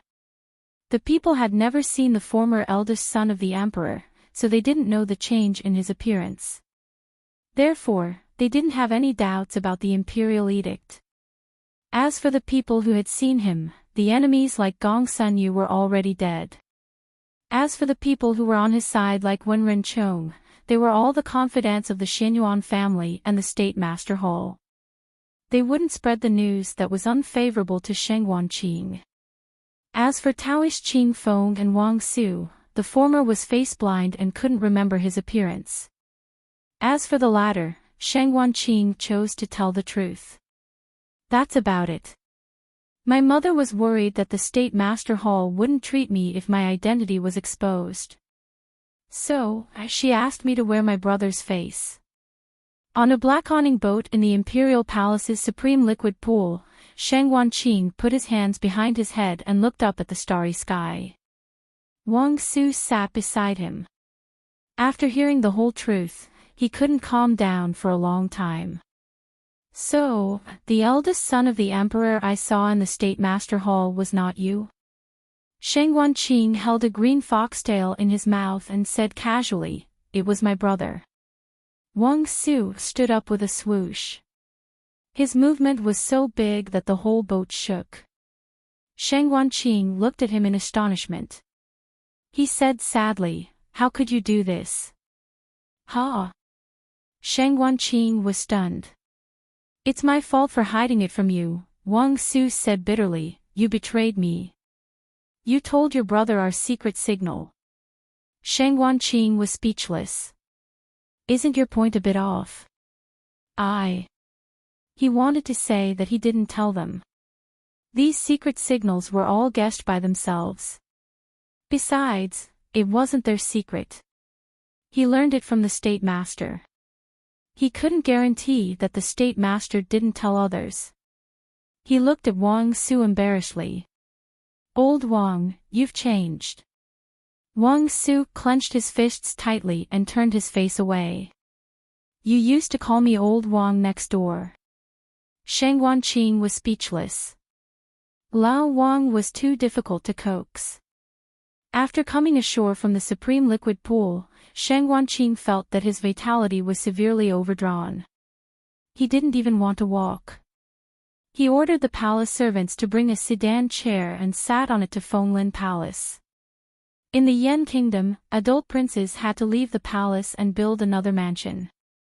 This was a rule set by the ancestors and also to avoid suspicion with the concubines in the harem. However, the beauties in this harem were all men. What was there for Sheng Wanqing to avoid?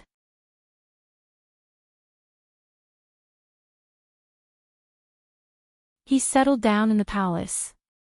He planned to first go to his mother's place to pay his respects and freeload a midnight snack on the way. Who would have thought that as soon as he entered Sheng Wanyan's bedroom, he smelled a milky fragrance, followed by a burst of babbling sounds. He frowned and walked toward the inner hall with a strange expression. He saw his mother sitting on the bright yellow dragon bed, holding a baby in her arms, feeding him with a milk bottle. Yi Qing sat on a stool beside the bed, also holding a baby and feeding him with a milk bottle.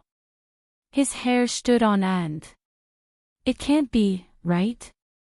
I just went out for a while." "Mother, you and Yi Qing already have a family of 4. You don't want so many beauties in the harem, so you like Yi Qing." He had to say that in this regard, the mother and son's brain circuits were the same. "Mother." He was so scared that his voice was muffled. Sheng Wanyan smiled at him. "Come here and see your little nephew and niece." It turned out that it was not a younger brother or sister, but a nephew and niece. He breathed a sigh of relief and almost thought that Yi Qing had become his father. His little nephew and niece only had a pair of twins, a boy and a girl. He strode over and asked excitedly, "Stinky brother is here?" Sheng Wanyan repeated Yi Qing's words one by one. "No, only the 2 of them are here." Sheng Wanqing, the dragon and phoenix twins began their life in the great Yen imperial palace. Sheng Wanyan would never wrong her pair of little grandsons. The next day, she took the twins to the court and publicly announced that she had found the long-lost second prince Shangwanheng not long ago. She conferred the son of the second prince as the Prince of Yongle, and conferred the daughter of the second prince as the Princess of Kongning. The great Yen welcomed the imperial grandsons of the Dragon and Phoenix Emperor. As a result, before the father could enjoy the treatment of a prince for even a day, the twins had already become imperial grandsons who were greatly favored by the emperor. Gu Jiao and Xiao Heng arrived in Qingdu at the end of June. Because of the bad weather, the journey that could have been finished in 1.5 months took an extra month. When Wu Cixi went to the palace gate to greet the second prince and the young commander, he almost didn't recognize them. Was this swarthy Xiao He couple really the handsome little master, as well as the little commander who was said to have recovered her devastatingly beautiful appearance? Xiao Heng said with no love for life, "Just now, a charcoal chariot overturned." The two people first sent Dukan back to his mansion before entering the palace. On the way, little Shi knocked over a charcoal chariot, covering the two people's faces with dust. However, it was true that the two people were tanned and lost weight.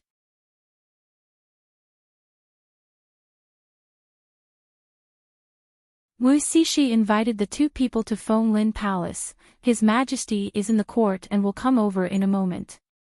Young prince and young princess can enjoy the cool air in the pavilion. The two people went to the pavilion. Little Milk Bun was born on the 9th of February. Now, he was almost 5 months old. He was white and chubby, and his little arms and legs were like lotus roots. Moreover, because Long Yi didn't give Xiao Yan a midnight meal, and Xiao Yi snatched food from Xiao Tsong gradually caught up with Xiao Yan. Although Xiao Tsong tried very hard to be a quiet and beautiful little boy, the instinct of a baby made him move his little arms and legs from time to time. In particular, there was a strange telepathy between the twins. Often, when Xiao Yan called out, he would also uncontrollably make a sound. The two people happened to hear Xiao Tsong's sound, and the exhaustion of the journey disappeared in a puff of smoke. They thought that after being separated for so long, the twins wouldn't recognize them, but who would have thought that they weren't? When the two of them washed up and appeared in front of the twins burst into tears. At this time, they finally knew that they were missing their parents. Gu Jiao turned around and saw that Xiao Heng's eyes were also red. Gu Jiao, a person's temperament would undergo a series of changes along with the change of status. Since Shangwan Yan ascended the throne as the empress, she also imperceptibly had the majesty and fierceness of a ruler. She knew that this dynasty was unfair to women. At that time, she was able to become the Empress Dowager because of favorable conditions. First, her father was tyrannical enough to suppress his anger. Second, she was the only legitimate child of the Empress. Third, Xianyuan family was strong enough to give her strong support. But that feeling of dissatisfaction had always been there. After she ascended the throne, these problems gradually surfaced. She couldn't show the slightest weakness, otherwise, she would be bidden by others. Only in front of people that she truly trusted and cared about would she remove her disguise. Heng. She came to the entrance of the bedroom and saw Xiao Heng playing with the twins. The murderous aura of an emperor faded, and endless gentleness filled her eyes.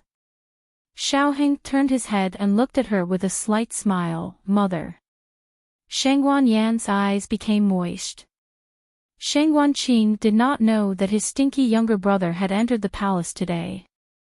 He went out to play. Shangwan Yan and the young couple ate lunch in Fenglin Palace. This was the first time that Shangwan Yan saw Gu Jiao without the birthmark. She was shocked. Although she guessed that Gu Jiao would be very beautiful without the birthmark, she never thought that she would be so beautiful. If she went to the military camp like this, those young men would go crazy, right? Jiao Jiao, eat.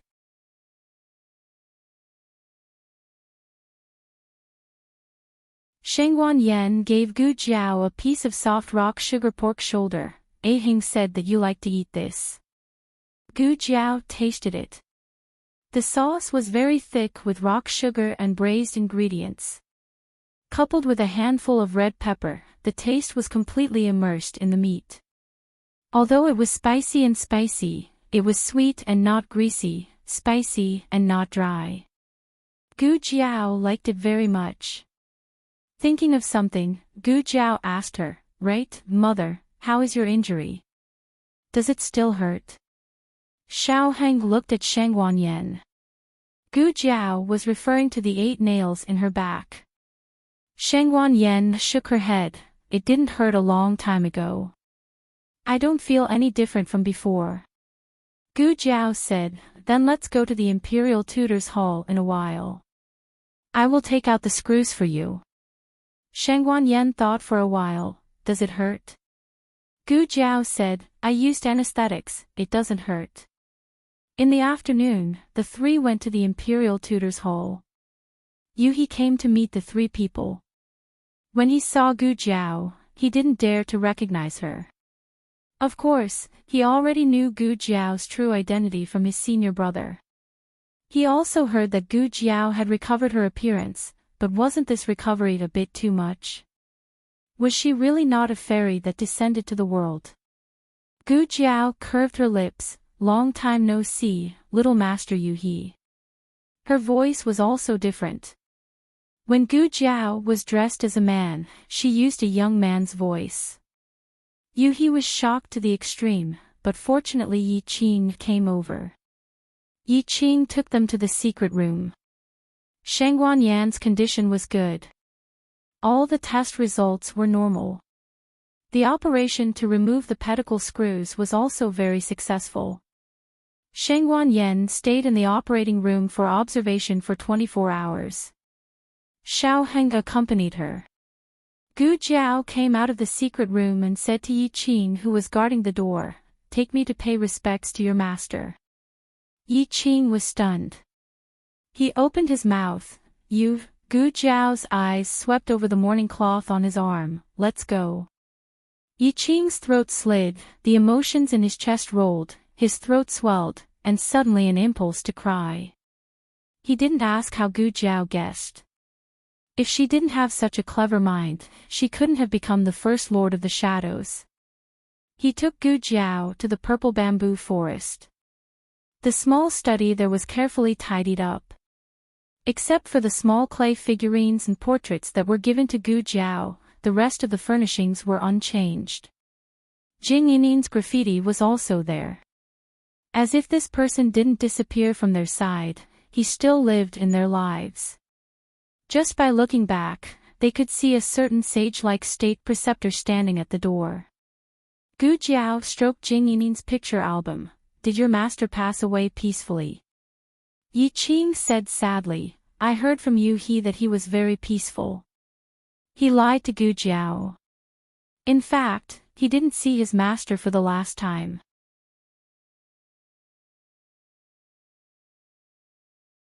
The person who went to the Dark Night Island to find him was not his master, but Yuhi, who held his master's letter. Gu Jiao whispered, "Is it for Xianyuan Qi?" Xianyuan Qi's life had come to an end in Ghost Mountain. In the Battle of Puqing City, he had exhausted all his strength. He could survive and get better day by day. Perhaps it was not only a miracle created by the purple grass poison. Yi Qing choked and nodded. Master said that he was sorry for the Xianyuan family, and he paid his life to Xianyuan Qi. It was also atonement to the Xianyuan family. It was only later that he understood why his master asked him to go to the border and even gave him the purple grass poison. His master had predicted Xianyuan Qi's fate and also predicted his character. He would not leave Xianyuan Qi in the lurch. Everything was in his master's plan. From the day he left the state preceptor's hall for the border, his master had been waiting for death peacefully in Xingdu. Gu Jiao murmured, "No wonder when I saw him after coming back from the border, he was so old. He changed Xianyuan Qi's fate and exhausted his life." Yi Qing turned around and wiped his tears. After calming down, he said to Gu Jiao, "Master knows that you are Jing Yinin." He told Xianyuanli that when Yinin was a child, Marshal Xianyuan always secretly took her home for this reason. It was the greatest wish of Master and Marshal Xianyuan to watch the Lord of Shadows grow up. Gu Jiao understood a lot in an instant. Was it because of this that Xianyuanli melted his armor and gave it to Jing Yinin? Was it also because of this that he insisted on letting Jing Yinin practice martial arts no matter how weak she was when she was a child? Yi Qing thought of his master, and tears came out involuntarily again. Master said that he couldn't protect Yinin well, but they all hoped to protect you. He changed Xianyuanqi's fate not only because he owed the Xianyuan family, but also because he hoped that there could be someone stronger than himself in this world to protect you. Gu Jiao stroked the two words Yinin, inscribed by the state preceptor on the picture album. She raised her hand and pressed her heart, suddenly feeling a little uncomfortable here.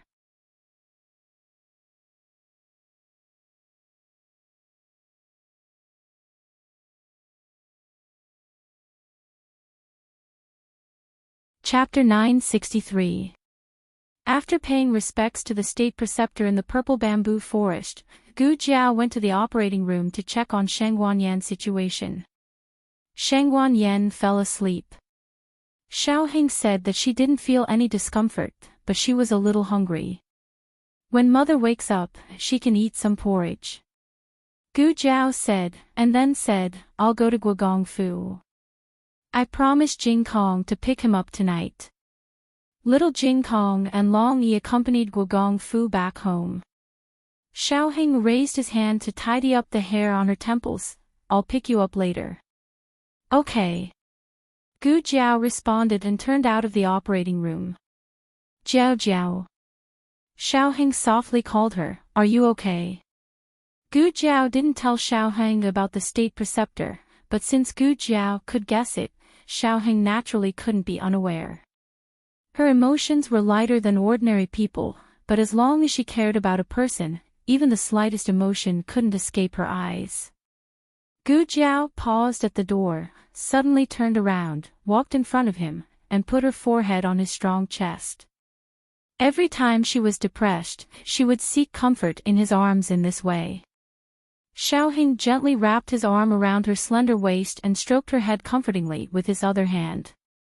In fact, even if Xiao Heng didn't find out, she could deal with her emotions. But he always found out and comforted her in time. He never said a word to her not to be sad. She was also a human, she could be sad, she didn't need to be so strong. Sheng Wanyan slept for the whole afternoon and finally woke up. As soon as she opened her eyes, she saw her son and daughter-in-law hugging each other. She opened her mouth. Well, she was full. She was full of dog food. Xiao Heng hugged Gu Jiao and comforted her. Gu Jiao's forehead was still pressed against his warm and firm chest, a pair of white hands pinching his belt.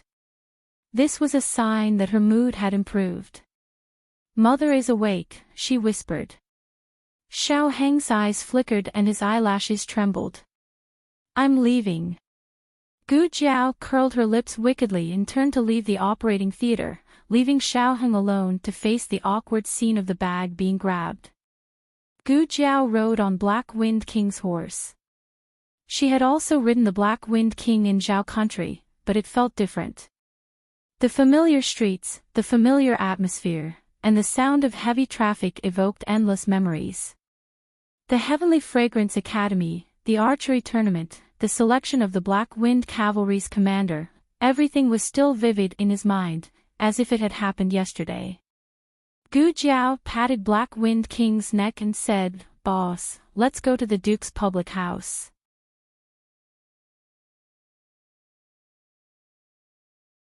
Black Wind King galloped with Gu Jiao on the familiar streets. Its aura was too strong and could easily scare other horses, so it tried to avoid the crowd and walked through empty alleys. When one person and one horse walked halfway, a broken tile suddenly flew in front of them. Seeing that it was about to hit Gu Jiao, Black Wind King turned right and agilely dodged. Then, more and more tiles and even hidden weapons came one after another. Someone was fighting. Where do you think you're going? Today, either you die or I die. Gu Jiao frowned.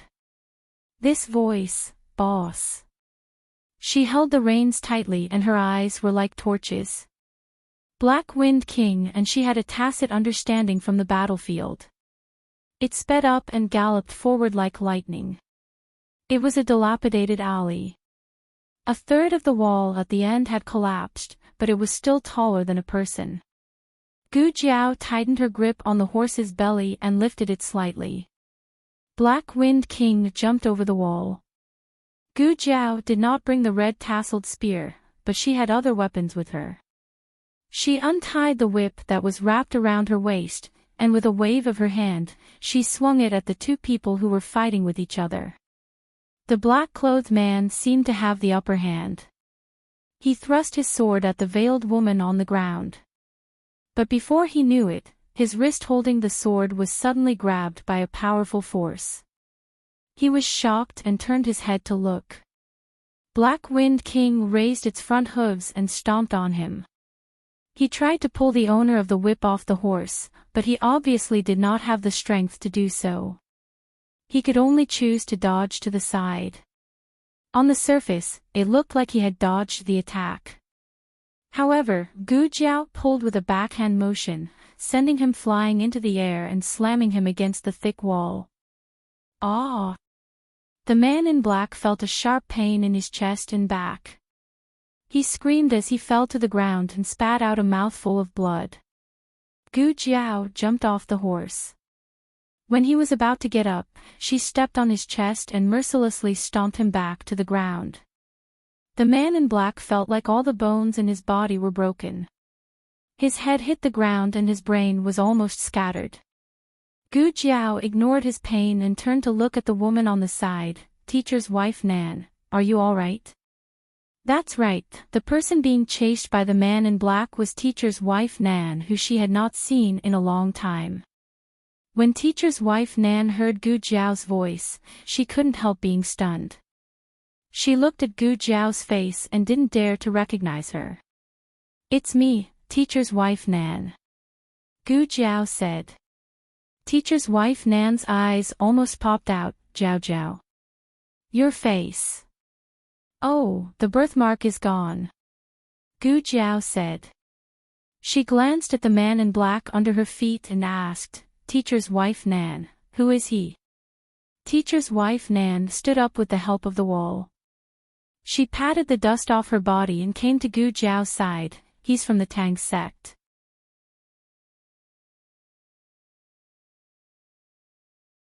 Then, she moved her fingertips and shot out a poisonous needle, sealing the man's throat. Gu Jiao took her foot back and asked Teacher's wife Nan, Teacher's wife, what's going on? Earlier, you said that you would stay in Xingdu to deal with some personal matters.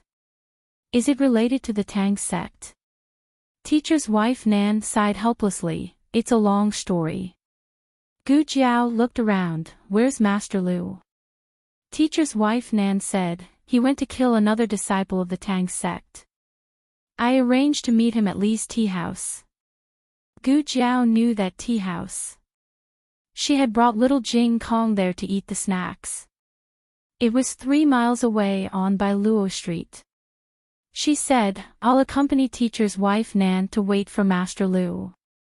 Teacher's wife Nan asked, will it delay you? No. Gu Jiao shook her head.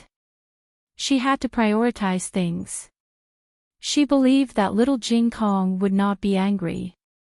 The two rode the Black Wind King to Li's tea house and asked for a room on the 2nd floor facing the street.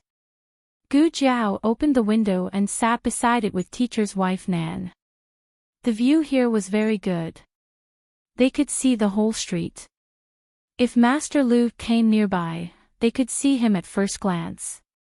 Gu Jiao poured a cup of tea for Teacher's wife Nan. Right, Jiao Jiao, why did you come to Yan country? Also, your birthmark, how did it disappear? I heard that you and Ah Heng got married. It's a pity that I couldn't attend your wedding. I'm really sorry. Teacher's wife Nan had too many things to say. She was not only concerned about Gu Jiao and Xiao Heng's situation, but also missed Gu Xiaoshan and Gu Yan. Actually, it's not a birthmark. It's a mark of chastity. Gu Jiao told her the abbot's drunken blunder. After teacher's wife Nan heard it, she did not know what to say. After that, Gu Jiao told her about the other people's recent situation. Gu Yan and Gu Xiaoshan were studying at Qinghe Academy. Gu Qingfeng was a captain in the military camp and did not go to the academy. They would all study martial arts in the future. Gu Changqing inherited the Gu family army and married Yuan Baolin. Xiao Heng became a junior advisor in July last year. At the end of the year, Grand Secretary Yuan's health was not good and he handed in his resignation document. In February this year, Xiao Heng took over the position of Grand Secretary. Grandmother-in-law and son-in-law were very healthy. Grandmother-in-law returned to his original position and often visited the imperial palace. Gu Xiaobao was 2.5 years old. He was a lazy and smart child. Yao Shi was also doing well. Aheng and Jing Kong also came. Aheng is in the imperial palace. Jing Kong is in Duke Yan's manor. Gu Jiao spoke in detail, slow and patient. Seeing that everyone was well, teacher's wife Nan was very happy. That's good, that's good. But teacher's wife Nan, what's the situation on your side? Ha! Teacher's wife Nan touched her face with her veil, speaking of which, it's an old grudge.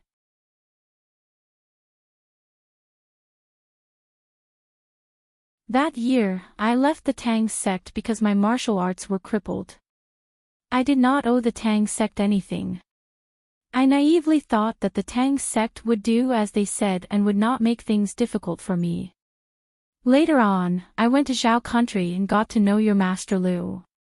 Speaking to this point, she paused then smiled slightly. You might have guessed it. Master Lu is Zhao country's Master Lu. He once received a favor from Elder Feng. At the time, Aheng came to him and had your Master Lu take Xiaoshan and Yan as disciples, and he agreed. Gu Jiao had indeed guessed this about Master Lu's identity. Thus, hearing what teacher's wife Nan said, she did not feel too surprised. Teacher's wife Nan recalled and said, when I first got together with your Master Lu, my face was not disfigured. Unfortunately, I was noticed by the Emperor of Zhao country when I was sightseeing. I don't know what the Emperor of Zhao country was thinking.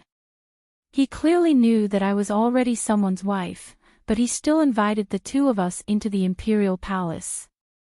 He hosted a banquet in the imperial garden for the two of us.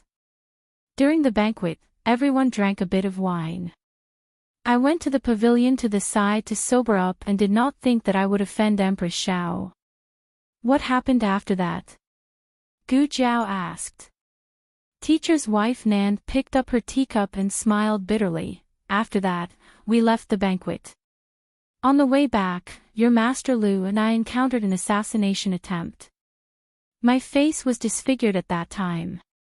The culprit escaped without a trace, and I have not been able to find them after so many years. Gu Jiao rubbed her chin. Normal people would probably think that it was done by Empress Xiao. Teacher's wife Nan nodded. That's right. Your Master Lu and I suspected it at first, but so what if we suspected her? She is the Empress of Zhao country and is the younger sister of Marquis Xianping. We are alone and weak, so we could not do anything to her. Your Master Lu hates Empress Xiao and also hates the source of the tragedy, the Emperor of Zhao country. If it was not for him coveting my beauty and inviting the two of us into the palace, I would not have offended Empress Xiao. He no longer works for the court and has been living in seclusion ever since. Not long after you left for battle last year, I once again encountered the culprit that had disfigured me.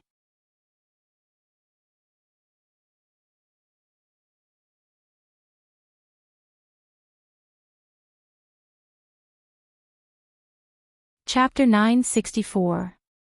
It's people from the Tang sect. Gu Jiao combined what happened today and came up with this guess. A cold light flashed past Mistress Nan's eyes. That's right, it's people from the Tang sect. I managed to get a lot of information out of that person. Only then did I find out that the Tang sect has always been brooding over my departure. Just like Qi Xian, they all think that I secretly comprehended some incredible cultivation method, which allowed me to learn the highest martial arts of the sect. They have always wanted to capture me and bring me back. Gu Jiao didn't ask why Mistress Nan didn't say so earlier. She understood Mistress Nan's personality, she didn't want to cause trouble for them. She looked at Mistress Nan and said seriously, "Mistress Nan, leave the Tang sect to me." Mistress Nan looked at her in shock. "What do you want to do?" Gu Jiao said lightly, "Flatten the Tang sect." The Jianghu sects and the imperial court have always minded their own business. Even Qi Xian left the Tang sect before joining the Han family. Gu Jiao had no intention to make things difficult for the Jianghu sects, but if anyone from the Tang sect dared to bully the Dragon King's temple, then they shouldn't blame the Black Wind Camp's cavalry for trampling on the Tang sect's mountain. Jiao Jiao. Mistress Nan didn't want to trouble Gu Jiao. Gu Jiao looked into her eyes. "Mistress Nan, the Gu family asked me for 20 years to buy off their relationship with Gu Shaoshun. Gu Shaoshun's parents personally received the 2 silver ingots, they were very happy. A useless son could be sold for 20 years, they felt that it was a good deal." Mistress Nan never expected that there was such a terrible truth behind Gu Shaoshun's break with the Gu family. "You and Master Lu treat Shaoshun as your own son. I don't want Shaoshun to lose his parents who love him so much." Mistress Nan was silent. Gu Jiao continued, "What's more, when Yen was injured, didn't you all come to the Yen kingdom regardless of everything? Master Nan and Master Lu's kindness to his 2 younger brothers could not be described in a few words. Gu Jiao would not allow anyone to harm Nan Shirnyang. The 2 of them sat for a while longer before Master Lu came over in a hurry. Nan Shirnyang waved at him from the 2nd floor. He looked up and saw his madam first. There was no doubt about it. But who was the young lady opposite madam? He went to the side room. "Are you hurt?" Madam Nan asked. "I didn't." "What about you?" Master Lu asked. "I'm fine too. Let's see who's here." Madam Nan smiled at Gu Jiao. "You definitely won't recognize her." Master Lu's gaze fell on Gu Jiao's flawless face.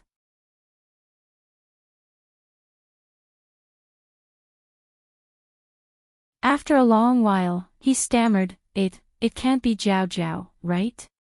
Master Lu." Gu Jiao greeted him with a smile. Master Lu staggered and bumped into the wall beside him. "So it really was Jiao Jiao. Did she change her face?" "No, her facial features were no different from before. But without the birthmark, it was as if she had been reborn. Jiao Jiao's face is better now." Madam Nan did not mention the chastity mark. Master Lu only thought that Gu Jiao's medical skills were superior. He was quite pleased that she cured herself. He did not judge people by their appearance. Gu Jiao did not either. But as an elder, he still did not want those bad looks to fall on Gu Jiao. Gu Jiao asked, "Master Lu, Madam Nan, where do you live now? Is it still the same courtyard as before?" Madam Nan said gently, "We moved to the inner city. We live in Chui Lu Lane." Gu Jiao said happily, "It's in the same direction as the House of Duke. If you don't mind, you can go to the House of Duke for dinner tonight. Jing Kong will be very happy to see you."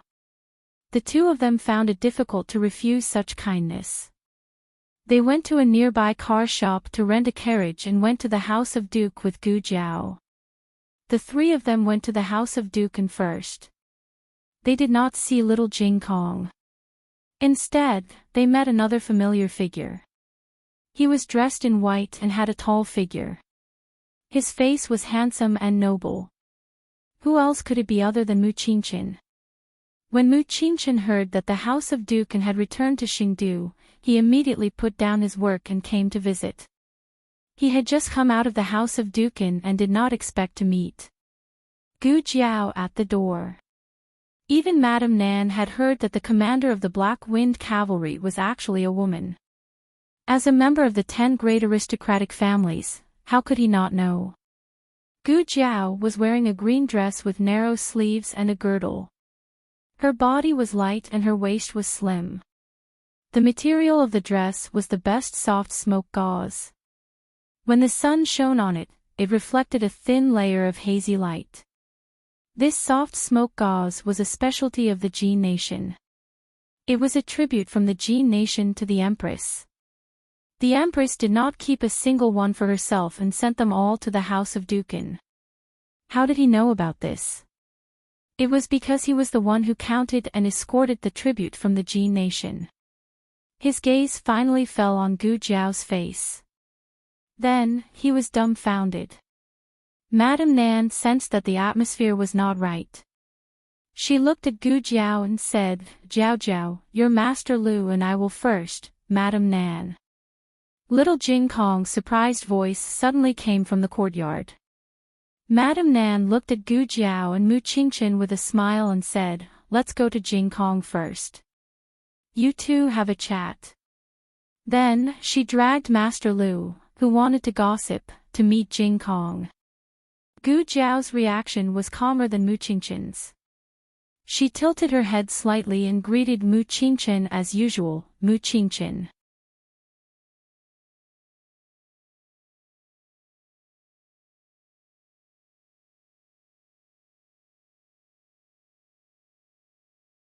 Muqinchin froze and widened his eyes in disbelief. Gu Jiao said, "This is for you from Yinin." Muqinchin's arms trembled slightly. His eyes reddened unconsciously. He raised his head and forced the tears back to the corners of his eyes. He raised his arms and wanted to hug his Yinin. But his hand stopped in midair, an inch away from her. He was too late. Gu Jiao withdrew her hand and looked at him. She said seriously, "Muqinchin, thank you. Thank you for protecting Yinin. Thank you for taking care of Duke." And Muqinchin collected his emotions in time and said calmly, "I'm done. You should go and see Duke and don't let him wait too long." "I should go back." Gu Jiao said, "I'll see you off." Muqinchin said, "No, you go first." Then, "Okay." Gu Jiao said goodbye to him and turned to walk down the pavilion. Looking at the beautiful figure gradually disappearing in the twilight, Muqinchin finally couldn't bear it anymore. He turned around and closed his eyes. A drop of hot tears fell down.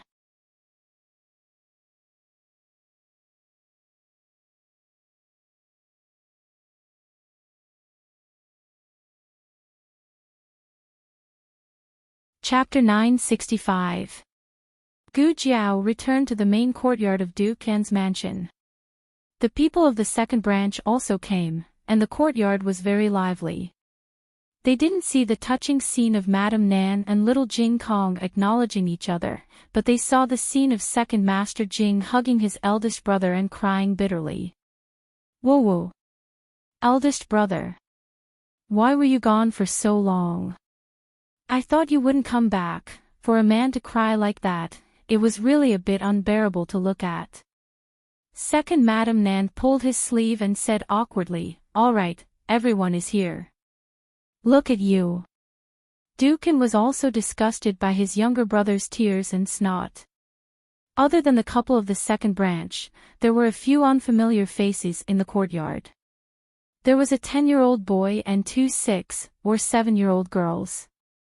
The 3 of them looked like second Master Jing and second Madame Nan, so they must be their children.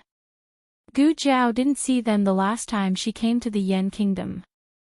Later, she learned from Dukan that second Madame Nan's mother's condition was not good, so she sent the 3 children to U City, which was 100 miles away, to accompany their grandmother. Not long before her wedding with Xiaoheng, second Madame Nan's mother's condition suddenly worsened. Second Master Jing and his wife went to U City to visit old Madame Nan, so they missed their wedding. Second Madame Nan didn't want to bother with her husband. She took Madame Nan's hand and said softly, "Sorry for making a fool of ourselves. Let's go and admire the flowers."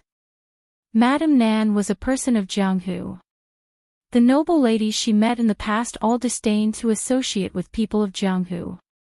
Second Madame Nan was different from them. She could feel Second Madame Nan's sincere acceptance. Jiao Jiao was surrounded by very good people. Madame Nan smiled and agreed. Jiao Jiao. Little Jing Kong, who was showing off his height to Master Lu, saw Gu Jiao calmly walking over.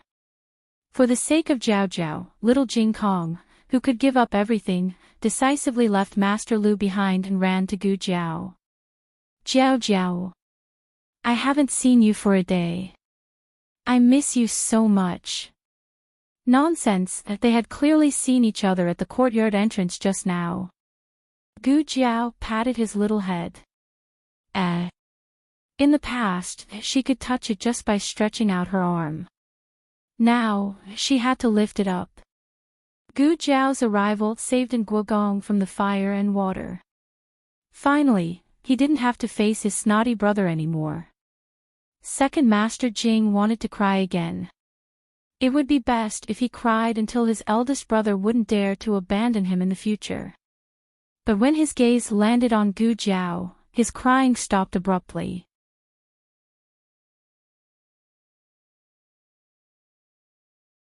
He was originally a foppish and dissolute person. Back then, in order to see the beauties of the Azure Water Women's Academy, he had specially pushed his elder brother to watch the archery competition. Gu Jiao's clothes weren't luxurious at all. Her hair accessories and hairstyle were extremely simple. But the more simple it was, the more it highlighted her beauty and temperament.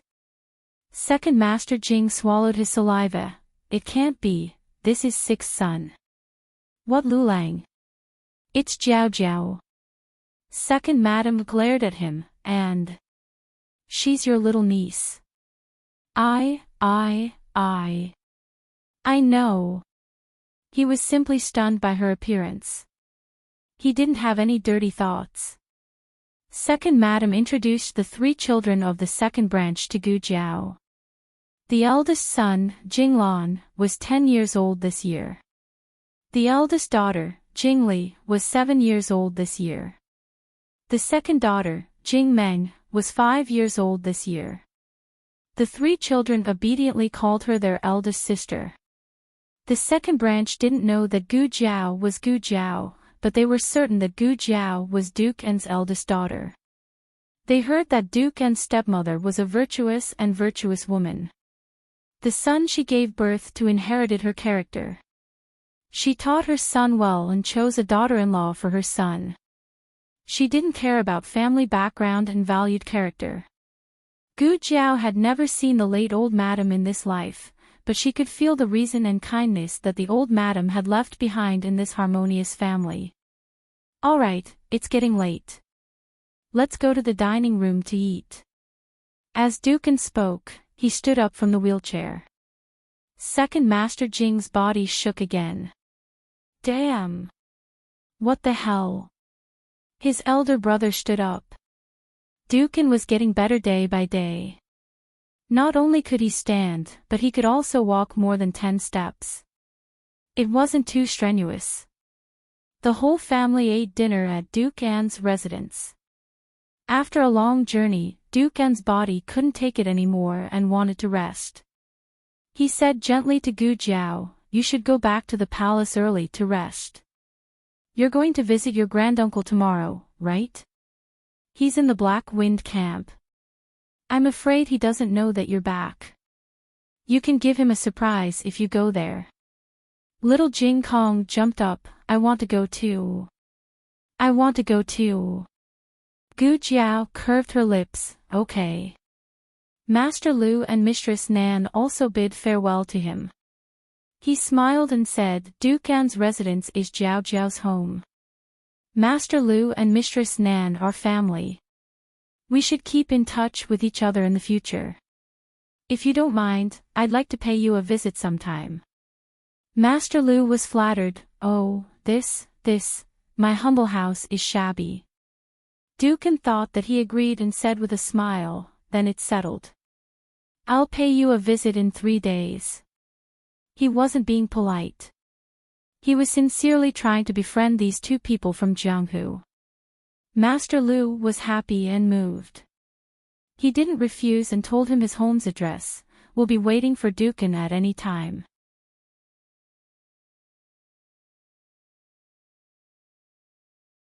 Coming out of the Duke An's residence, Gu Jiao looked up at the crescent moon in the sky. Ha! Aheng said that he would come to pick her up. Why didn't he come? Did something happen? Gu Jiao guessed correctly. Something did happen. Shengguan Yan needed to be operated on today to remove the screws. Gu Jiao and Xiao Heng went to the state teacher's hall. The children were left in the imperial palace to be taken care of by Wu Xixi and the wet nurses.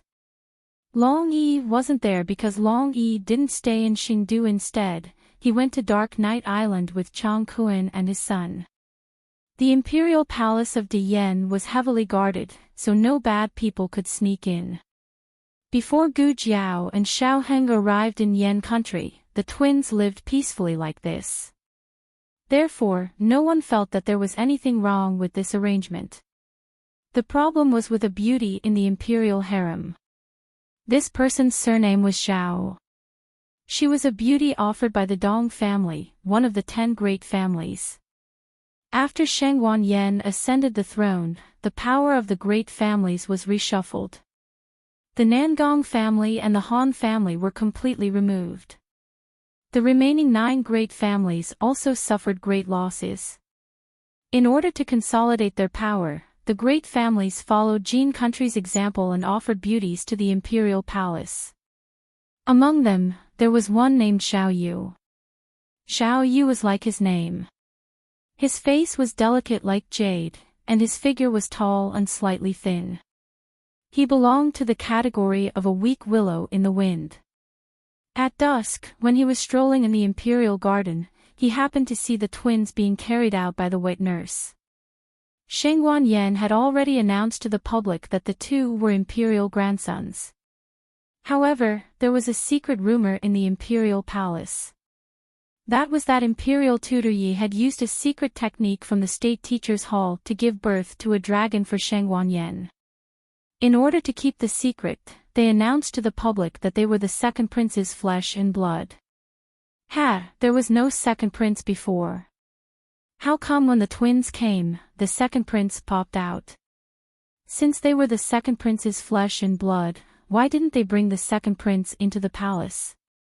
The twins had been here for 2 months before the second prince and his wife arrived late. Don't tell me that the 2 children can come to the palace by themselves.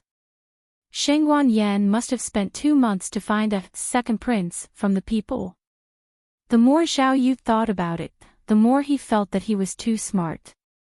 He saw through everything that others did not see through. His Majesty gave all his love to the twins and did not even look at the beauties in the imperial harem. Only when the twins were gone would His Majesty notice the beauties in the imperial harem. Anger rose from the heart, and evil grew from the side.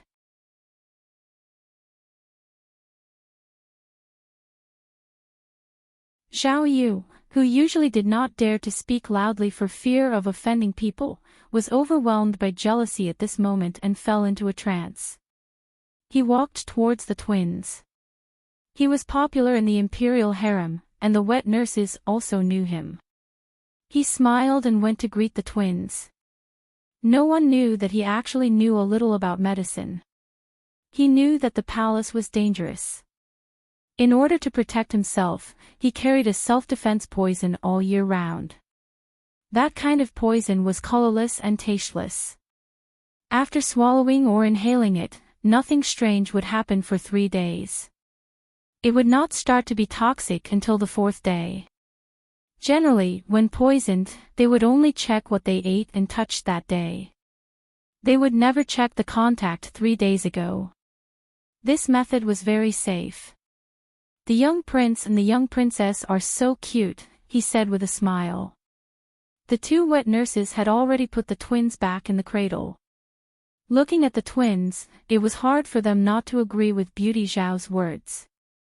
The 2 little masters were really the most beautiful babies they had ever seen. "The weather is very hot." Zhao Yu opened the folding fan and fanned himself first. Then, when no one was paying attention, he sprinkled the powder on the folding fan.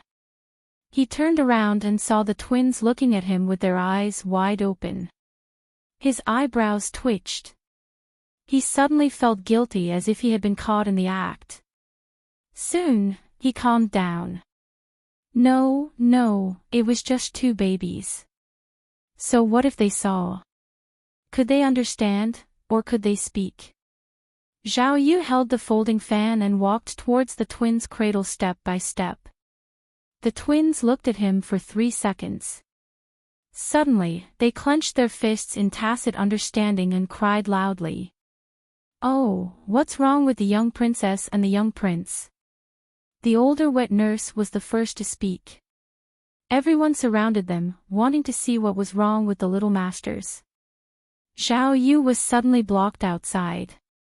Now, he couldn't fan them no matter how hard he tried.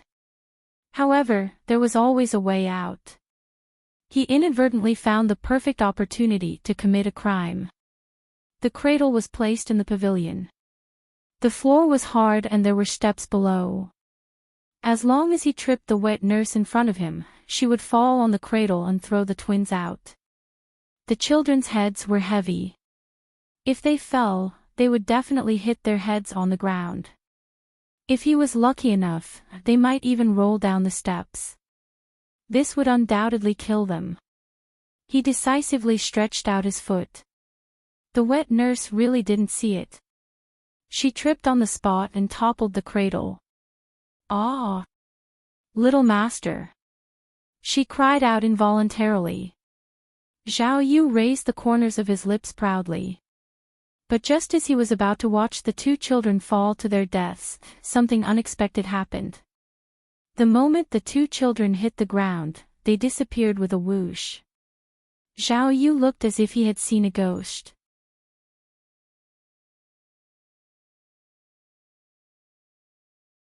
His soul flew out and he fell on his butt to the ground. In the eastern suburbs of the imperial city, in a deserted and abandoned alley, Liao Qin, who had been chased for 3 days and 3 nights, finally couldn't take it anymore. He stopped and decided to fight to the death with the other party. He was dressed in a gray monk's robe and stood against the wind under the moonlight. His wide sleeves and robe fluttered in the night wind. He was clearly a monk, but he had an excessively delicate face and a pair of seductive peach blossom eyes. It was as if he was drunk with the nectar of a peach forest. Whoever saw this face wouldn't say a word. Where did this evil monk come from? However, the mole under his right eye gave him a sense of loneliness and mystery. The corners of his lips curled up. He sneered and said, "Cow nose, I've tolerated you for a long time. You don't really think I can't beat you, do you?" Taoist Qing Feng was dressed in a blue Taoist robe. His black hair was tied up with a wooden hairpin. He had the air of an immortal. He said coldly, "I didn't ask you to be merciful." Liao Chen flicked his sleeves lightly and said with a smile, "I just stole your clothes and caused you to be watched by others under the moonlight. If worse comes to worst, I'll show you and you can come back." Taoist Qing Feng's eyes were cold. Shameless. He attacked Liao Chen with a killer move. Liao Chen narrowed his eyes. Is this stupid cow nose for real? Cow nose has improved a lot this year. He tapped his toes and flew into the air. The monk's robe couldn't contain his inner strength. His powerful aura overflowed, almost forming a terrifying phoenix. Cow knows, it's time for you to see how powerful I am.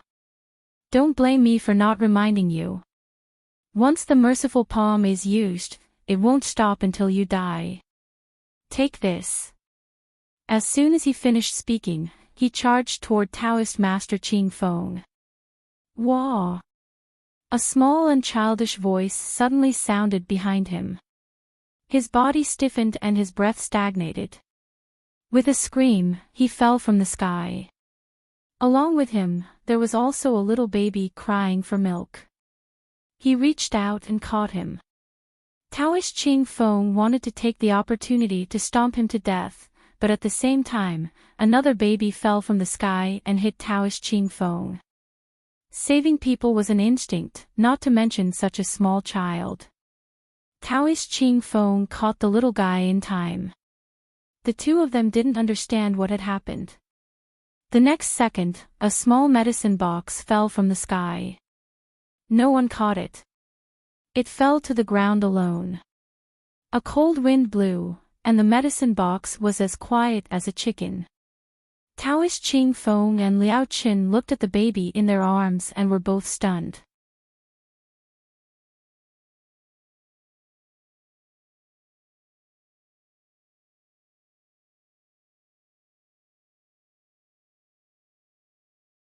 Chapter 966. After a moment of shock, the two of them raised their heads at the same time. They first looked up at the sky, then looked around. Because Taoist Ching Feng had come here with the intention of killing Liao Qin, he didn't want to hurt the innocent. He had followed Liao Qin all the way out of the inner city and into this deserted area. It wasn't that there was no one within a 10-mile radius, but there were very few people here. Where did the child come from? Taoist Ching Feng asked in confusion. Liao Qin looked up at the bright moon. A trace of confusion flashed through his charming peach blossom eyes. He pointed at the boundless sky. It seems like it fell from the sky. How is that possible? Taoist Ching Feng said indifferently. No knife in the world could kill a child. He stood up with the child in his arms. What are you doing? Liao Qin asked him. He looked around cautiously. Someone must have been here just now. After saying this, he ignored Liao Qin and planned to look around with the child in his arms. However, he was stopped by Liao Qin. Bullnose. Liao Qin raised his eyebrows and glanced at the way he held the child. That's not how you hold a child. Taoist Ching Feng looked at the way he held the child. He really didn't understand what had gone wrong. Liao Qin complained, "Are you holding a book? Who holds a child with two arms?" Xiao Zong's little face looked like it had nothing to live for. It seemed to be expressing its dissatisfaction.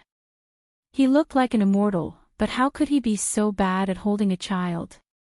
Taoist Ching Feng refused to accept Xiao Zong's look of disdain, but he still asked Liao Qin, "Then how should I hold it?" Liao Qin looked at him incredulously and sighed.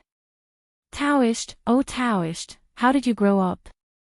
He was face-blind and had no sense of direction. He didn't even know how to hold a child. He clicked his tongue and stood up calmly in the face of Taoist Ching Feng's strong murderous aura. He demonstrated, "Look carefully. Such a small child should be held horizontally." His arms were long and his palms were big, so he could hold Xiao Yan firmly with just one hand. Xiao Yan lay in his arms, leaning against his firm and warm chest. Hearing the strong heartbeat that was similar to her father's, she felt a sense of security that she did not reject. Wow! Xiao Yan smiled at Liao Qin. Liao Qin raised his eyebrows proudly. He looked at Xiao Yan and then at Taoist Ching Feng. See? When you hug him comfortably, the child will smile at you. Taoist Ching Feng lacked experience in raising a child. He only managed to learn Dust's hug after observing for a while. Why isn't he smiling?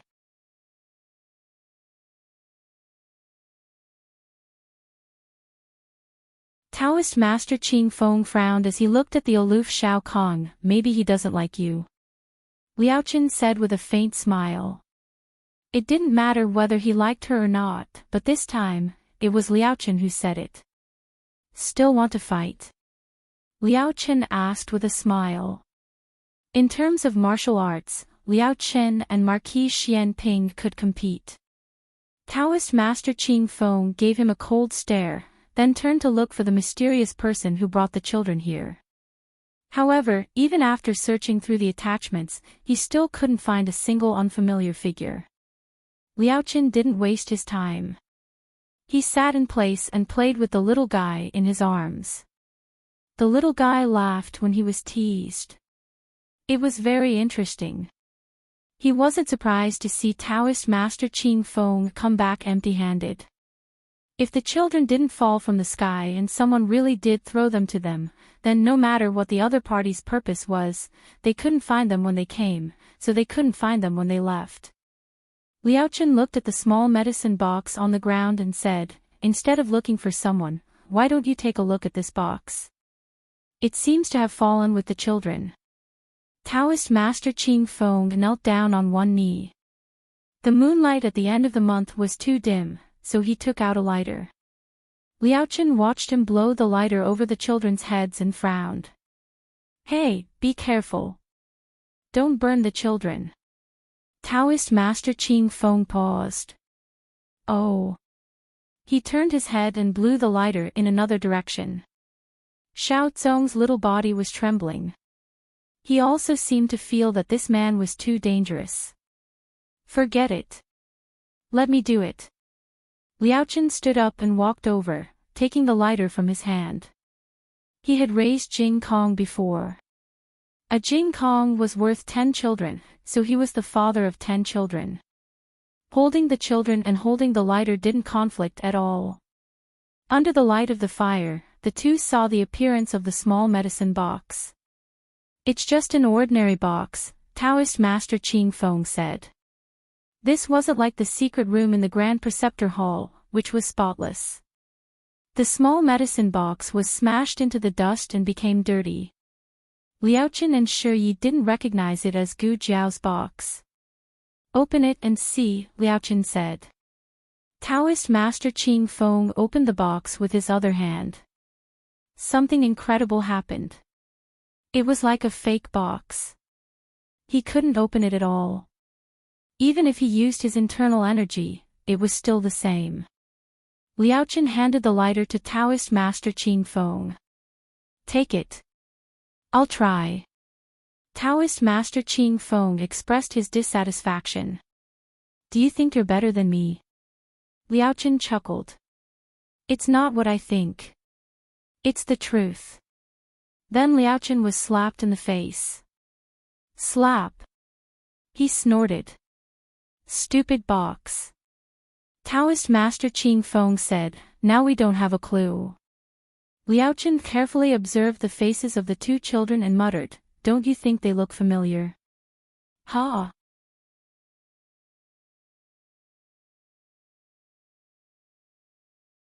Taoist Master Qing Feng couldn't tell. Forget it. It's useless to ask you, Liaochen said. Let's find an inn first. There are a lot of mosquitoes at night. If you don't rest, they'll need a quiet place to sleep. How about we report this to the authorities? Taoist Master Qing Feng suggested. Liaochen sighed. The yamen is far from here. Besides, there's no one to take care of such young children. Taoist Master Qing Feng didn't speak. Liaochen said, if you don't want to go to the inn, you can give the children to me. I can handle it alone. Taoist Master Qing Feng hit the nail on the head. You want to take the opportunity to slip away again. The last time he left him in Xingdu, he searched for him for months. Then he left him in Zhao Kingdom, and he searched for him for months again. He wouldn't fall for his trick this time. Liaochen waved his hand.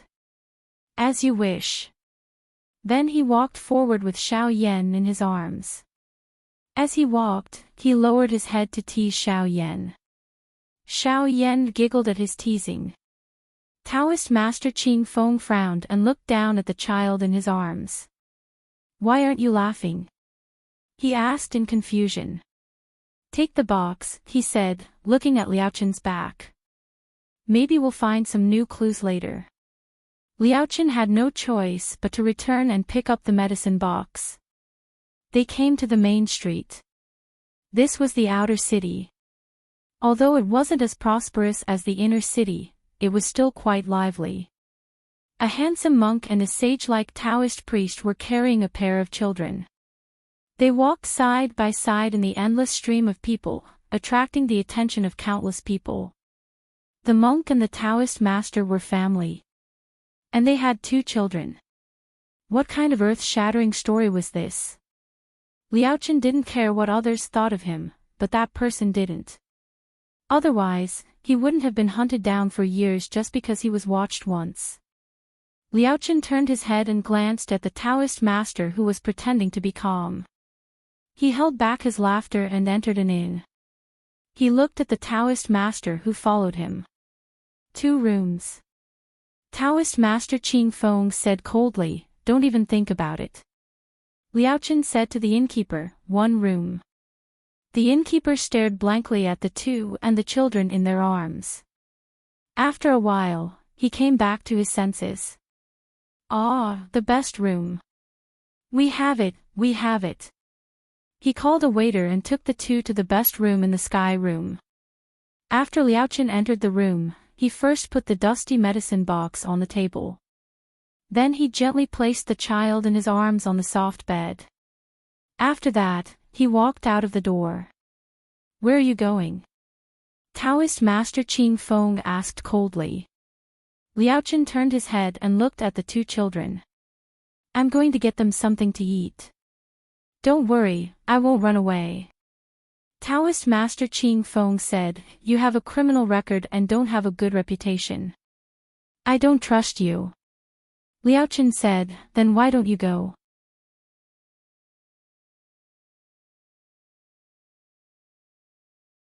Taoist Master Qing Feng said reasonably, if I leave, you'll still run away. Liaochen put his hand to his forehead. Then what should I do? Taoist Master Qing Feng said seriously, give me your shadow token. Hiss, Liaochen gasped. The shadow token was the most precious thing he had. He couldn't give it to others so easily. But if he didn't give it to him, this guy was too difficult to deal with. Fine, fine. Here you go. Liaochen took out the shadow token and threw it to the man. The man caught it easily. Okay, you can go now. Liaochen shook his head and went downstairs to the kitchen to find something to eat. The 2 children looked about 5 months old and could eat some fine rice paste. He went to the kitchen and had the kitchen cook 2 small bowls of rice paste. He also ordered a few delicate and delicious dishes and asked the waiter to send them to the best room. He carried the rice paste upstairs on a tray. When he reached the door, he bumped into Xianyuanqi, who was coming from the end of the corridor. The father and son were both shocked. Father. Xianyuanqi was out of the city on business. He had just secretly met with an important person in the inn. He didn't expect to see his son here, whom he hadn't seen for a long time. Why are you here? He asked strangely. His eyes fell on the tray. What is it? Before Liaochen could answer, the waiter came with a bucket of hot water. He said to Liaochen, Sir, the hot water you and the other guest asked for, should I send it to your room now? Xianyuanqi's body shook. You got a room with someone. Liaochen slapped his forehead. Don't misunderstand. It's a Taoist priest. Xianyuanqi shook again. You got a room with a Taoist priest? Liaochen motioned for him to look at the 2 bowls of rice paste on his tray. He said helplessly, it's because of the children. Xianyuanqi shuddered. You guys even have a child. Father. Liaochen was speechless. It's not what you think. As soon as he said that, Taoist Qing Feng walked out with the shadow token. Xianyuan Qi didn't look at his face, but he saw the token first. He instantly felt like he was struck by lightning. He roared, "You gave the family heirloom to him."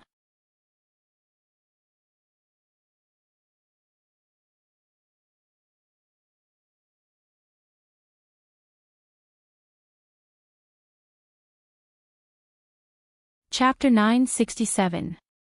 Xianyuan Qi was so shocked that he couldn't even speak properly.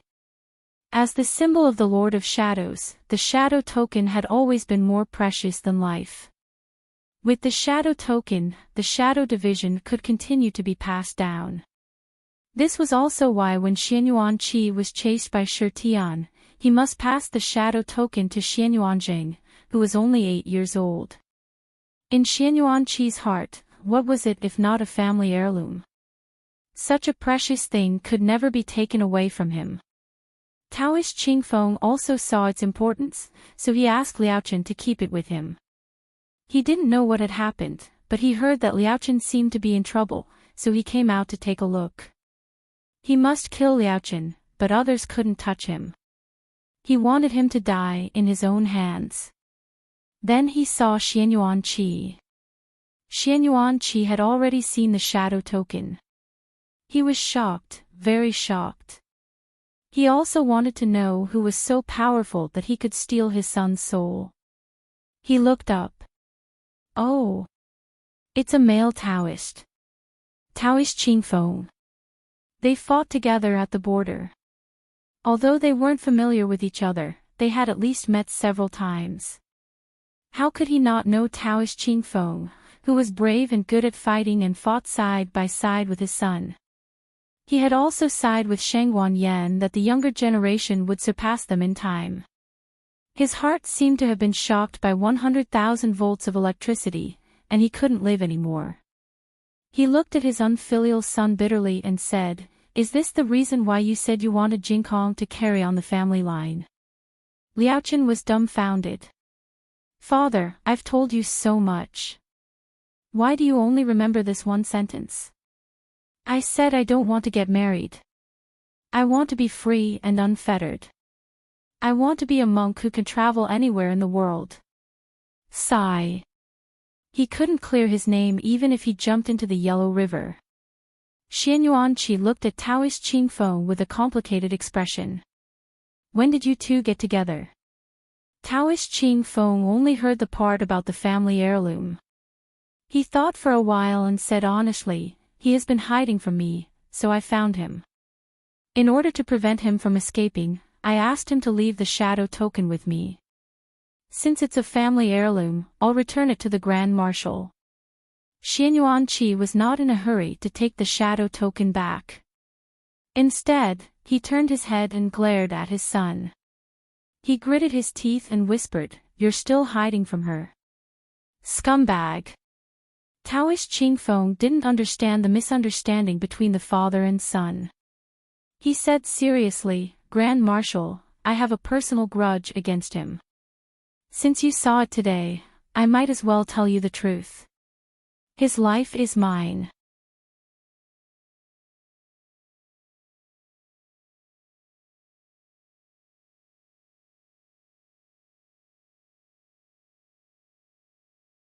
There are also 2 moving coordinates. One is me, the other is the former godfather, and now there may be boy phoenix twins. Yi Qing thoughtfully said, "In other words, it will either teleport to your side or go to Dark Knight Island." Gu Jiaojiao thought, no. It was known that the medicine box needed energy to tear space, so there was another possibility. It didn't have enough energy and randomly dropped halfway. Yi Qing heard her thoughts. When Gu Jiaojiao and Yi Qing planned to take the people of Imperial Tutors Hall to find the boy phoenix twins, Xianyuan Qi rushed over with one baby in each hand. Seeing that the 2 little fellows were safe and sound, everyone heaved a sigh of relief. "Grand Marshal." Yi Qing and Xianyuan Qi greeted.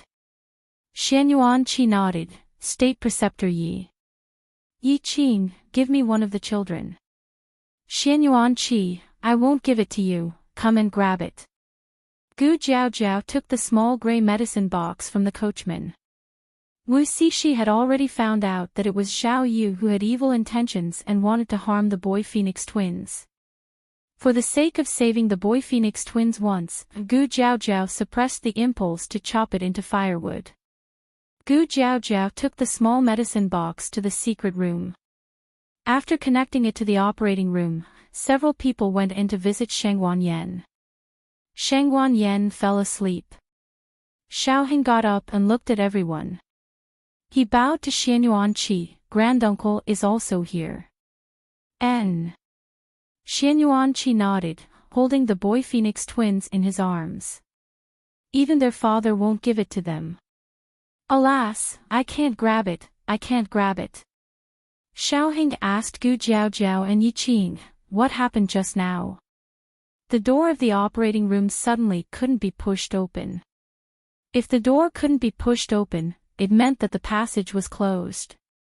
This was the case when Gu Chongqing was hiding here to recuperate. Gu Jiaojiao told Xiaoheng about the boy Phoenix twins' half-day tour in the capital, and Xianyuan Qi added the information of the two on the road in time. Only then did they know that the boy Phoenix twins fell into the hands of Liaochen and Qingfeng Taoist. Gu Jiaojiao curled her lips and murmured, you really know how to pick people. When the energy was exhausted, he located a familiar scent nearby. Did he become a spirit? The boy Phoenix twins were safe and sound because they were lucky. If they were ordinary children, they would have been killed by Zhao Yu. Thinking of this, Xiaoheng's eyes became cold. Mother was worried that there was no chance to touch the Dong family. Zhao Yu came to the door and really handed a good knife. That night, Xiaoheng personally went to the dungeon of the palace to interrogate Zhao Yu. Zhao Yu couldn't withstand the torture at all. As soon as he was beaten, he confessed and cried loudly that he was instigated by the Dong family.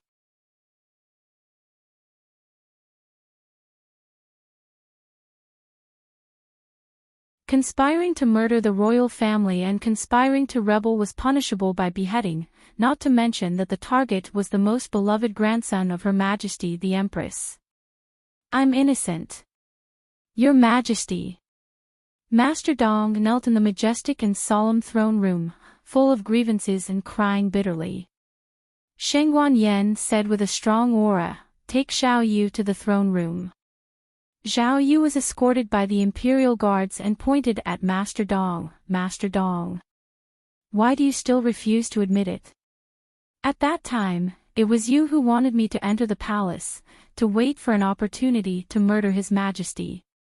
Because I wasn't favored and couldn't get close to His Majesty, you set your sights on the young royal princess and the young royal prince. You said, to kill them, to make His Majesty panic. And then you thought of a way to poison His Majesty, to make it look like His Majesty was depressed and had died without any illness. Master Dong said angrily, nonsense. Zhao Yu said angrily, you know very well whether I'm talking nonsense or not. You blackmailed me with my family. Let me lay my hands on two babies in swaddling clothes. Master Dong. You're so vicious. You. Master Dong was so angry that he stood up and rushed to Zhao Yu.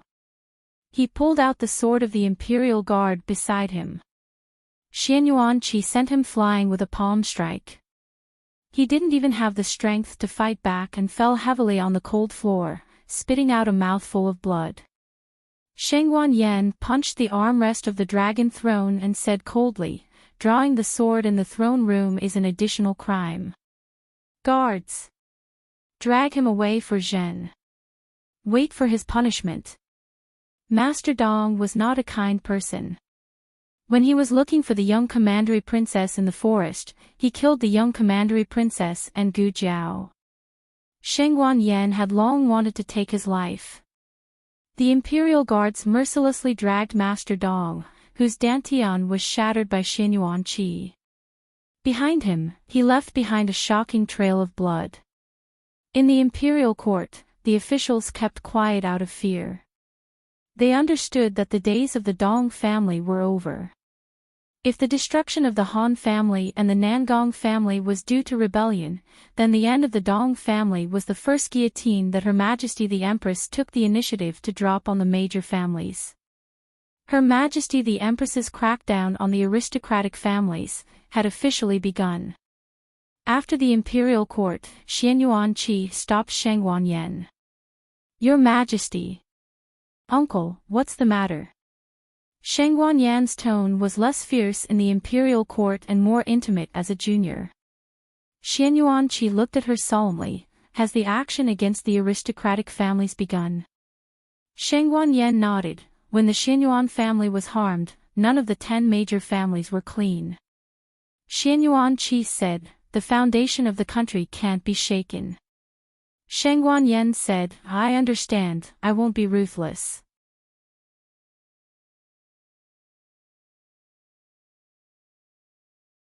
Some families will make up for their mistakes. I will deal with them according to their merits.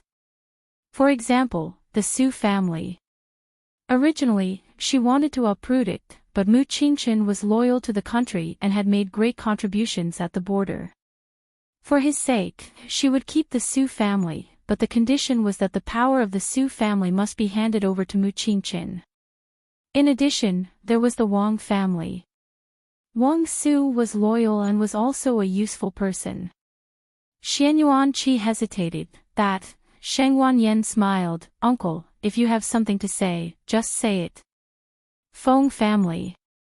Xianyuan Qi said, "Can you save the Feng family?" Feng family.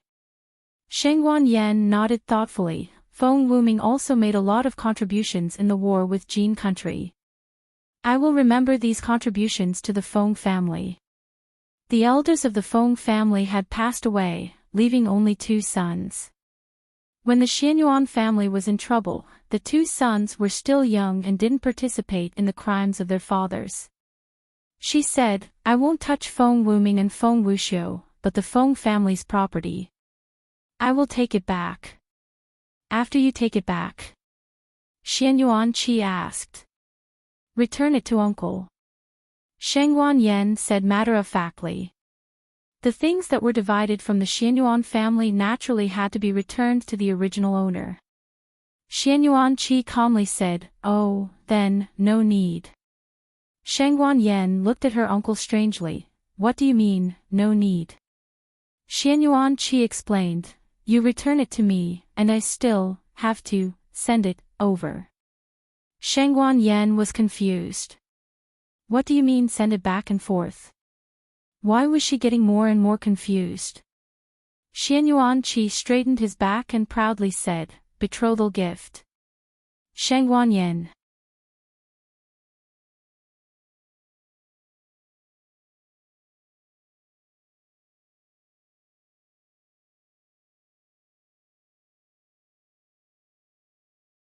Chapter 968. The twins were frightened when they left the palace. Shangguan Yan let the young couple stay in the palace and don't walk around. They should accompany the children in peace. In the cradle of Fenglin Palace, Gu Jiao looked at the pair of little guys who were more excited than birds. She deeply wondered where she could see that they were frightened. He was clearly acting as if nothing had happened. "All right. I'm going to the barracks," Gu Jiao said. The 2 little guys pouted for a second. "Don't cry," Gu Jiao said lightly. The 2 little guys felt wronged and held back their cries. Wu Xixi, who was waiting on the side, was distressed. The little master was only 5 months old. Did the mother have to be so cruel? Didn't she see that the 2 of them were still in shock and needed their mother's comfort? It would be strange if they needed it.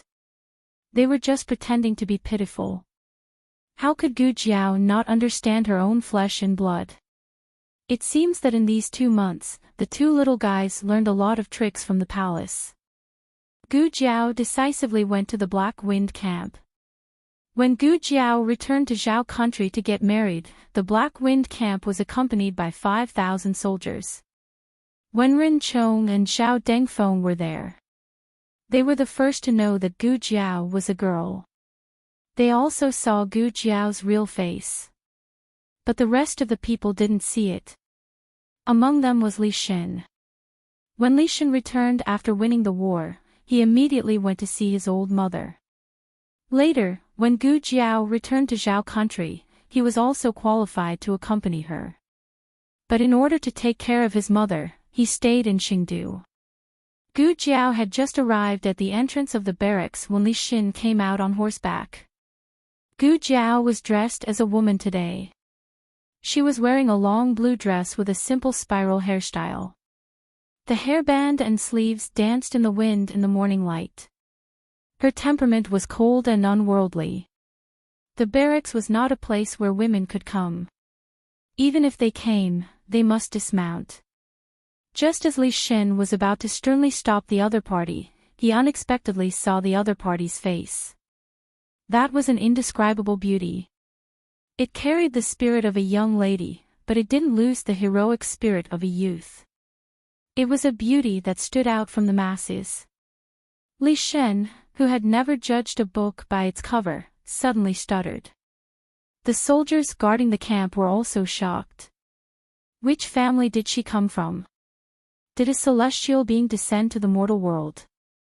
How did he end up in their barracks? Li Shen. Gu Jiao greeted him from the back of Black Wind King's horse. You know me.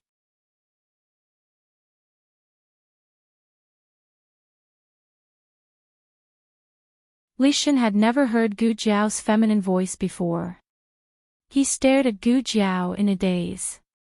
It was rude of him to stare at a woman's face like that, but his woman's beauty was so stunning that he had forgotten his manners. Gu Jiao reverted to his youthful voice. It's me. Li Shen's body trembled and he fell from the horse's back. He fell flat on his face. For such a fairy-like girl to suddenly have a youthful voice, it was really frightening, all right? However, why did that voice sound so familiar? He quickly raised his head and looked towards Gu Jiao's direction. This time, he wasn't looking at Gu Jiao's face, but Gu Jiao's horse. Black Wind King. His expression changed and his gaze moved up again, landing on that flawless face. You are the young commander. The guards at the entrance were all shocked. This fairy-like girl was the young commander of their Black Wind camp who killed enemies like flies. The news that the young commander was a girl had already spread throughout the camp. It was said that the birthmark on her face had also been cured. But when they saw it with their own eyes, it was still too shocking.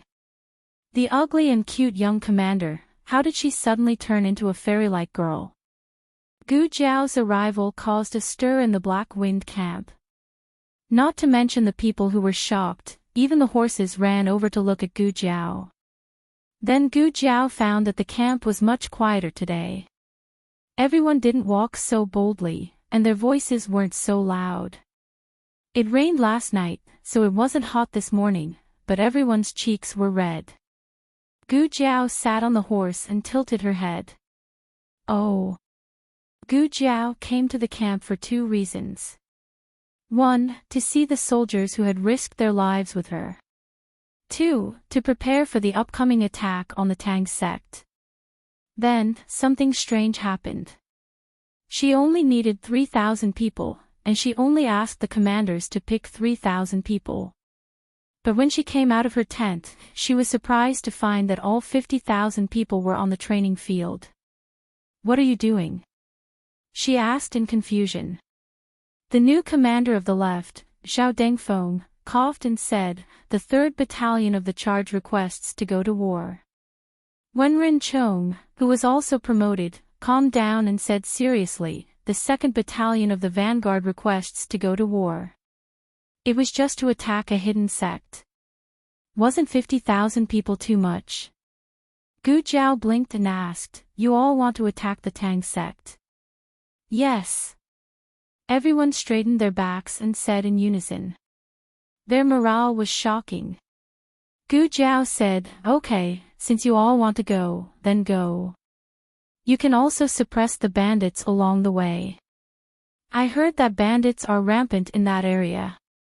It's good to do something for the people." Qing Fugue was promoted. He was the Hui general of the Black Wind camp. He had the highest rank under Gu Jiao and Xianyuan Qi. He asked righteously, "Young commander, when are we leaving?"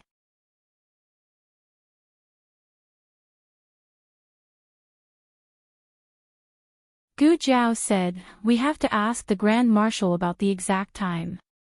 Qing Fugue was stunned. "Why, do we have to ask the Grand Marshal?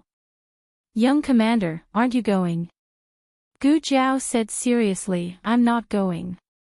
I have something else to do. I have to go to the Dark Night Island. I wanted to pick a cavalry to go with me, but since you all want to suppress the bandits, I'll go to the Dark Shadow tribe to get some soldiers." Qing Fugue stuttered. After all this time, they were not going to go with the young commander. But what was so good about the Grand Marshal? The young commander's Jiao Jiao was so soft and cute. The 50,000 people were crying in their hearts. They were so regretful that their intestines were turning green. Gu Jiao and Xiao Heng stayed in Xingdu for a month. During this time, they visited all the teachers and friends they knew in Xingdu, including the dean of Tianqiong Academy and Wu Fuzi, as well as their former classmates and teammates. No one could believe that Xiao Lulang, who was braver than boys, was actually a girl. She was also so beautiful. "You drew the birthmark on your face on purpose, didn't you? To pretend to be a man." In the pavilion of the academy, Mu Chuan looked at Gu Jiao's face and asked. Opposite Gu Jiao sat Yuan Shao and Zhao Wei. Apart from Mu Qingchen, the other members of the five-man team were all here. Gu Jiao smiled. "If you say so." She couldn't tell him that it was Chastity Sand. Yuan Shao and Zhao Wei were a little embarrassed. Not for anything else, but because they had once asked Lu Lang to take them to the brothel. Now that they thought about it, they were really bastards. Ahem. To ease the awkwardness, Zhao Wei started a new topic. "I heard that Zhong Ding went back to Zhao State and Zhou Tong transferred schools. After you left the academy, young Master Qingchen stopped coming to class. My fourth brother went to war. Isn't that right, Lu Lang?" Mu Chuan smiled at Gu Jiao. He was still used to calling Gu Jiao Xiao Lu Lang. Gu Jiao didn't mind being called that. She nodded. "Yes, we stayed at the border for a long time. But he didn't come to class after the war," Zhao Wei sighed. Zhao Wei sighed. "I occasionally pass by the Clear Heart Hall, and I saw that the seats you two sat in were still empty. Your classmates in the Clear Heart Hall have reserved seats for you too. But you two won't go back to class in the future, right?" They couldn't help but feel a sense of melancholy in their hearts. Yuan Shao sighed. "It seems like only yesterday that we attacked Ju Sai. Do you still remember those Shaolin monks? Did they break Mu Chuan's arm?" Fortunately, Lu Lang was there. Otherwise, it wouldn't matter if we won or lost. In fact, we should have known that Lu Lang wasn't a mediocre person. Mu Chuan suddenly laughed. Lu Lang went easy on Canaan Academy just to get the 10,000 taels of gold for the second place.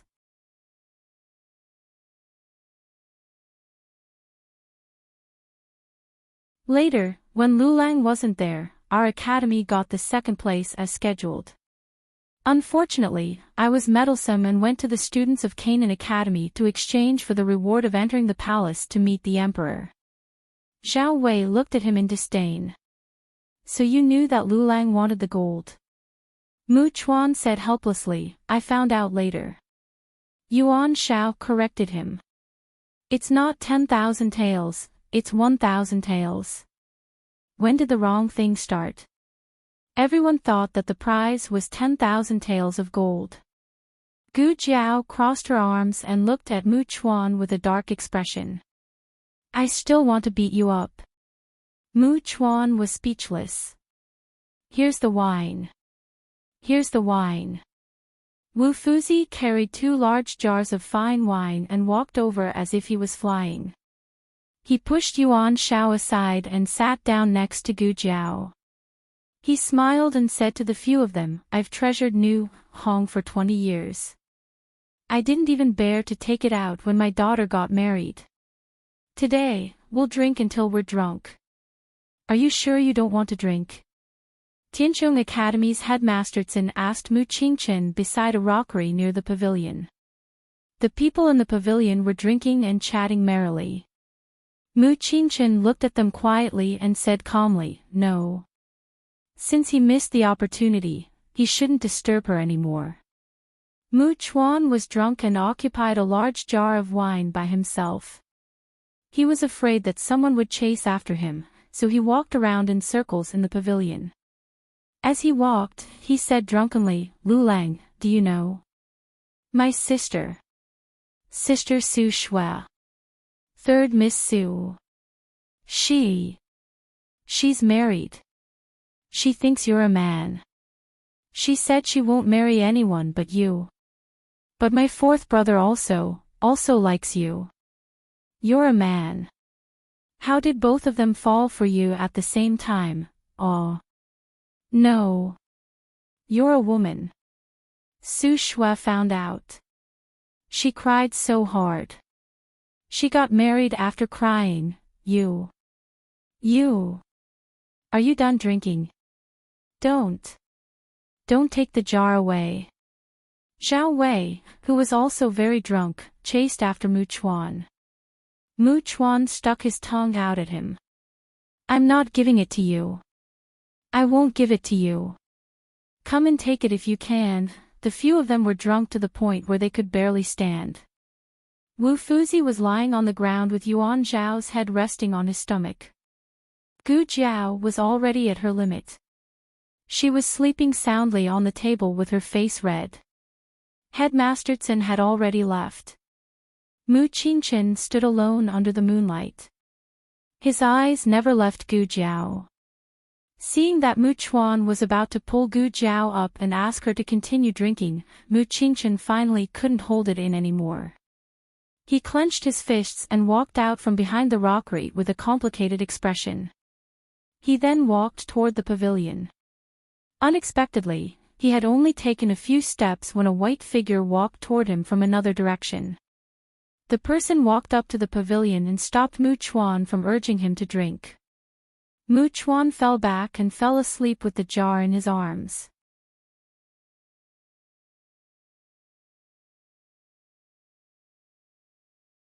He bent down and whispered in Gu Jiao's ear, Jiao Jiao. Oh. Gu Jiao opened her eyes in a daze. She first opened her left eye, then opened her right eye, and a jade-like handsome face came into view. She smiled.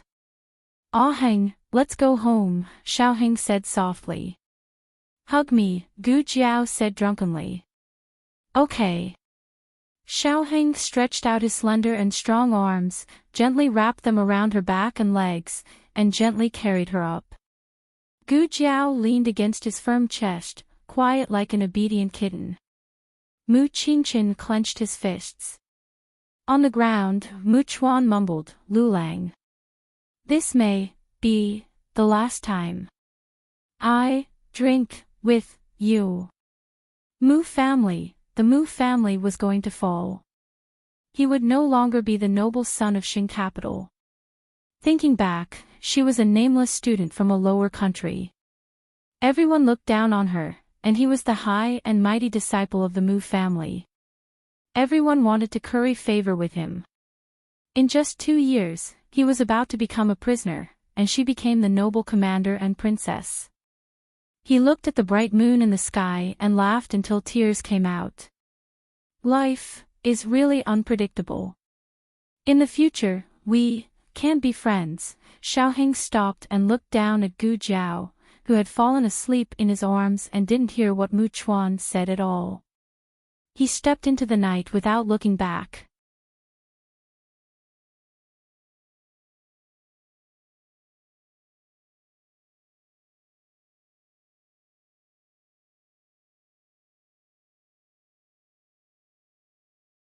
Chapter 969.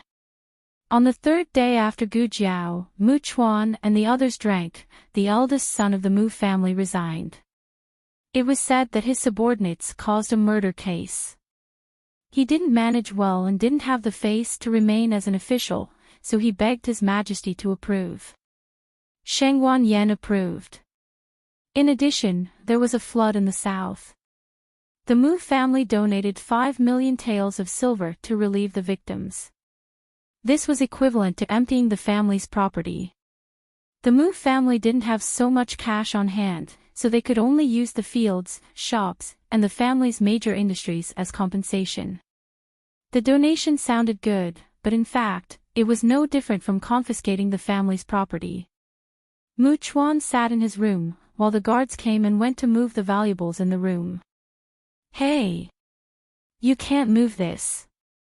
His servant stopped a guard and looked at the enamel vase in his hand, saying, "This is young master's birthday gift. Young master likes to use it to raise small fishes." That was a childhood memory. Mu Chuan was naughty and couldn't stay idle at home. If he didn't knock over the vase, he would break the porcelain. Later, old Master Mu got an expensive enamel vase from somewhere. Originally, he wanted to arrange flowers, but Mu Chuan had a bright idea and caught 2 small fishes to raise. "Let them take it away," Mu Chuan said faintly. "But young master." The servant couldn't bear it and said, "They've emptied the room." "At least leave a vase for you as a memento," Mu Chuan whispered. "No need, I don't want to miss it. It's fine as it is." The guards took the vase away, and Mu Chuan's golden-laid jade belt was also taken away from the wardrobe, leaving only some worthless clothes. "Young master." The servant choked and looked at Mu Chuan. Mu Chuan was originally the most impatient person, but when such a thing happened, he was calmer than anyone else in the family.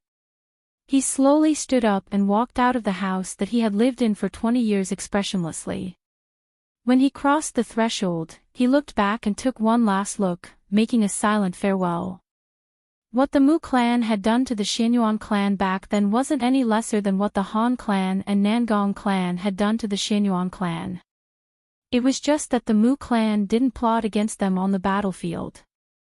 However, when it came to hitting the Xianyuan clan while they were down and framing them, the Mu clan didn't show any mercy. Sheng Wanyan will not be lenient to the Mu family.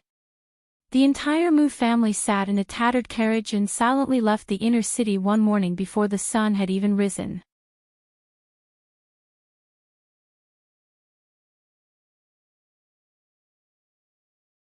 The servants in the house were dismissed, leaving only a few old servants and children who were unwilling to leave. More than 30 people moved to an old house in the outer city. This was Matriarch Mu's dowry back then, and it was the only asset that had not been handed over. They were used to living a life of luxury. Now that they were reduced to commoners, their family members cried bitterly. Matriarch Mu fell ill on a stormy night. Mu Chuan braved the heavy rain and went around seeking medical attention. However, when they heard that it was to treat the Mu family, no doctor dared to come. Everyone knew how the Mu clan exposed the Xianyuan clan in the past. Now that the Xianyuan clan's grievances were cleared and the empress ascended the throne, the Mu clan's power was gone. If anyone dared to help the Mu clan, they would be going against the empress and the Xianyuan clan. On a rainy night, Mu Chuan finally felt the despair of having his entire family confiscated and exterminated. He dragged his tired body and staggered back to the old house like a walking corpse. As soon as he reached the door, he heard a familiar call behind him. "Mu Chuan." He turned around. The heavy rain drenched his eyes and blurred his vision. But he still clearly saw Gu Jiao, who was wearing a long green dress, holding an oil paper umbrella and carrying a small medicine box, slowly walking towards him. The heavy rain was cold. When it fell into his eyes, it became boiling hot when it flowed out. His throat swelled painfully. Gu Jiao treated Matriarch Mu's illness and left enough medicine.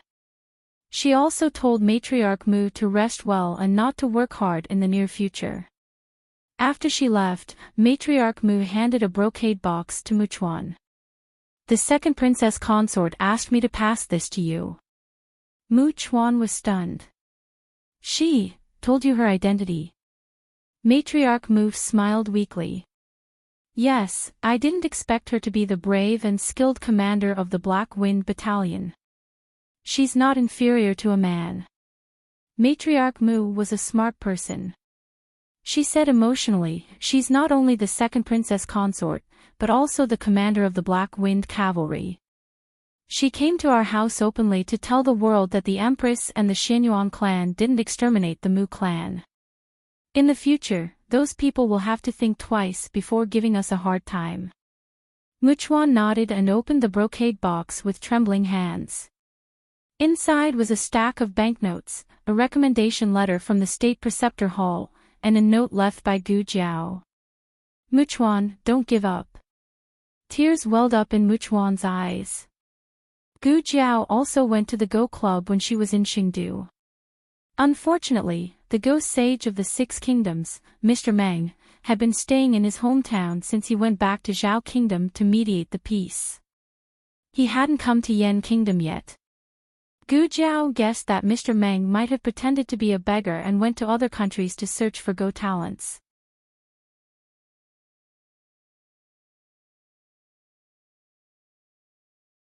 As long as Mr. Meng was happy, he didn't have to stay at home to enjoy his old age. At the beginning of August, Gu Jiao and Xiaoheng set off for Dark Night Island. The twins stayed in the palace, and little Jing Kong also stayed in Xingdu. Xianyuan Qi hoped to spend more time with him. Dark Night Island rarely interacted with the outside world. It was inconvenient for Gu Jiao to bring too many people with her. She only brought Liaochen and a few masters of the Shadow Division. How can this number of people be enough? Shangguan Yan said, I'll send you another team. She sent Feng Wuxiu, the head of the Feng family. Outside the palace, Feng Wuxiu was holding a bag of fried fruits. He gnawed on one and handed the rest to Gu Jiao. Do you want to eat? Gu Jiao, his younger brother, was going to Dark Night Island. Qing Feng was worried about his brother's safety, so he could only follow him secretly. Liaochen, who thought that he could escape from someone's pursuit by going to Dark Night Island, suffered another tragedy. This time, they were not marching to war, so they didn't need to hurry day and night. It took them 1.5 months to reach Pu City. They settled down in Pu City for 2 nights and caught up with General Chang Wei. They temporarily left Black Wind King under General Chang Wei's care. On the morning of the 3rd day, they set off from Pu City again. 3 days later, they left the northernmost border of the Yan Kingdom and set foot on the ice field to Dark Night Island. Changjing, where did you leave the dire wolf? Gu Jiao rummaged in her purse for the map. I lost the map. It doesn't matter, I know where it is. Xiaoheng said. How do you know? Gu Jiao asked. I saw the map. Xiaoheng said. Gu Jiao nodded. Oh, then you lead the way. Qing Feng, come with us. The 3 of them went to look for the snow car and dire wolf on Dark Night Island. Feng Wuxiu was wrapped in thick fur and squatted in front of an ice cave. He looked down at the flowing ice water and swallowed hard. Liaochen looked at him with a faint smile. What are you looking at? Feng Wuxiu said greedily, there are so many fish down there. I wonder if they taste good. The dire wolf on Dark Night Island was bred on the ice field. Because of their training, they wouldn't wander too far unless they were hunting. They would quickly rush over when they heard the familiar whistle. Gu Jiao took out the whistle that Chang Jing gave her and blew it. She blinked, huh? No response. The decibel of the whistle was beyond the limits of human ears. Only wolves could hear it. If the whistle was broken, humans wouldn't be able to detect it. Gu Jiao blew it again. This time, there was still no response. Let me try, Xiaoheng said. Gu Jiao handed him the whistle. Xiaoheng blew it rhythmically. Soon, a dire wolf appeared. Soon after, 2, 3, more and more ice-field wolves charged towards Xiaoheng's direction. The cold wind whistled.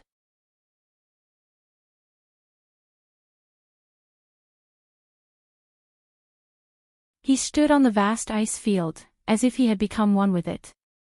His eyes were cold, and there was a strange yet powerful aura around him. Gu Jiao tilted her head and looked at him.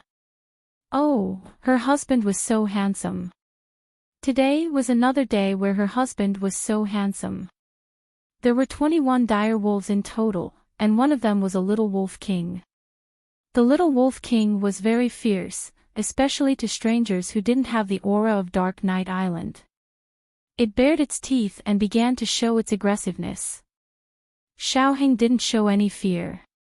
He walked forward boldly and knelt down on one knee. He raised his slender hand and gently pressed on the little wolf king's head. A miracle happened.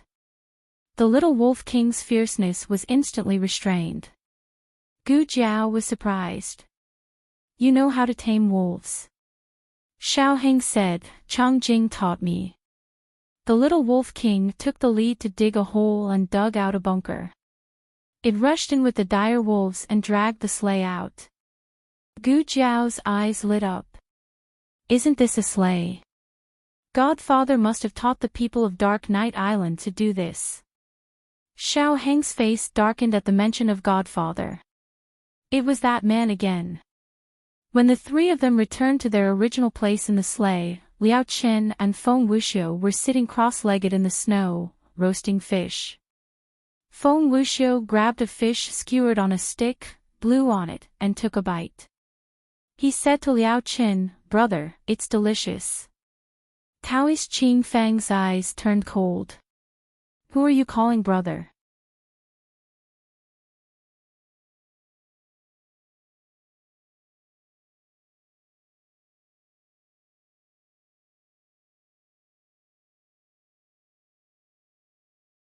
Chapter 970. At the end of August, the ice field had just passed the hottest season of the year. In some places, the ice was not very thick, so the dire wolf had to be very careful. The little wolf king leading the pack looked young, but it had a talent that was different from normal wolves. It was very sensitive to danger. Whenever the ice under its feet began to thin, it could sense it and react in time, either changing its path or slowing down. Liao Chen and Xiaoheng took turns driving the sled from the back, giving orders to the dire wolf and controlling the sled to maintain stability. Gu Jiao and Taoist Qing Feng also tried to drive the sled. Gu Jiao was too fast, and the sled was almost flying, so the four of them voted to stop. Taoist Qing Feng had no sense of direction. They took a nap on the sled, and when they woke up, they found that Taoist Qing Feng had brought everyone back to the border of the Yan Kingdom with the dire wolf. Feng Wuxiu was dizzy from riding the sled. He vomited while sitting, not to mention standing up to drive the sled. At the end of August, the ice field welcomed the first snowstorm of the year. They couldn't find a place to hide from the snow, so they could only move forward with difficulty. The snowstorm at this time was not considered heavy for the entire frozen season, but even so, everyone felt the difficulty of moving forward. Xiaoheng and Gu Jiao both thought of Marquis Xianping. It was only a small snowstorm in August, and they had the help of the dire wolf, but it was still so difficult to move forward. They couldn't imagine what kind of extreme weather Marquis Xianping had been in to bring the purple grass and fruits out of the ice field. Near evening, the snowstorm finally stopped. The group was almost frozen into ice sculptures on the sled, and the dire wolf was so tired that it lay down, unable to move forward. "Are you okay?" Xiaoheng asked Gu Jiao, who was in his arms. "Yes, I'm okay." As soon as Gu Jiao spoke, she realized that she could no longer open her mouth. She could only numbly speak. Feng Wuxiu was also protected in his brother's arms. It was a little cold, but fortunately, he didn't freeze to death. It was Mei Chen who drove the sleigh. He stood at the end of the sleigh, his entire body wrapped in thick leather. He wore a leather hat on his head that covered his ears. His long eyelashes were covered with frost, and the snow on his cheeks did not melt, almost forming a cold mask. "Hey!" His lips had long been frozen and could not move. He could only rely on his mouth to make vague sounds. Ox enemy, nose, Gega, hand.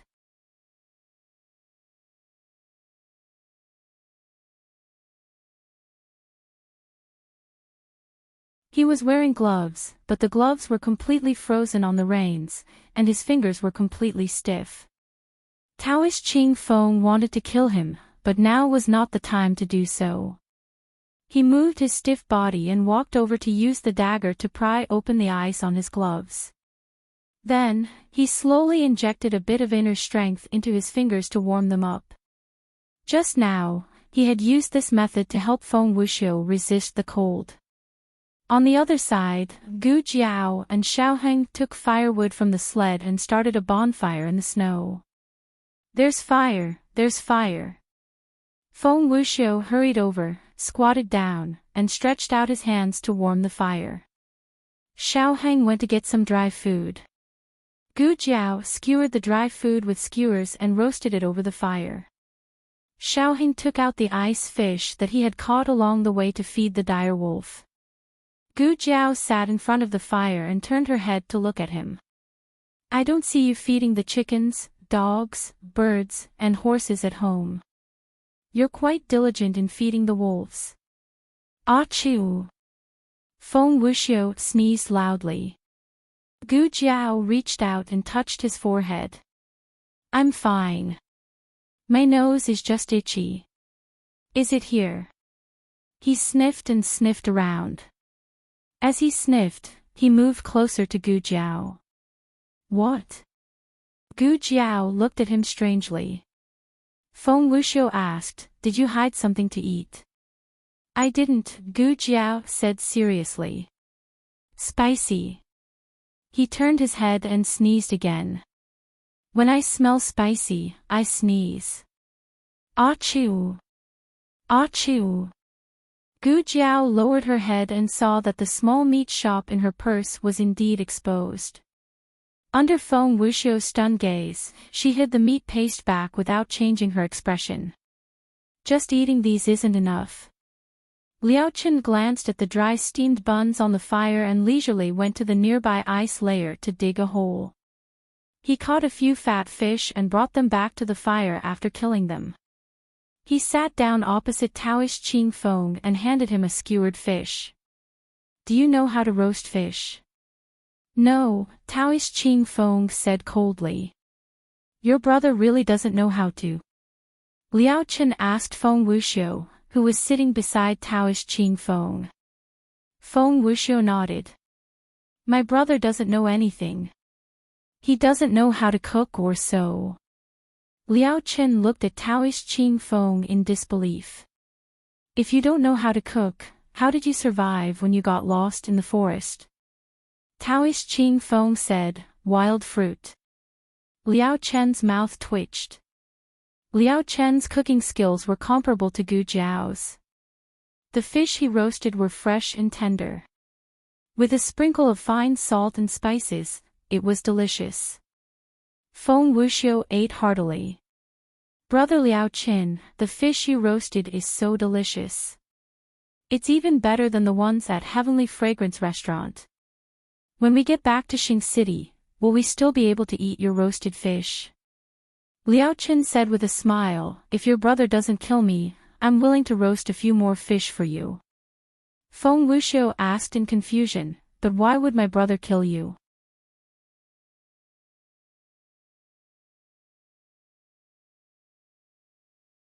Liao Chen's lips curled. Because, Taoist Ching Feng grabbed a fish and coldly stuffed it into Liao Chen's mouth. Liao Chen took a bite and held the fish in his hand. He smiled and said, "Because I'm better than your brother. Your brother is jealous of me." Oh. Feng Wuxiu buried his head in the fish. He was too busy to speak for his brother. Xiaoheng tore off the most tender part of the fish and handed it to Gu Jiao. Liao Chen smiled and picked up another roasted fish from the rack. He gave it to Taoist Ching Feng with a half-smile. "Sanjing meat. You can eat it." Taoist Ching Feng said indifferently, "You monks eat sanjing meat." Feng Wuxiu puffed out his cheeks. "Brother," he said, "you can eat it." Taoist Ching Feng glared at him coldly. "Whose brother are you?" The next day, the group continued on their journey. It took them 3 days to finally see Dark Night Island above the ice at night on the 3rd day of September. There had been a few moderate snowstorms in the past few days. Overall, the temperature had dropped a lot compared to when they first set off. The ice had thickened, making it easy for them to return to the island. The direwolf pulled the sleigh to the ferry of Dark Night Island. It was too late, and the ferry port was already closed. The iron fence that looked like a city gate blocked their path. The guards patrolling above the island noticed them. The leader asked warily, "Who are you?" Xiaoheng showed the token of Dark Night Island that Chongjing had left him. He said with a cold gaze, "Marquis Xuanbing's residence, Xiaoheng." The leader asked, "Are you the young Marquis of Zhaodu?" Xiaoheng said, "Yes." The leader frowned cautiously. "How do I know if you're an imposter?" "Wait here. I'll report to the sect master." As soon as he finished speaking, a tall and muscular figure descended from the sky. He flew down the island and onto the sleigh. With a whoosh, he picked up Xiaoheng and Gu Jiao and ran off the island. He only showed the back of his head to the guards. All the guards.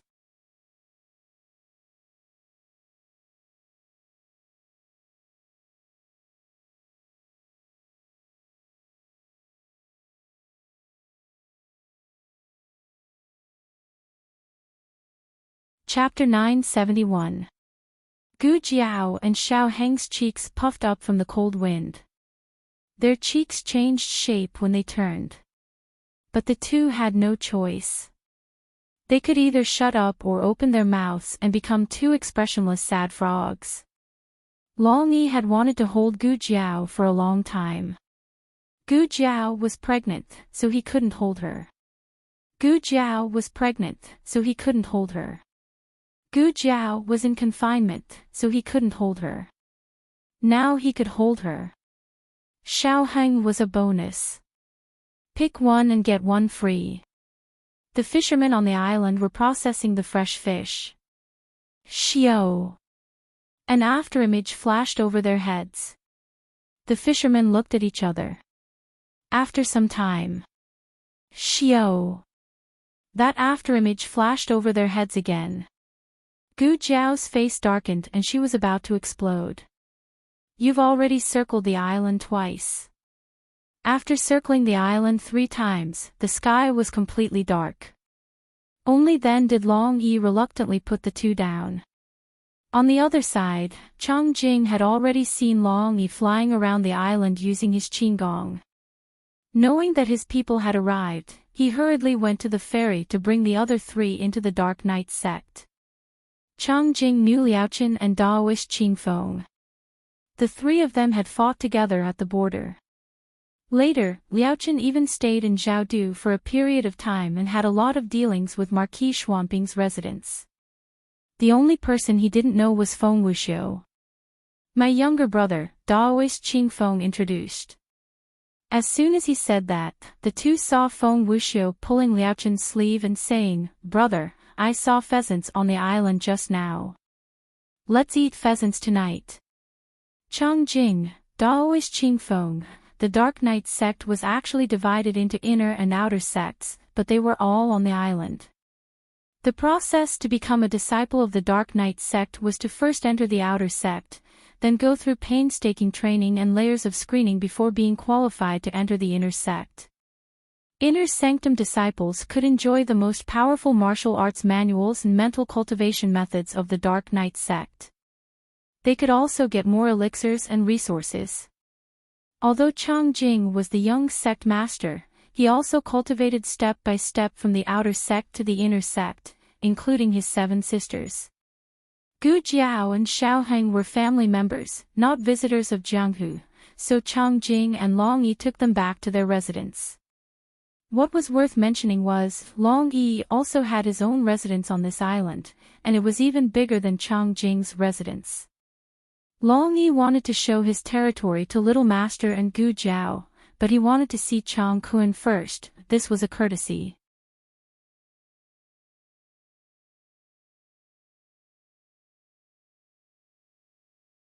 In the parlor, the group of 5 met Chang Kun and the 7 daughters of the Chang family. Liaochen, Xiaoheng, Gu Jiao, and Chang Kun were old acquaintances, while Daoist Qingfeng and Feng Wuxiu were new faces. Eldest Miss, 7th sister, that Daoist priest is very handsome. Second Miss, I think monks are more handsome. Third Miss, the little handsome brother beside the Daoist priest is very cute, and he looks very well behaved. 7th sister, how about him? Fourth Miss, yes, don't think about the I Ching. He has to observe mourning for 3 years, and after 3 years, you'll be almost 30. 7th Miss Chang, you couldn't bear it any longer and gritted her teeth. What? Why do you always say that I'm so old? I'm only 21 this year. 22, your birthday was yesterday. 6th Miss Chang strictly added. Nominal age is 23. 5th Miss, who had been silent all this time, muttered, don't you think that the most handsome one is the man beside the little girl? Everyone looked at Xiao Heng, who was holding Gu Jiao's hand and walking into the parlor. They had been rushing for so long, and everyone was described as being in a difficult situation, but it didn't affect their youth and handsomeness. Xiao Heng was different. He had an aura that was different from the others. The 7 sisters couldn't describe it. Second Miss said thoughtfully, he doesn't seem to know martial arts, but he seems to emit an invisible deterrence. Chang Yu said, the little girl is beautiful. Chang Jing came between the 2 sides and said, let me introduce you, this is my father. She was mainly introducing him to the Feng brothers. Daoist Qingfeng cupped his hands. Baiyun Monastery's Qingfeng greets sect master Chang. This is my younger brother, Feng Wuxiu. Chang Kun smiled, Daoist Qingfeng, I've heard a lot about you. Then he looked at Feng Wuxiu, who was of a suitable age and handsome appearance. His eyes lit up, young hero Feng, I've heard a lot about you. Feng Wuxiu knew his place, he was just a nobody, so Chang Kun was just being polite. He politely bowed like a junior, sect master Chang. Chang Kun was very satisfied.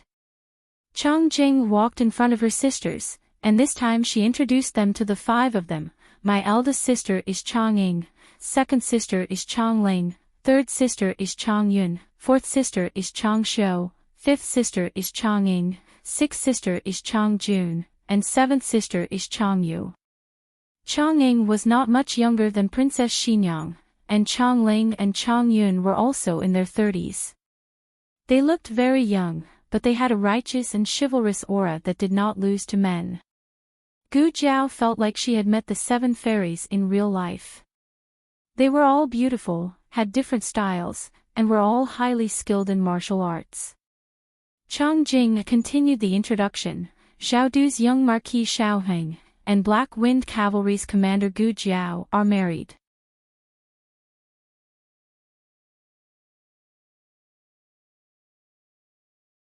Normally, when people introduced women, if they were unmarried, they would be the daughter of some family, and if they were married, they would be the wife of some family. Chang Jing was not like this. He remembered that Princess Xinyang and Aunt Yujin had said that every woman should be herself first, and then someone else's wife. At night, his 6 brothers-in-law also came. Chang Kuen's family had a very good culture. The 7 daughters were forthright and straightforward, and his brothers-in-law were not people who schemed against each other, so there was no burden when they interacted. Dinner was the highest standard of hospitality on Dark Knight Island, an all-fish feast. The main ingredients were fish, shrimp, and crabs caught by the fishermen. The cooking method was not as complicated as the all-fish feast in Gu Jiao's previous life. Instead, it was mainly grilled fish, marinated in sauce, boiled in soup, and fresh fish. It preserved the original taste and freshness of the ingredients to the greatest extent. Feng Wuxiu could not stop eating. He was like a little fat squirrel eating. I've never known that fish can be eaten raw, and it doesn't smell at all. Crab in sauce is even better, Chang Jing said. Feng Wuxiu did not dare to try it at first, but the sashimi gave him great confidence. He took a piece of crab meat covered in chili sauce, closed his eyes, and bit into it. The crystal-clear crab meat mixed with the salty and juicy crab roe exploded in his mouth, and all his taste buds were stimulated. The crab meat was washed away with wine and marinated in a secret sauce. The saltiness was just right, spicy and sweet. Delicious. Liaochen was not used to eating raw food. It was rare for him to have the same taste as Daoist Qing Feng. Gu Jiao tasted a bit of everything. She liked the fish soup the most. It was delicious. Gu Jiao thought that Xiaoheng would not be used to eating raw food since he grew up in Zhao country. Who would have thought that he was even more used to eating raw food? After the meal, Chang Jing took Liaochen, Daoist Qing Feng, and Feng Wuxiu back to the courtyard arranged for them to rest. Gu Jiao and Xiaoheng stayed and told Chang Kuen the purpose of their trip. The first island master might be an old friend of mine. I want to see him, Gu Jiao said very tactfully. When the first island master passed away, Gu Jiao was not even born yet. In terms of age, it was impossible for them to meet. However, Chang Kuen had witnessed too many unimaginable things from the first island master. He no longer dared to use common sense to infer everything related to him. Chang Kuen said, "I'll take the liberty to ask. You and him, did you come from the same place?" He knew that the first island master came from a different world. Since Gu Jiao said that they were old friends, they might also be from a different world. Yes, Gu Jiao admitted frankly. She was so straightforward that Chang Kuen was stunned.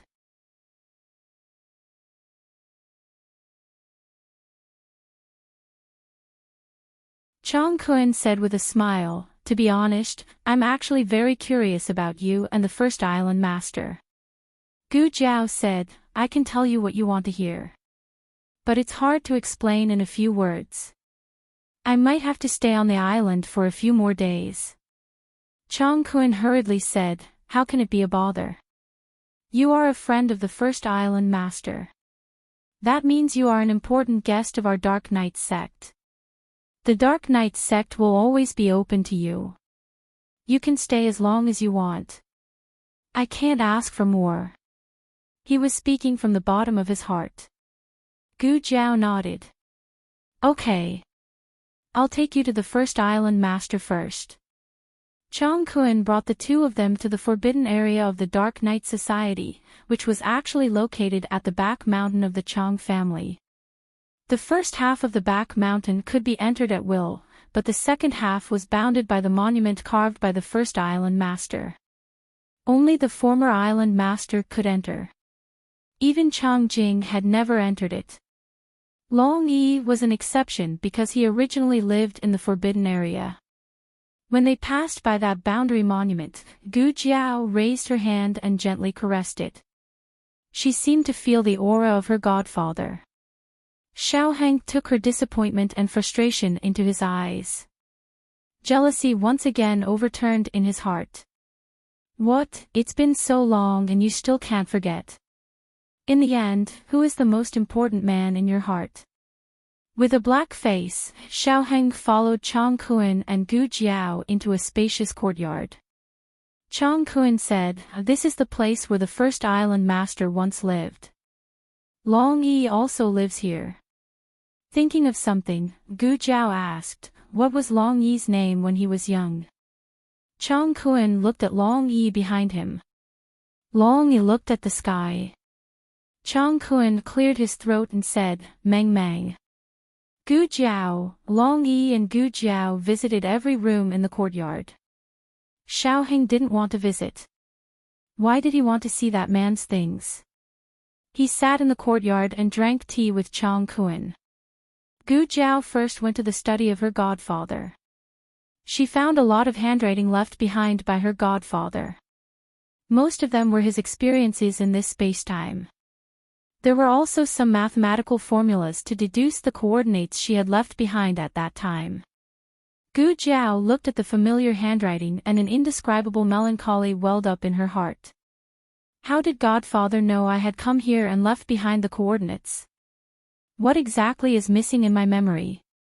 This study shouldn't be the real study of her godfather. He would never completely expose his secrets to others. Long Yi, is there any other place? Long Yi thought for a bit and brought Gu Jiao to a secret room. He pointed at a groove on the wall and said, "You can't enter." This groove was the same as the groove in the operating room of the State Preceptor Hall. Could it be that this was the space coordinate left behind by her godfather?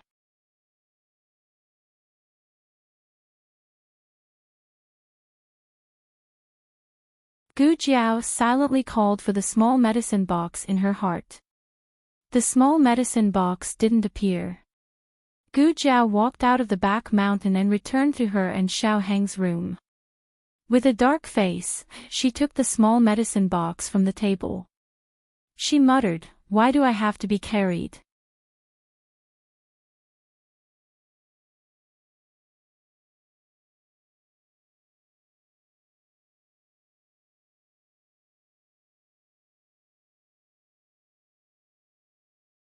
Chapter 972.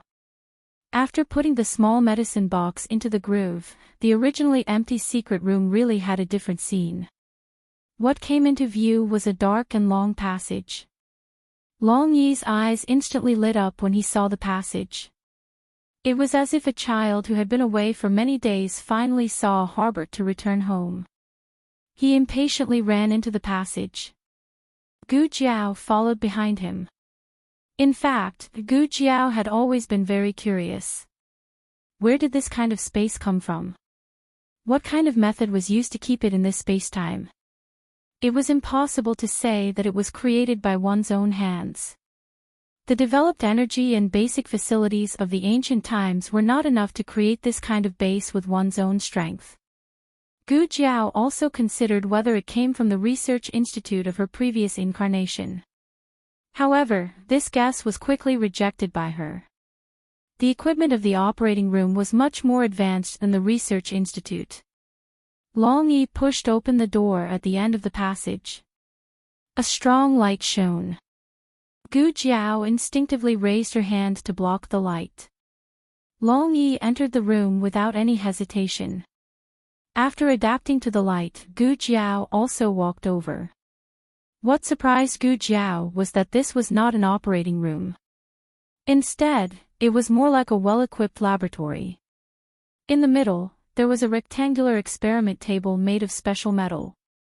There was nothing on the table. It seemed like her godfather had tidied it up before his death. Other than the wall with the door, the other 3 walls had about 3 meters high shelves.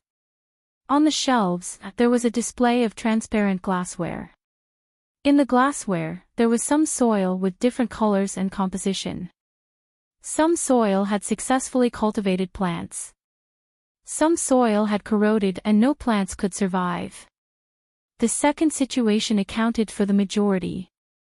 And these were all for the cultivation of purple grass. Looking at these failed experiments, Gu Jiao could almost imagine how her godfather tried to cultivate purple grass again and again. He failed again and again until he finally collapsed and fell into despair. There were no other discoveries in the laboratory. It was as if the endless hardships had been deliberately erased by the godfather. Long Yi arrived behind the shelf on the right side of the entrance, then pressed a switch on the wall. Along with a click sound, it seemed some kind of lock was opened. After that, Long Yi pushed forward. It turned out that there was an invisible door on the wall. Seeing Long Yi had entered that door, Gu Jiao also followed him in without thinking. The scene in front of her completely stunned her.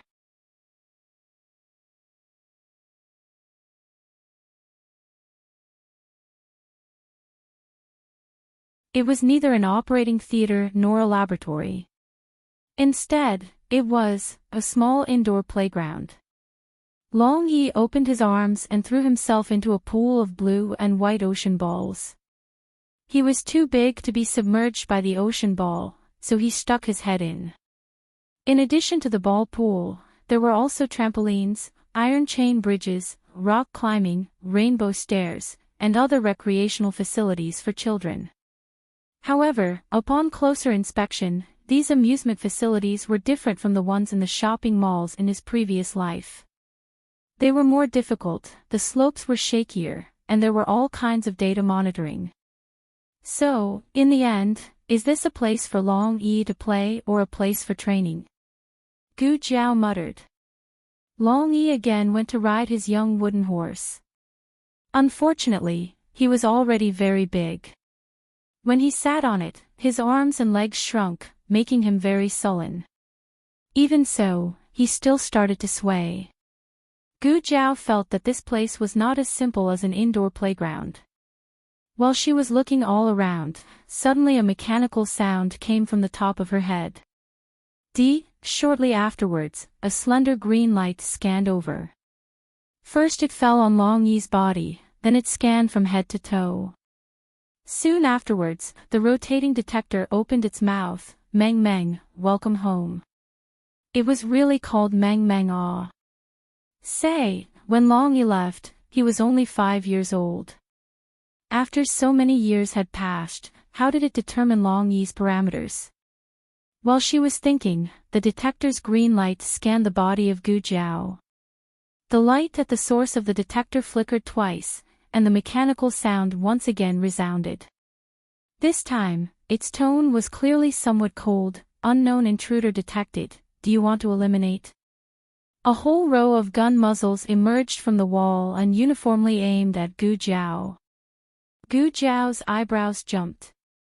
In the next second, Long Yi stood up and wanted to grab Gu Jiao.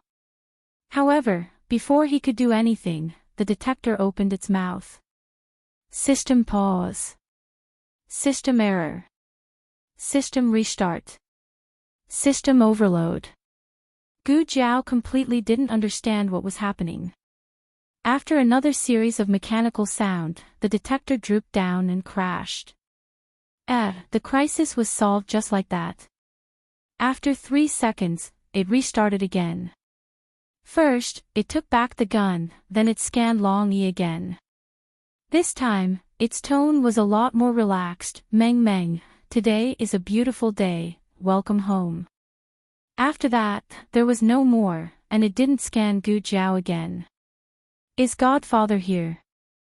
Gu Jiao asked. It didn't answer. Is King here? Gu Jiao called Godfather by his codename in the organization. It still didn't answer. Long Yi, talk to it. Gu Jiao turned to Long Yi and said. Long Yi looked up at it and thought for a moment. Then, he seriously educated it. You have to talk. Sure enough, it responded. Its tone was light and there was a hint of a smile in it. Meng Meng, do you want to talk?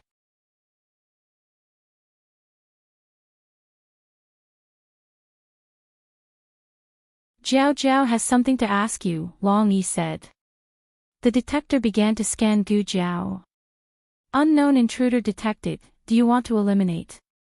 System pause. System error. System restart.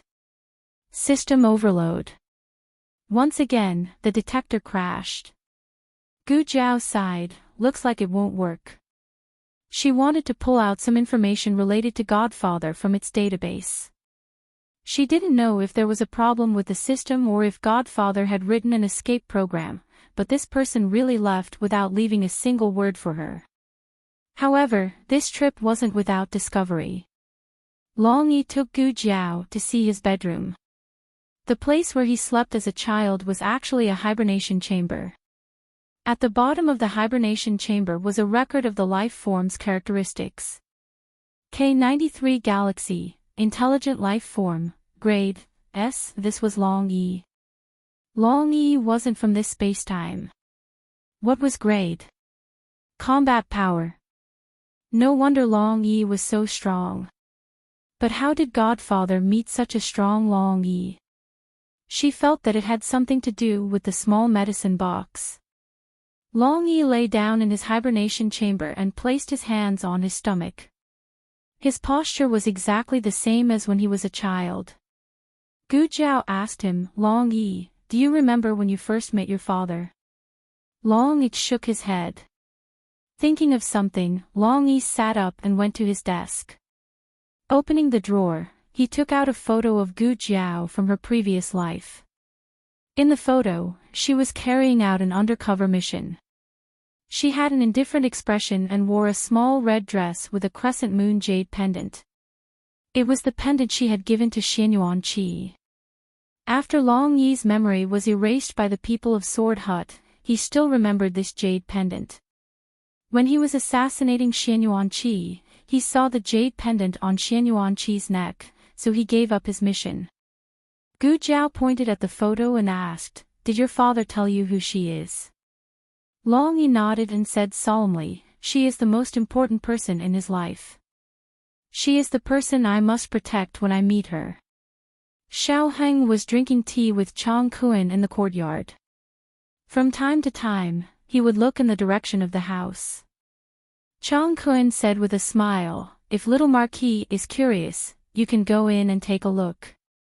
Xiao Heng coldly snorted and said, What am I curious about? I am curious about a man who did not hesitate to create Dark Night Island for my wife, planted the purple grass, treated her better than me, and made her think about him endlessly all day long. I am not curious. Chang Kuan.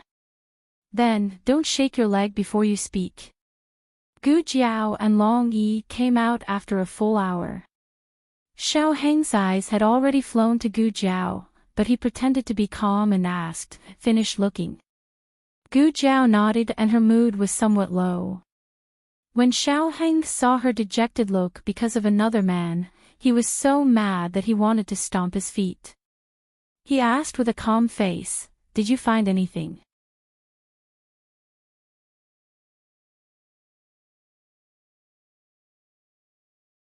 Gu Jiao shook her head, No, he wiped everything too cleanly, as if he was afraid that I would find something here.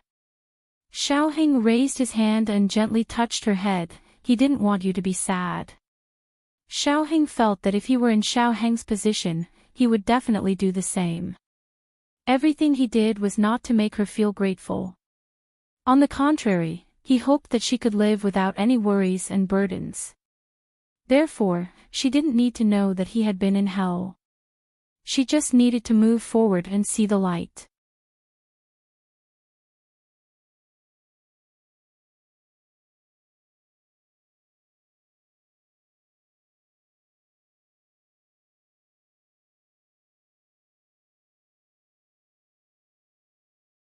Chapter 973.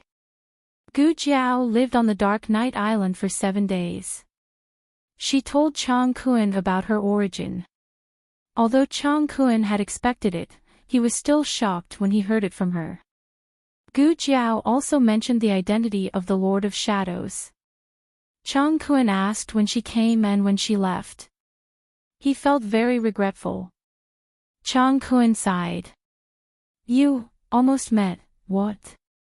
Gu Jiao felt the cold wind whistling in her face and listened to the sound of the waves. She looked at Chang Kun in amazement. Chang Kun looked at the vast sea inside. There are some things I didn't understand at first. After listening to you, I probably know what the island master meant. In the organization, Gu Jiao violated the unforgivable rules and was hunted down by the organization. In order to save Gu Jiao, the Godfather deliberately let her get the small medicine box in an operation. Godfather, this box is so beautiful. Here you are. I'm not interested. His cold voice rang out in the empty building. He lifted his long and straight legs, stepped over the corpse that was still cold on the ground, and left without looking back. After that, the small medicine box took Gu Jiao to this time and space.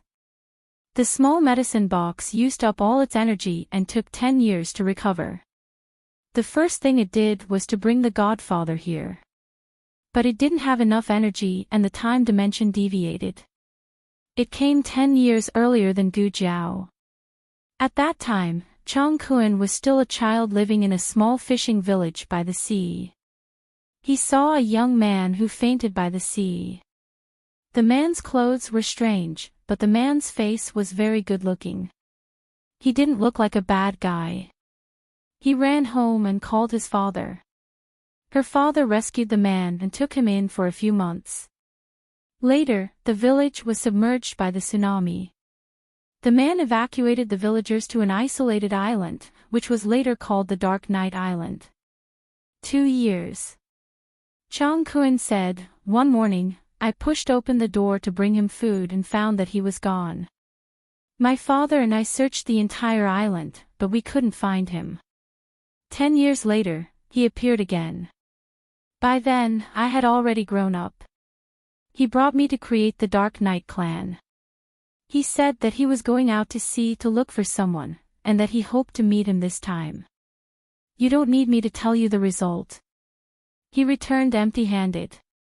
When he came here for the 3rd time, he didn't mention anything about looking for people anymore. Instead, he started to plant purple grass. Because at that time, she had already been in a plane crash, and her body was nowhere to be found.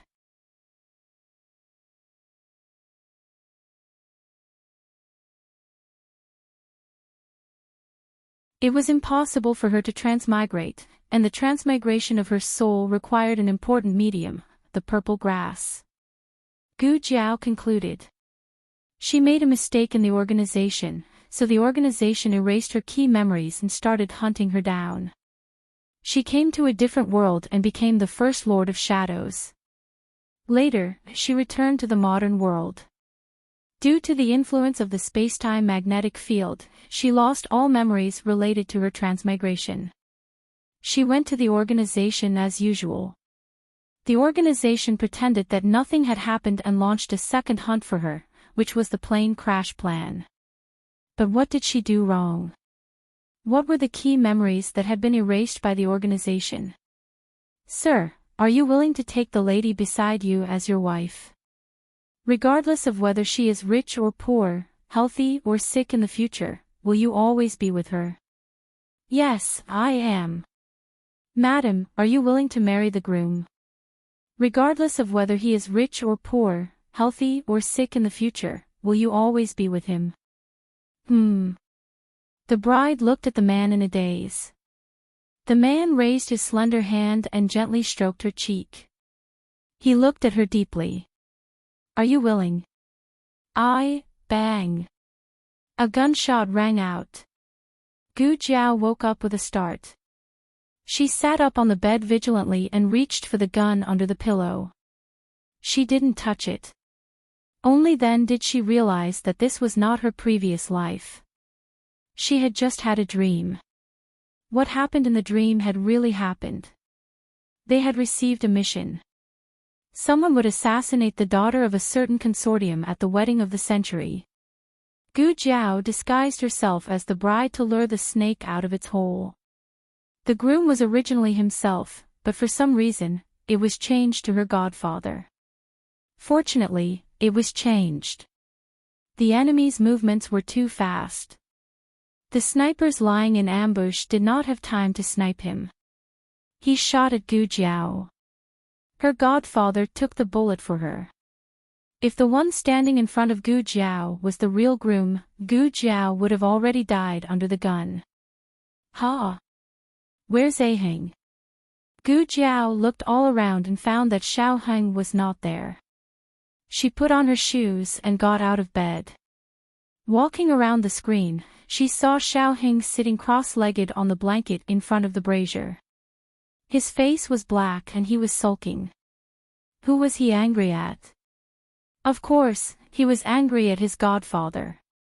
His wife was thinking about another man every day. He was jealous to death. What are you thinking about? Gu Jiao tilted her head and asked him. Xiaoheng asked very seriously, if my godfather and I fell into the water, who would you save first? Gu Jiao. In October, the weather on the ice field was not very suitable for traveling. They needed to get through the ice field before the end of the month. Gu Jiao said goodbye to Chang Kun.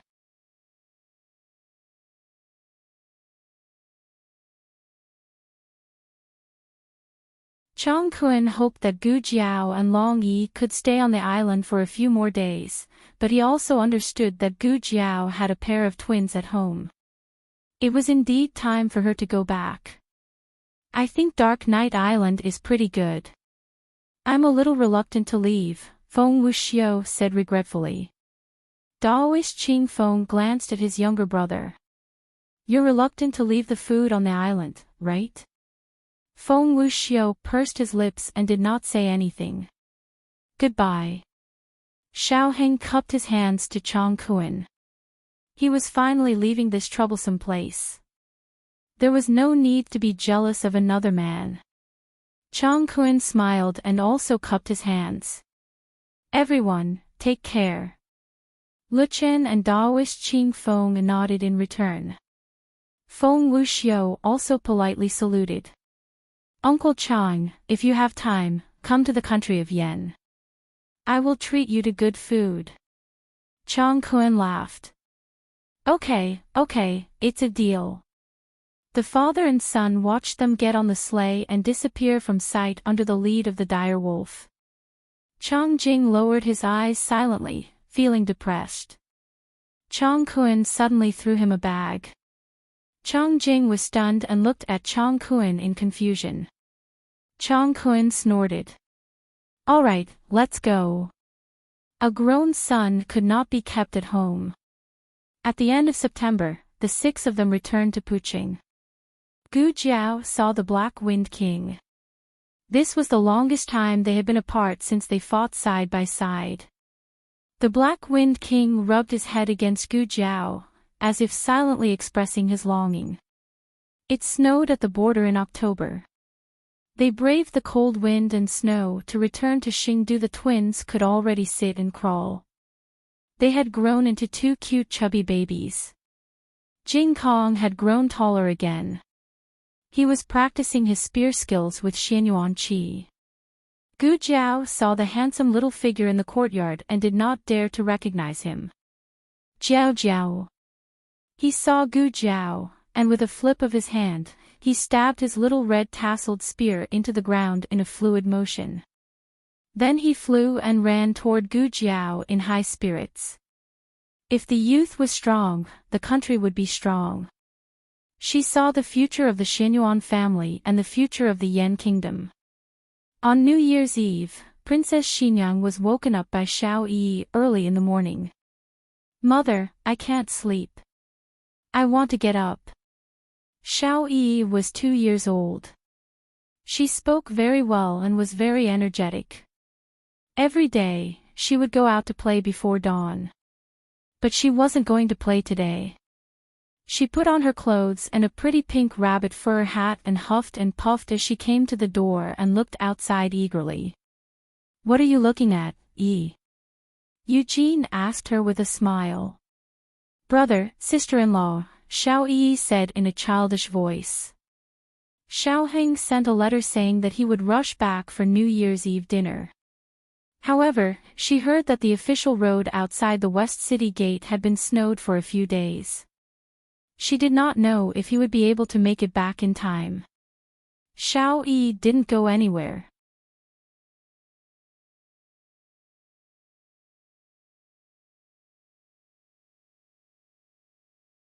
She just sat on the door sill and propped up her cheeks with her hands, waiting like a little brother gazing rock. Heaven did not disappoint those who waited. When it was close to noon, Xiaoheng and Gu Jiao's carriage arrived. The first one to jump down was little Jing Kong. Brother Jing Kong. Xiao Yi greeted him sweetly. She looked up at little Jing Kong, who had grown a lot taller. She opened her mouth wide in surprise. Wow! Yi. Little Jing Kong patted her little head like a big child. The 8-year-old boy already had the chic and handsome look of a young teenager. Soon, Xiaoheng and Gu Jiao came down with the twins. Brother. Sister-in-law. Xiao Yi came over to greet them. She looked at the little guys in their arms eagerly. Who are they? If one had to say who had changed the most in this group, it would be the twins. When they left, they were only 2 months old. Now, they were 10 months old. Not only had they grown taller and fatter, but their facial features had also grown. Moreover, they used to be wrapped in swaddling clothes. Now, they were fully dressed and wearing tiger head hats. They were smart and sensible babies. Xiaoheng pinched her chubby cheeks in amusement. Little niece and nephew, don't you remember? Xiao Yi widened her eyes. Ah. Bandits were rampant in the east of Zhao country. General Wei Yuan was injured. Not long after Gu Jiao and Xiaoheng left Zhao country, Xiao Ji was ordered to go to the east to fight the bandits. On New Year's Eve, he was on the battlefield.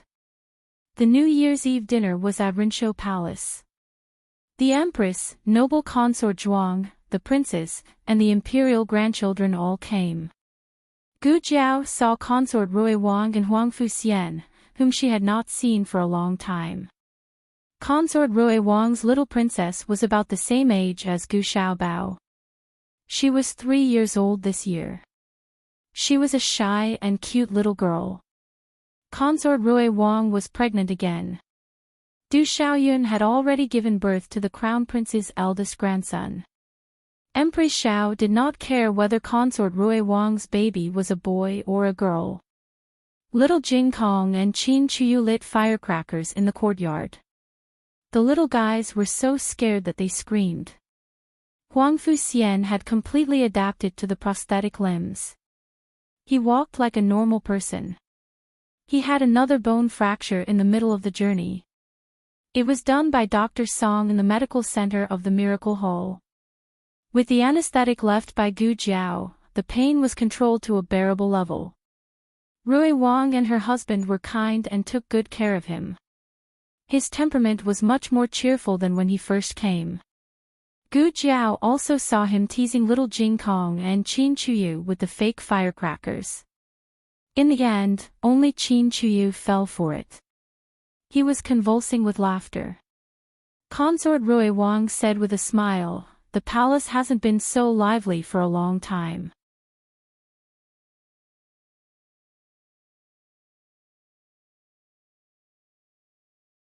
Gu Jiao looked at her grandaunt who was playing cards with Empress Xiao, Consort Zhuang, and Princess Xinyang. She smiled and said, "It will always be lively in the future. It's a pot." Her grandaunt slapped the cards in her hand on the table. Empress Xiao wanted to cry but had no tears. Why did I lose again? It was late at night. A group of people came out of Rinshou Palace one after another. The children had already fallen asleep. Xiaoheng got out of the carriage with little Jing Kong in his arms. He's grown up. He's so heavy. It was not until they entered the courtyard and put little Jing Kong on the soft bed that the scheming little monk hummed and said, "I'm not heavy. It's because you're not strong enough." Xiao Hang's face darkened. You're pretending to be asleep. In the main courtyard of the princess mansion, Yujin put the sleeping Yi into the quilt. She turned to Princess Xinyang and said, Princess, you should rest early. Princess Xinyang stood in front of the window, quietly looking at the endless night. Princess. Yujin came to her side and looked her up and down. What's wrong? Do you miss the Marquis? In the past, if Yujin asked this, Princess Xinyang would mercilessly say, how could I miss him? But this time, she didn't say anything. Yujin poured her a cup of hot tea and put the cloak she had just taken off on her. It's windy. Princess Xinyang took the teacup in her hand and said to Yujin, Yujin. Yes. Yujin looked at her and waited for her to continue. Forget it. It's nothing. She gave up. Yujin had served her for many years. How could she not know what she was thinking? Princess, are you missing the Marquis? The Marquis was such a good person. Few women wouldn't be tempted by him. The princess wasn't tempted before because she was sick. But since the Marquis killed Queen Liang, the princess's condition improved a lot. Plus, the Marquis had done everything for the princess. Something must have sprouted in the princess's heart. But the princess didn't know how to like someone. The princess always thought that her tolerance for the Marquis was because the Marquis was the child's father. She allowed the Marquis to come and go in the princess' residence to comfort the crying Yi. Yujin looked at her steadily. Princess, go find the Marquis. What? She was stunned. Yujin sighed. Don't you want to understand your heart? She opened her mouth. Yujin smiled. Go find the Marquis. The moment you see him, you will know the answer in your heart. You're tuning into the LoveLore Library YouTube channel. We're so grateful for your support, and don't forget to subscribe to join us on this incredible journey through captivating stories. Your generosity through donations truly makes a world of difference, as it's the primary source of revenue that allows me to expand and enhance this channel for you. Thank you from the bottom of my heart for being a part of this adventure.